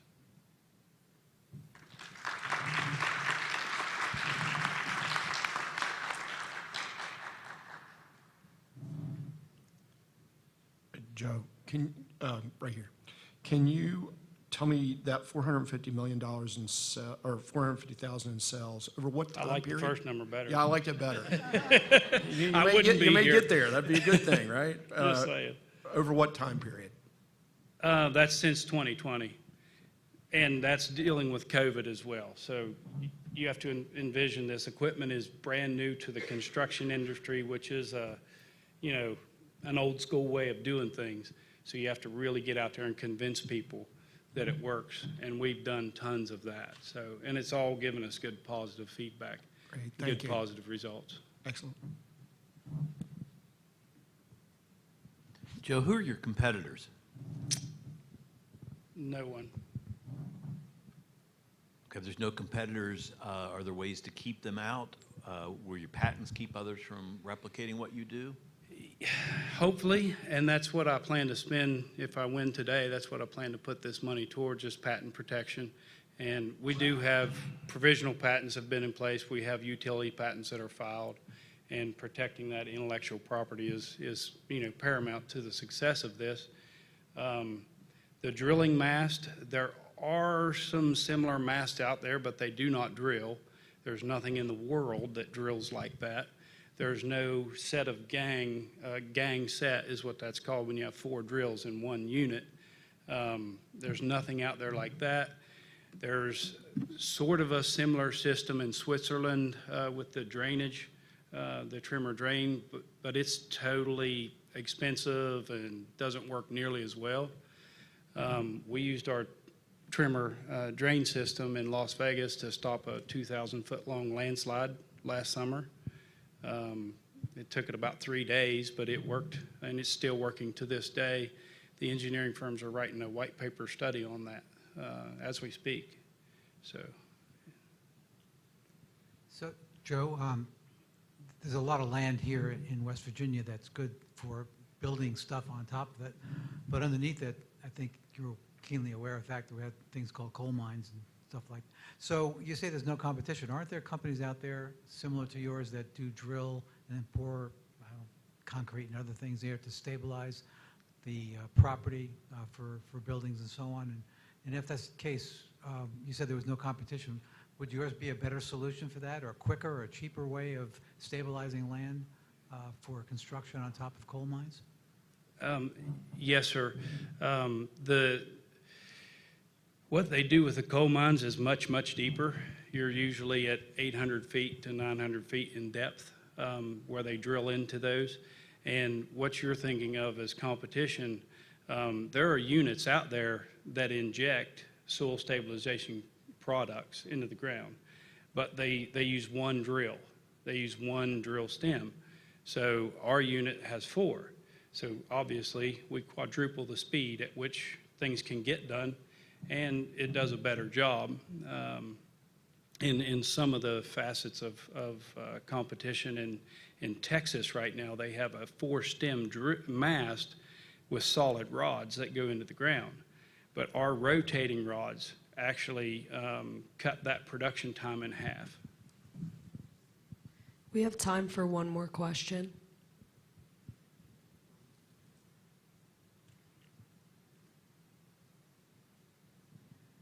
I'm sorry if I missed this, but are there different needs for the production of the equipment based on different soil content? You mentioned you have customers, for instance, I believe you said did you say Nevada or Texas, and then West Virginia? So does something have to be modified on your equipment, or is it standard relative to the drain based on? No, it works in all soils across the nation. I haven't been around the globe with it yet, but it works just fine in all soils. Yes, ma'am. You're welcome. Thank you.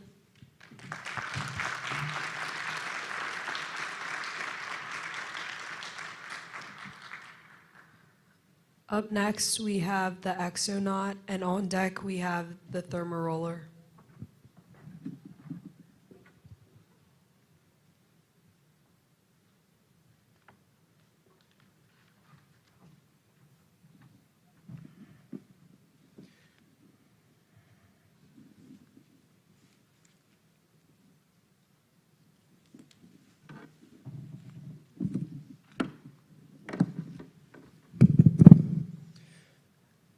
How we doing, folks? My name's Andrew Like. I'm here to talk to you about my new concept, the Exonaut. It's a life-saving piece of equipment geared towards rock climbing and rappelling. So I myself have been a climber for about a decade. It's both my passion and my career. I work as a manager at the new climbing gym in Morgantown, West Virginia, called Gritstone. And I'm also a certified climbing guide through the American Mountain Guides Association. I've done thousands of ascents around the world. This is my area of expertise. And unfortunately, in my time as a climber, I've come across one particular issue that has plagued the community, and that is lowering accidents. So contrary to popular belief, the climbing part isn't exactly the dangerous part. It's actually the descent that is the most dangerous. It's when you're relying on the gear 100% for your life, and you're not really so much relying on your skills as a climber. It's all on the gear, all of the weights on the gear. And it's also when you're the most fatigued. So you may have done a climb, you may have spent 20 hours, 24 hours even, doing this climb, and now you're facing a 1,500-foot descent where you have to surmount multiple rappels and get yourself to the ground safely. The standard practice is to use what's called an ATC, which I have here. This is the standard rigging you may see. Now this device works the same way with all sorts of rappelling devices. They require a sharp bend in the rope to increase friction and slow down the climber's descent, rather. Every equipment manufacturer has their own rendition of this device, but all lowering devices work essentially the same way. A sharp bend in the rope creates friction.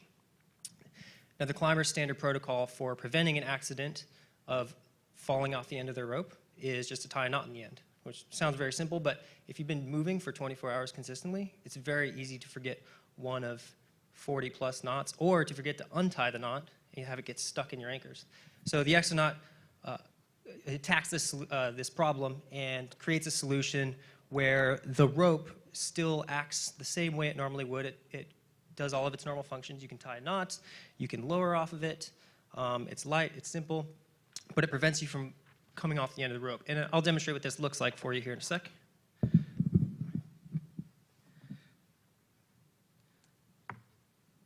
All right, so we have our device here, and if I were to be lowering, this would be clipped into my harness.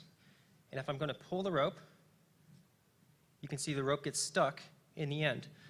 The reason it gets stuck is because there's about a 1.5-inch space that has been stiffened, essentially an exoskeleton I've placed onto the rope, and it cannot pass through that tight bend that the device requires. So there's now enough rope left for the climber to commence with self-rescue, go on with their day. They luckily have gotten away with an accident.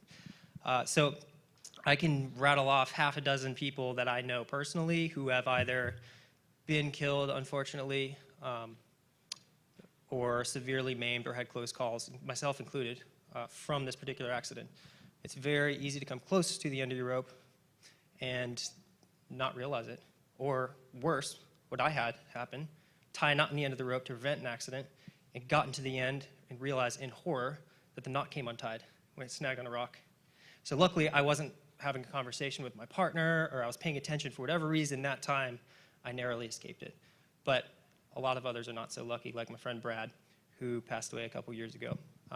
He was one of the leading climbers of our time, unfortunately, and a really simple solution could have fixed this. I'm tired of seeing people in my community pass away from something that could be prevented so easily. It's like forgetting to put your seatbelt on, pulling out of your driveway. You know, it's simple. Now, the Exonaut itself it's a spring-like device. It can be manufactured quickly and easily.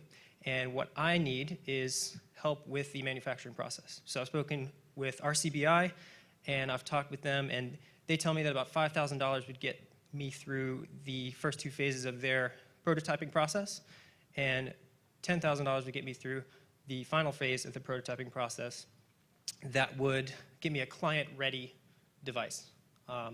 Now, as you can see, the device I have here is very basic, but it does work. It is indeed stuck here. I've proven that it works. I can test it. I've hung on it with my harness. It stops me. It prevents any accident from happening. And the market for this is just booming. There's 10.3 million Americans that have climbed, participated in climbing, and with the Olympics now, last year, it's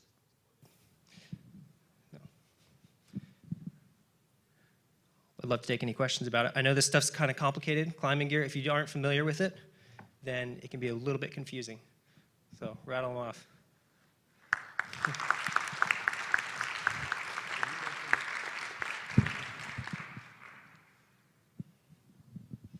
Have you looked into protecting this idea in some way? Is that protectable?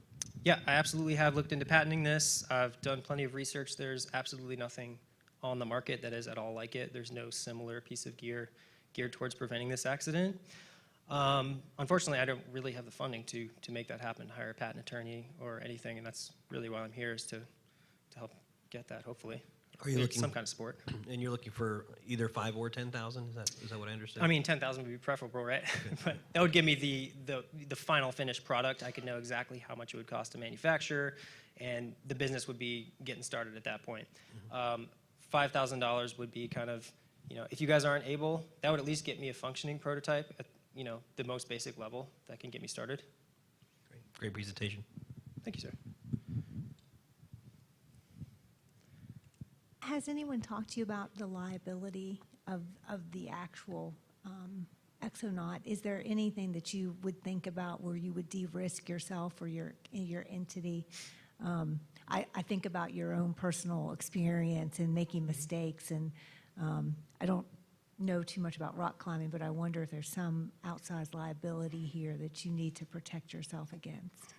Yeah, liability is a tricky thing with climbing gear. There's a pretty in-depth process to check the safety of gear.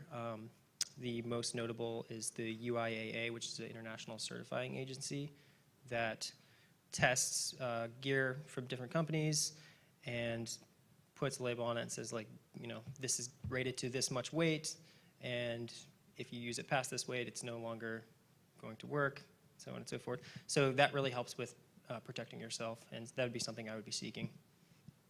Yep. Any other questions? How big is the market for the exonaut? Oh goodness, it's enormous. So this wouldn't just be used for climbing.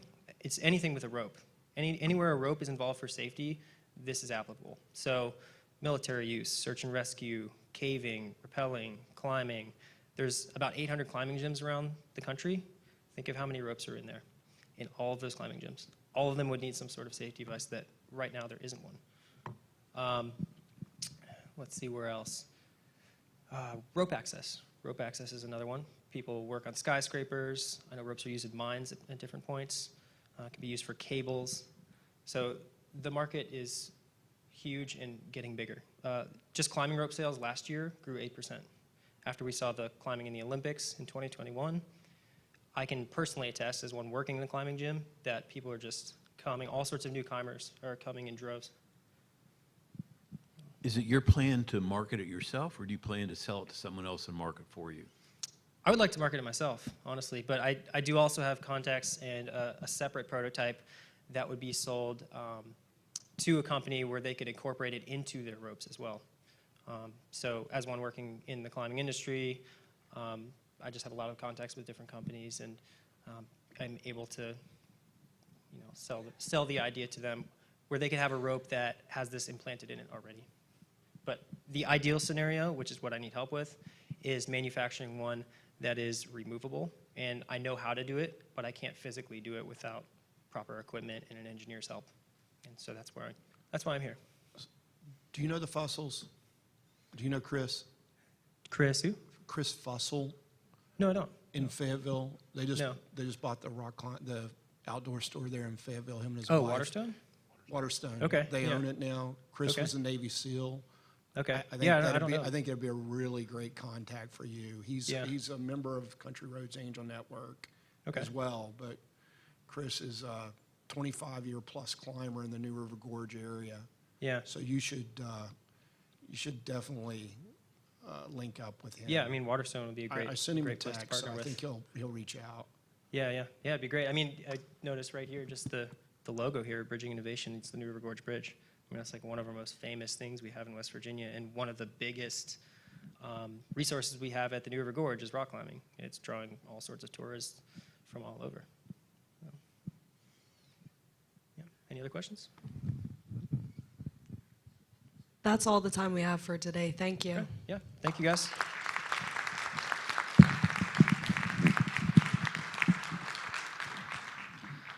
Up next, we have Thermaroller.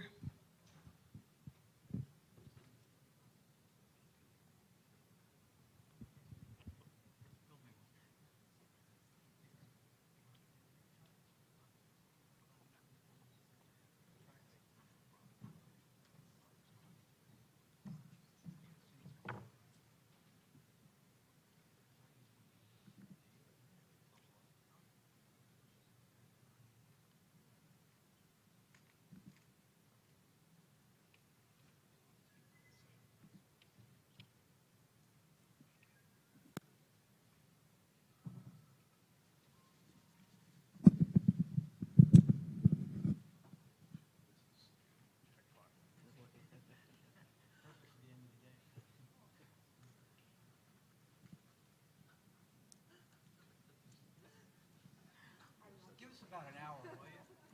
Give it some time. Take your time.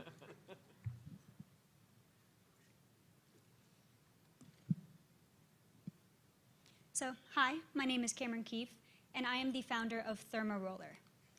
So, years ago, back in high school, I was a multi-sport athlete, and it was during my final season of track that I had such frequent sore muscles and shin splints that my teammates and I decided to freeze our water bottles and roll out our sore legs on the ground. And I got to thinking, what if this was a product? What if this was reusable? What if this was transportable so people could take it on the go with them? And then they could benefit just like I had. So when I got to WVU, I reached out to the Launch Lab. I entered the collegiate business plan competition. I worked with those resources as much as I could until it brought me to needing extra help and reaching out to RCBI. So before I get into the differentiation of my product, I do want to emphasize that there is no perfect athlete. All people, regardless of shape, size, age, gender, or race, should have the ability to take care of their body, be healthy, and stay active. So the prototype being passed along, as you can see, the red handle unlocks so that you could take off the individual rings and the spacers. The rings are what sets this roller apart from other competition, as they are modified to be able to be heated or cooled via the microwave, hot water, freezer, fridge.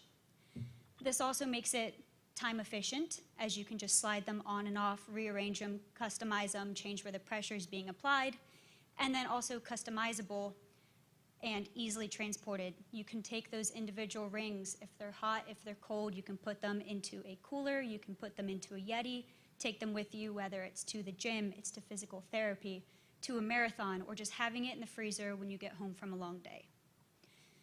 So this prototype is the first of a whole product line I dreamed to launch, where I could make that individual roller longer, I could make it shorter, I could change that interior axle to make it flexible so that it could be easily bent around a smaller apparatus such as your shin. And then the individual rings could be customized further, making those bigger, smaller, the color, the shape, but also by adding texture. Adding texture, such as bumps or grooves, would help to really massage out that buildup of lactic acid that's causing you pain.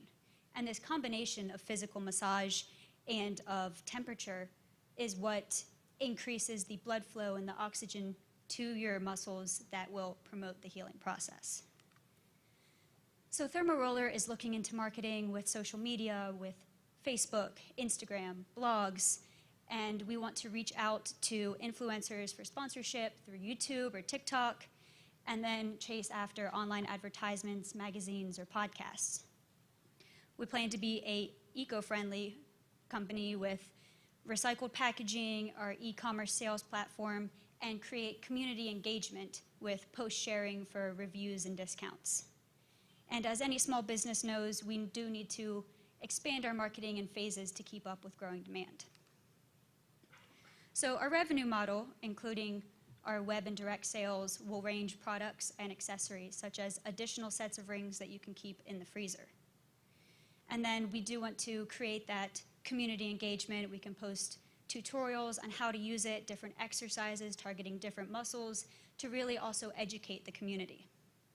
Our market size includes not only athletes or physical therapists, but senior demographics with more frequent chronic pain. And then you have casual gym goers and a whole industry of people facing non-pharmaceutical pain management. So our startup costs include our prototype, as that one is not quite fully functioning, and then moving to our provisional patent, our full utility patent, getting injection molds, advertising, and manufacturing to keep it here USA made. Our estimated revenues, cost of goods sold per roller would be less than 10, marketing less than 10, and our rollers would be competitively priced around $40, depending on what our final prototype and manufacturing looks like. And then our product line and bundles would bring in more revenue, such as creating a bag itself that would be heating or cooling for the roller. So I'm here today asking for your investment. As I've mentioned before, I've taken this as far as I could with the resources available to me. And now with RCBI, I need $8,000 to move it from a semi-functioning prototype to fully functioning. A patent would be $10,000, and each trademark would be $350. And then once we have a fully functioning prototype and have figured out our manufacturing for production, we'll move into a small beta launch so that we can really get customer reviews, we can test out the product, and then move into full web and direct sales with pop-up events, influencer sponsorships, and grow the company around the world. Thank you, and I look forward to any questions you have.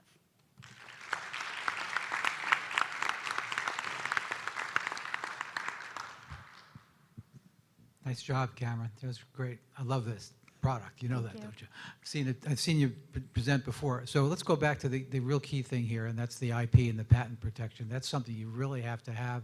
Have you looked around the market? Do you think that you really can get that and really secure this thing? Because I think this thing could be very, very valuable for all kinds of athletes or anybody who's wants to roll something like this. There's plenty of those out there in the market, but I have several of them at home.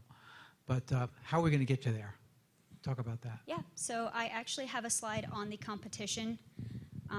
I've had a provisional patent in the past, and it just recently expired, but I'm working with RCBI to make the modifications necessary for a next provisional.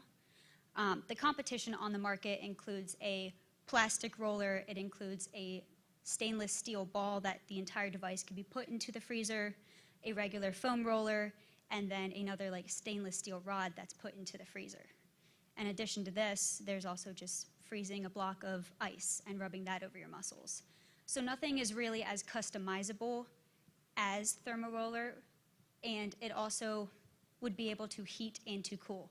Whether those are separate rings or the same rings, that is all kind of dependent on having the funding to test new materials. I have a question. I think you almost answered it there, but I want to get clarification.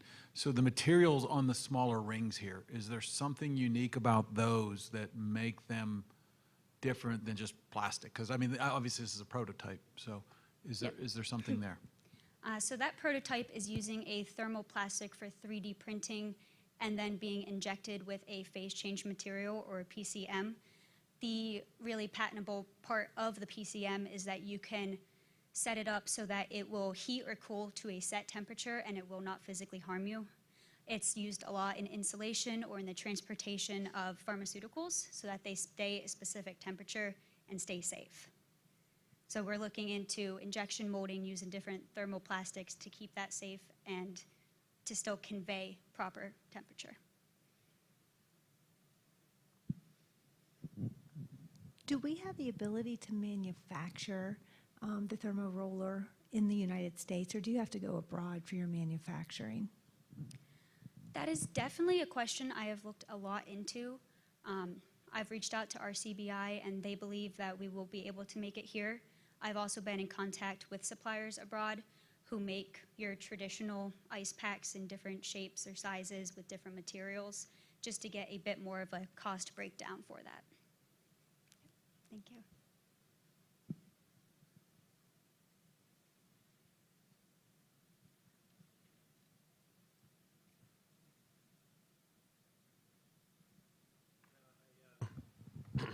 I've seen the product before. Great job, wonderful presentation. And how quickly could you get this on the market?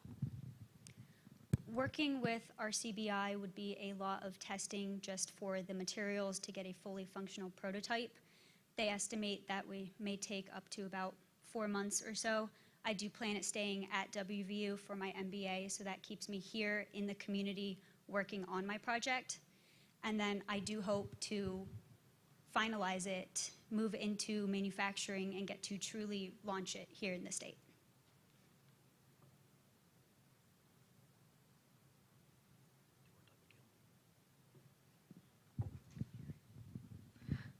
Thank you. Thank you.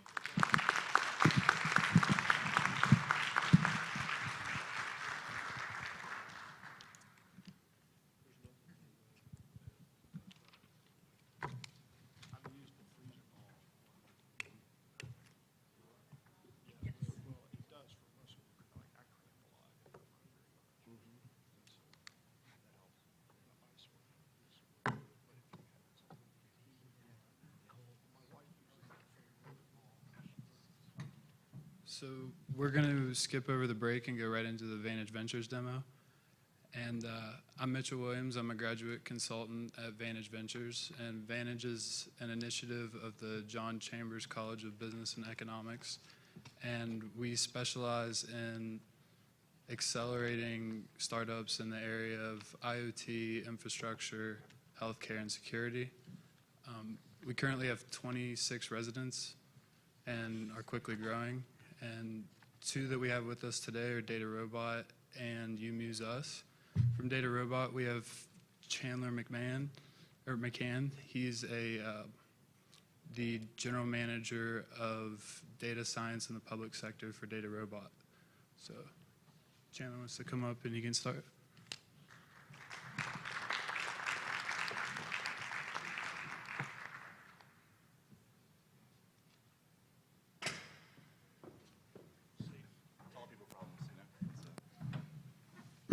All right.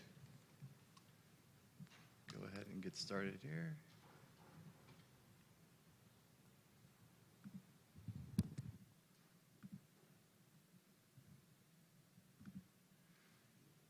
All right, success. Well, good afternoon, everyone. Thank you all for having me. Thank you to Vantage Ventures, WVU, and this entire community. It's an honor to be here today. Honored to talk to you about AI and hopefully plant some seeds in an already thriving community of how you can apply technology in your own business, your own opportunities, and inspire some ideas.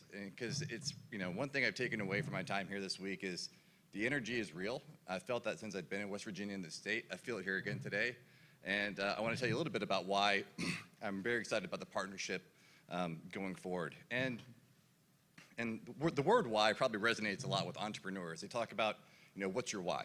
And for me, my why has always been, how can I use data to improve the lives of others and combine that with technology? And so I want to tell you a little bit about myself and how I kind of got here today. And first off, who knows what is on the screen? Some shipping containers. Anybody know where that is?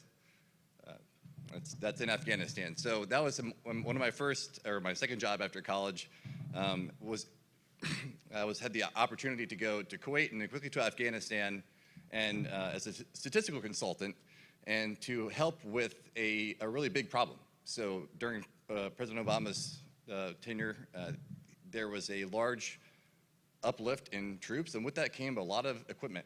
And one of my jobs was to help the Army at the time get that equipment in and out of the country as fast as possible. And I had to do that with data.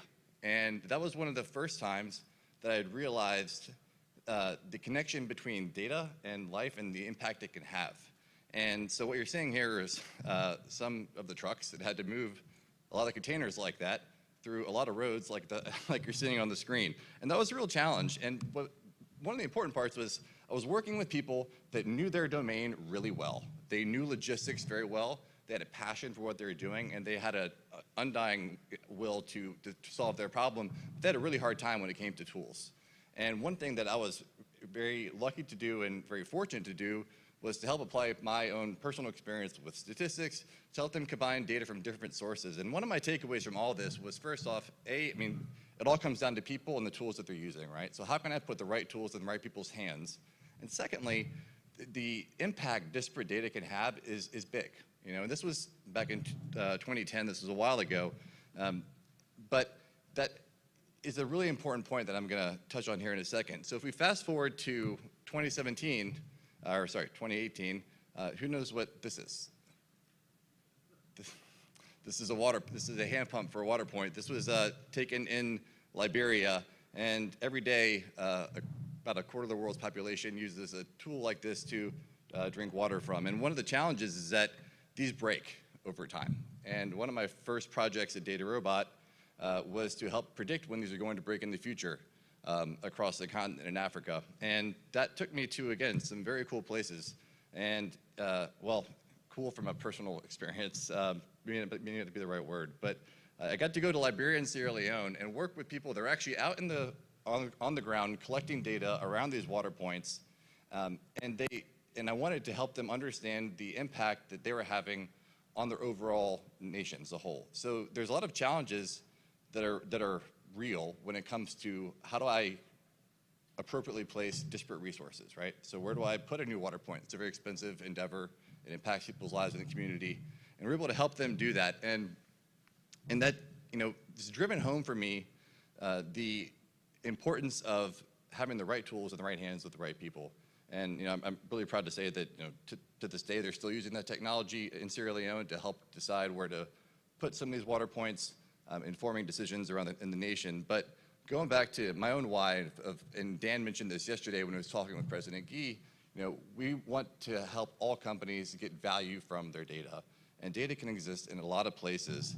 And when I think about, like, why I'm excited about West Virginia, and after showing some examples like that, you know, I feel like I felt when I joined the company earlier in 2017.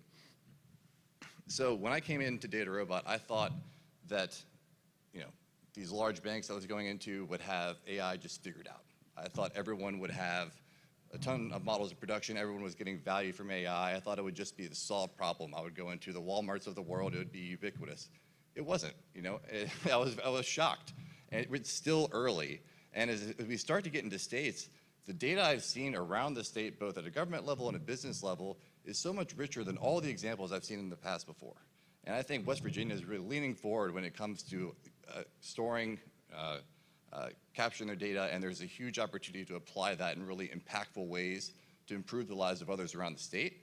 And that's something I'm excited to be a part of and help with. And I will say, again, it all comes back to the people. Dan touched on this yesterday.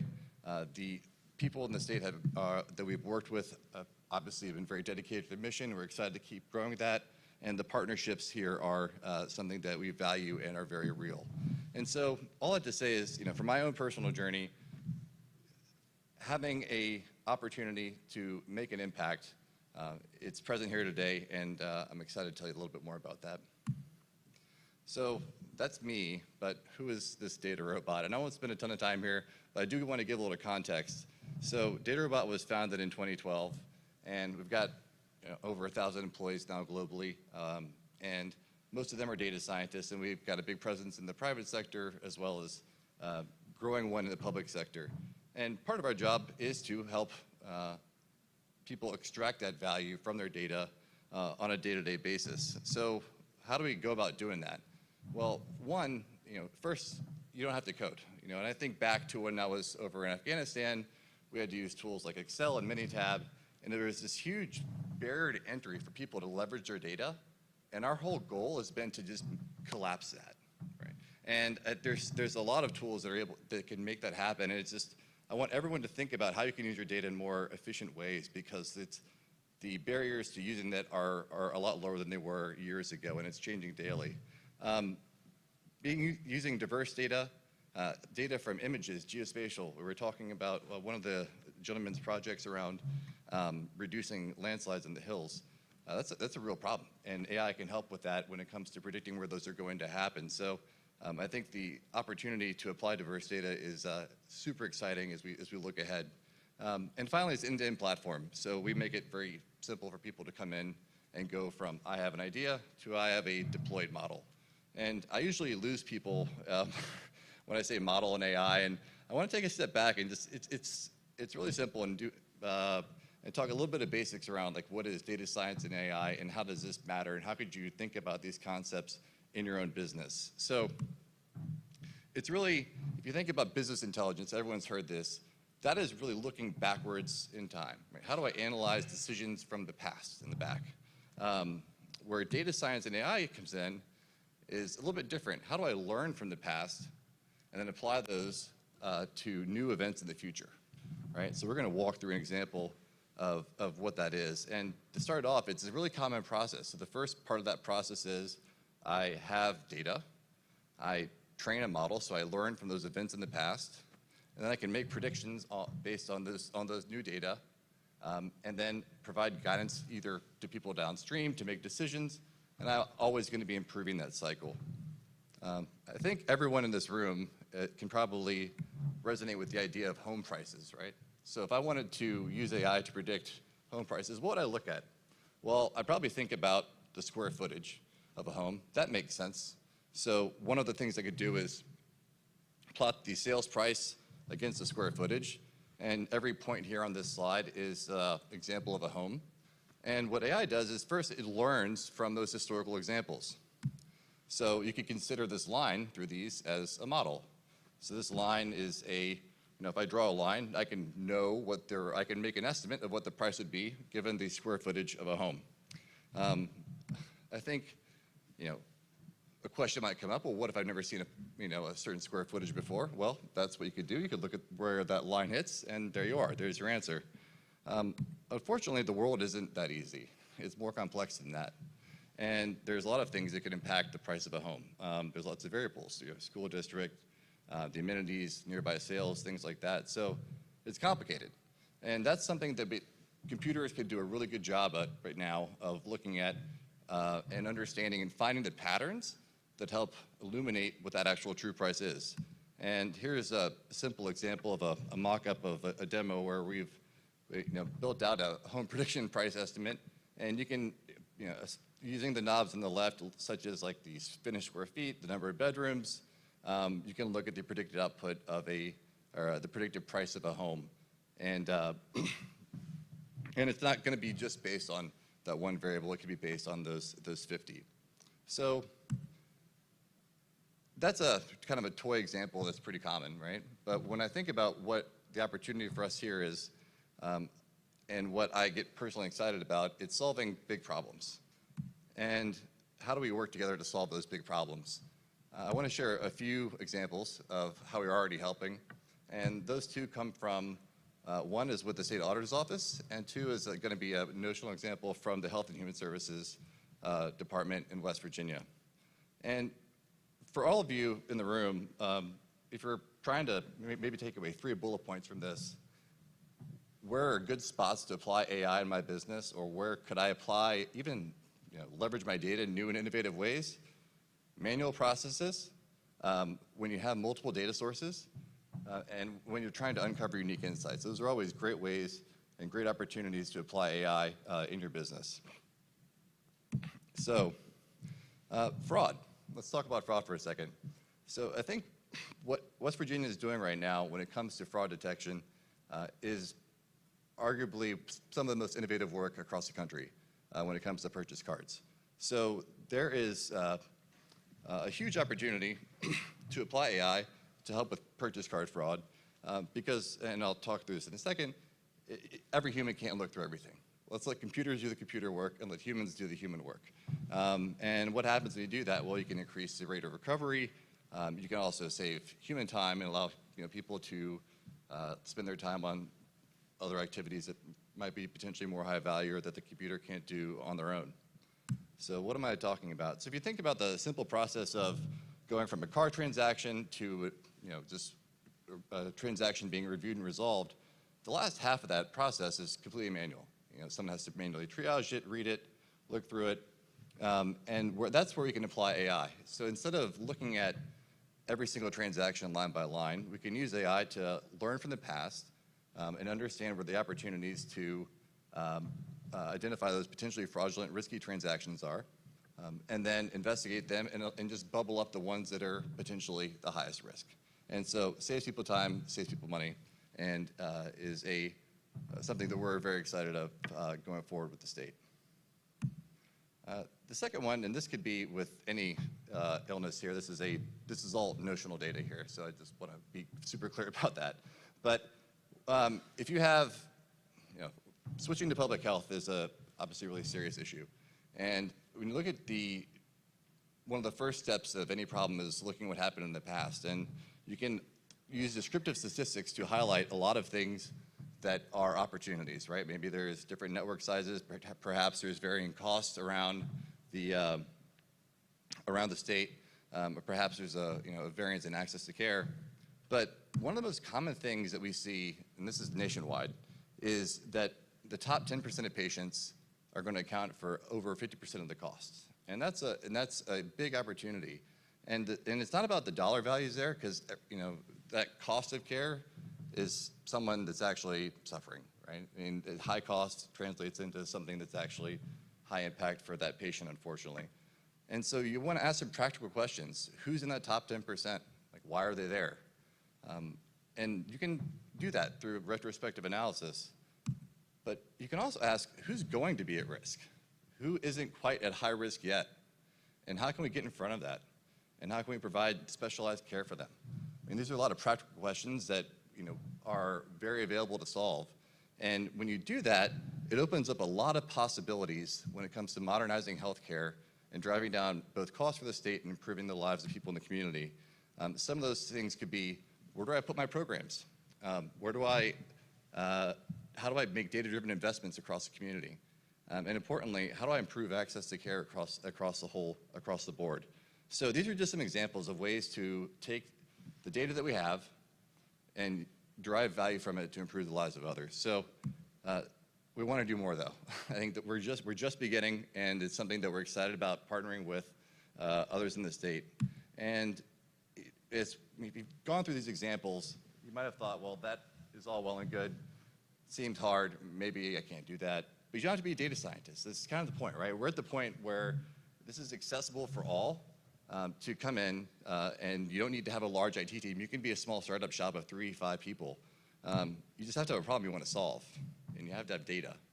And importantly, you want to have a passion for finding answers, and that's where we can help you. Data robotics, I think the point here is there are thousands of use cases across each industry. And I'll pause on this here for a second. You could replace the word state and local government with just insert any business. There's thousands of opportunities to apply AI across every branch of government and also across every aspect of business. Human resources, logistics, supply chain, environment, ESG is becoming increasingly important across the world. And all of these are excellent opportunities to use technology to both benefit you and your customers. And finally, I would just close on, we're hiring. So if you want to go, you can check us out at solvebigproblems.ai. And I hope that each of you think about your why, and how you can use your data from your business to improve value for yourself and your customers and your community. Again, thanks for your time, thanks for your partnership, and yeah, have a great day.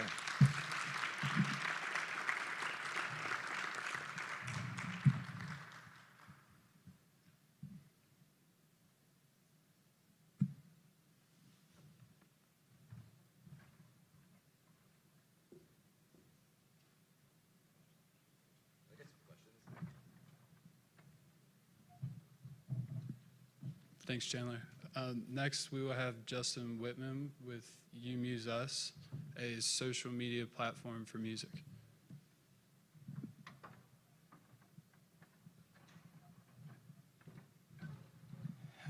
Bear with me, everybody. I just need to plug in so I can share this with you.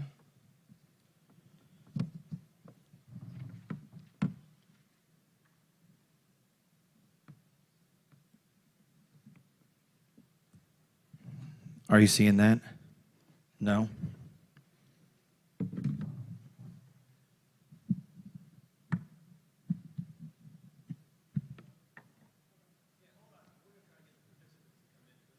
Okay. That's good. It gives me time to be able to boot it up.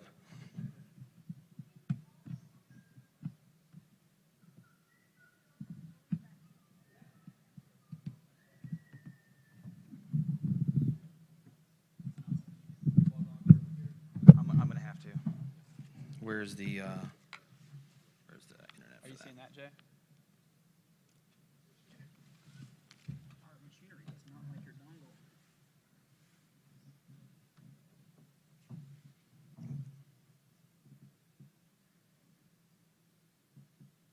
It just rebooted now. All right, so we can go to, just pull up a Google Chrome or something. So much for that break.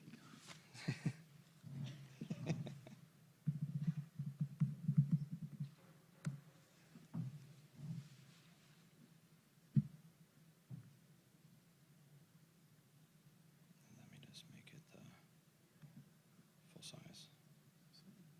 That should be good. Did you need to log in or anything? Yeah, I have a dummy account that I made, so we're good. I better be able to log in. It's my site, right?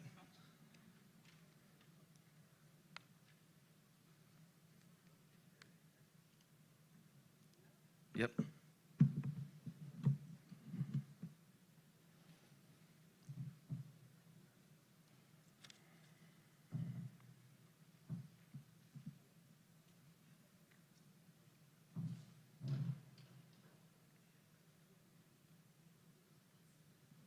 Am I good? Am I good to go?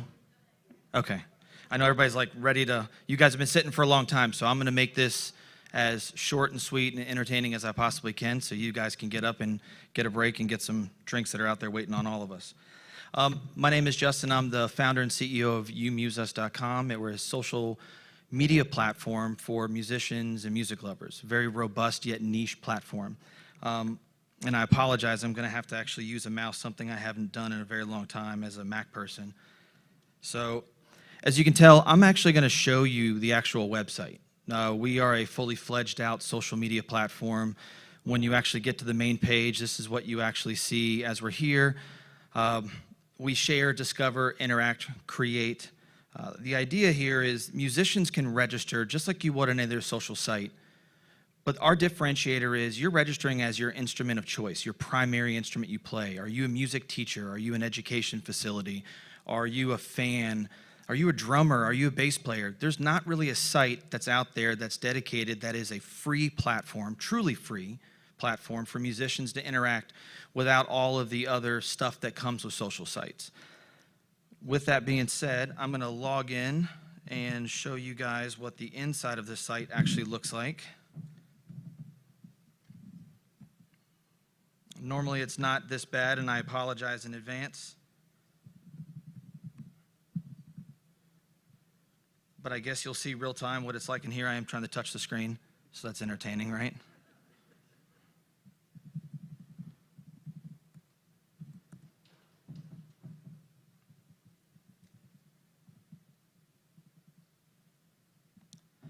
Okay, so once we're in to the actual site, and we have a fully fledged out mobile app as well, what you can see is we do have familiar things that you're used to when you're on social sites, where you can actually share a feed wall, where you can load content, share videos, share pictures, whatever it is that you're looking at doing, getting content up.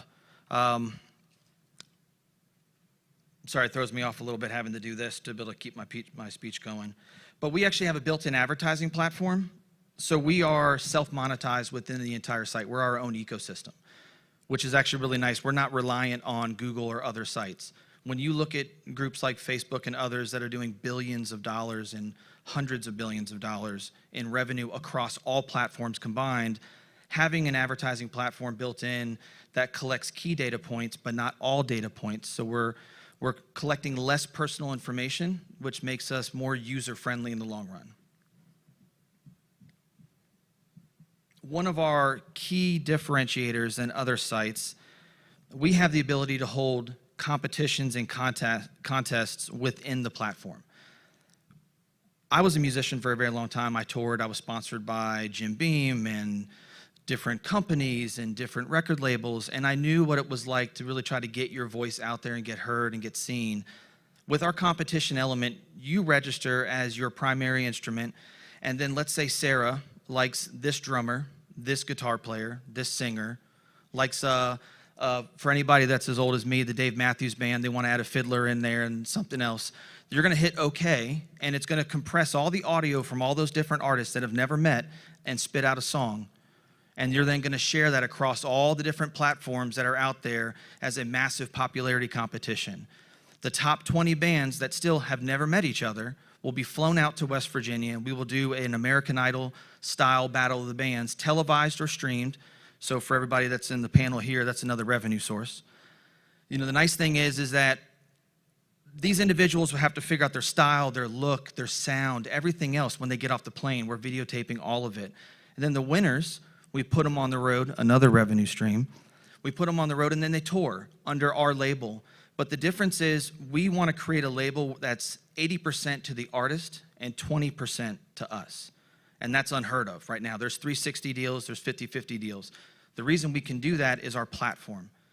If you look at our numbers on what we could potentially do, if you get to 1 million monthly active users on our site at $5 for every 1,000 views of one of our ads that are on there, within 2 to 3 years, we could be $1 billion plus in revenue, and it's extremely easy to get to 1 million monthly active users on a social site that has marketing and capital behind it.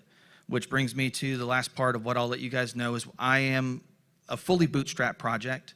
I was a private consultant for Fortune 50 and 100 companies, so I was fortunate enough to afford to build the MVP and then continuously go forward and get to the point where I've built out a mobile platform that I am very comfortable with launching. I've been working with Vantage Ventures. I'm one of their resident entrepreneurs.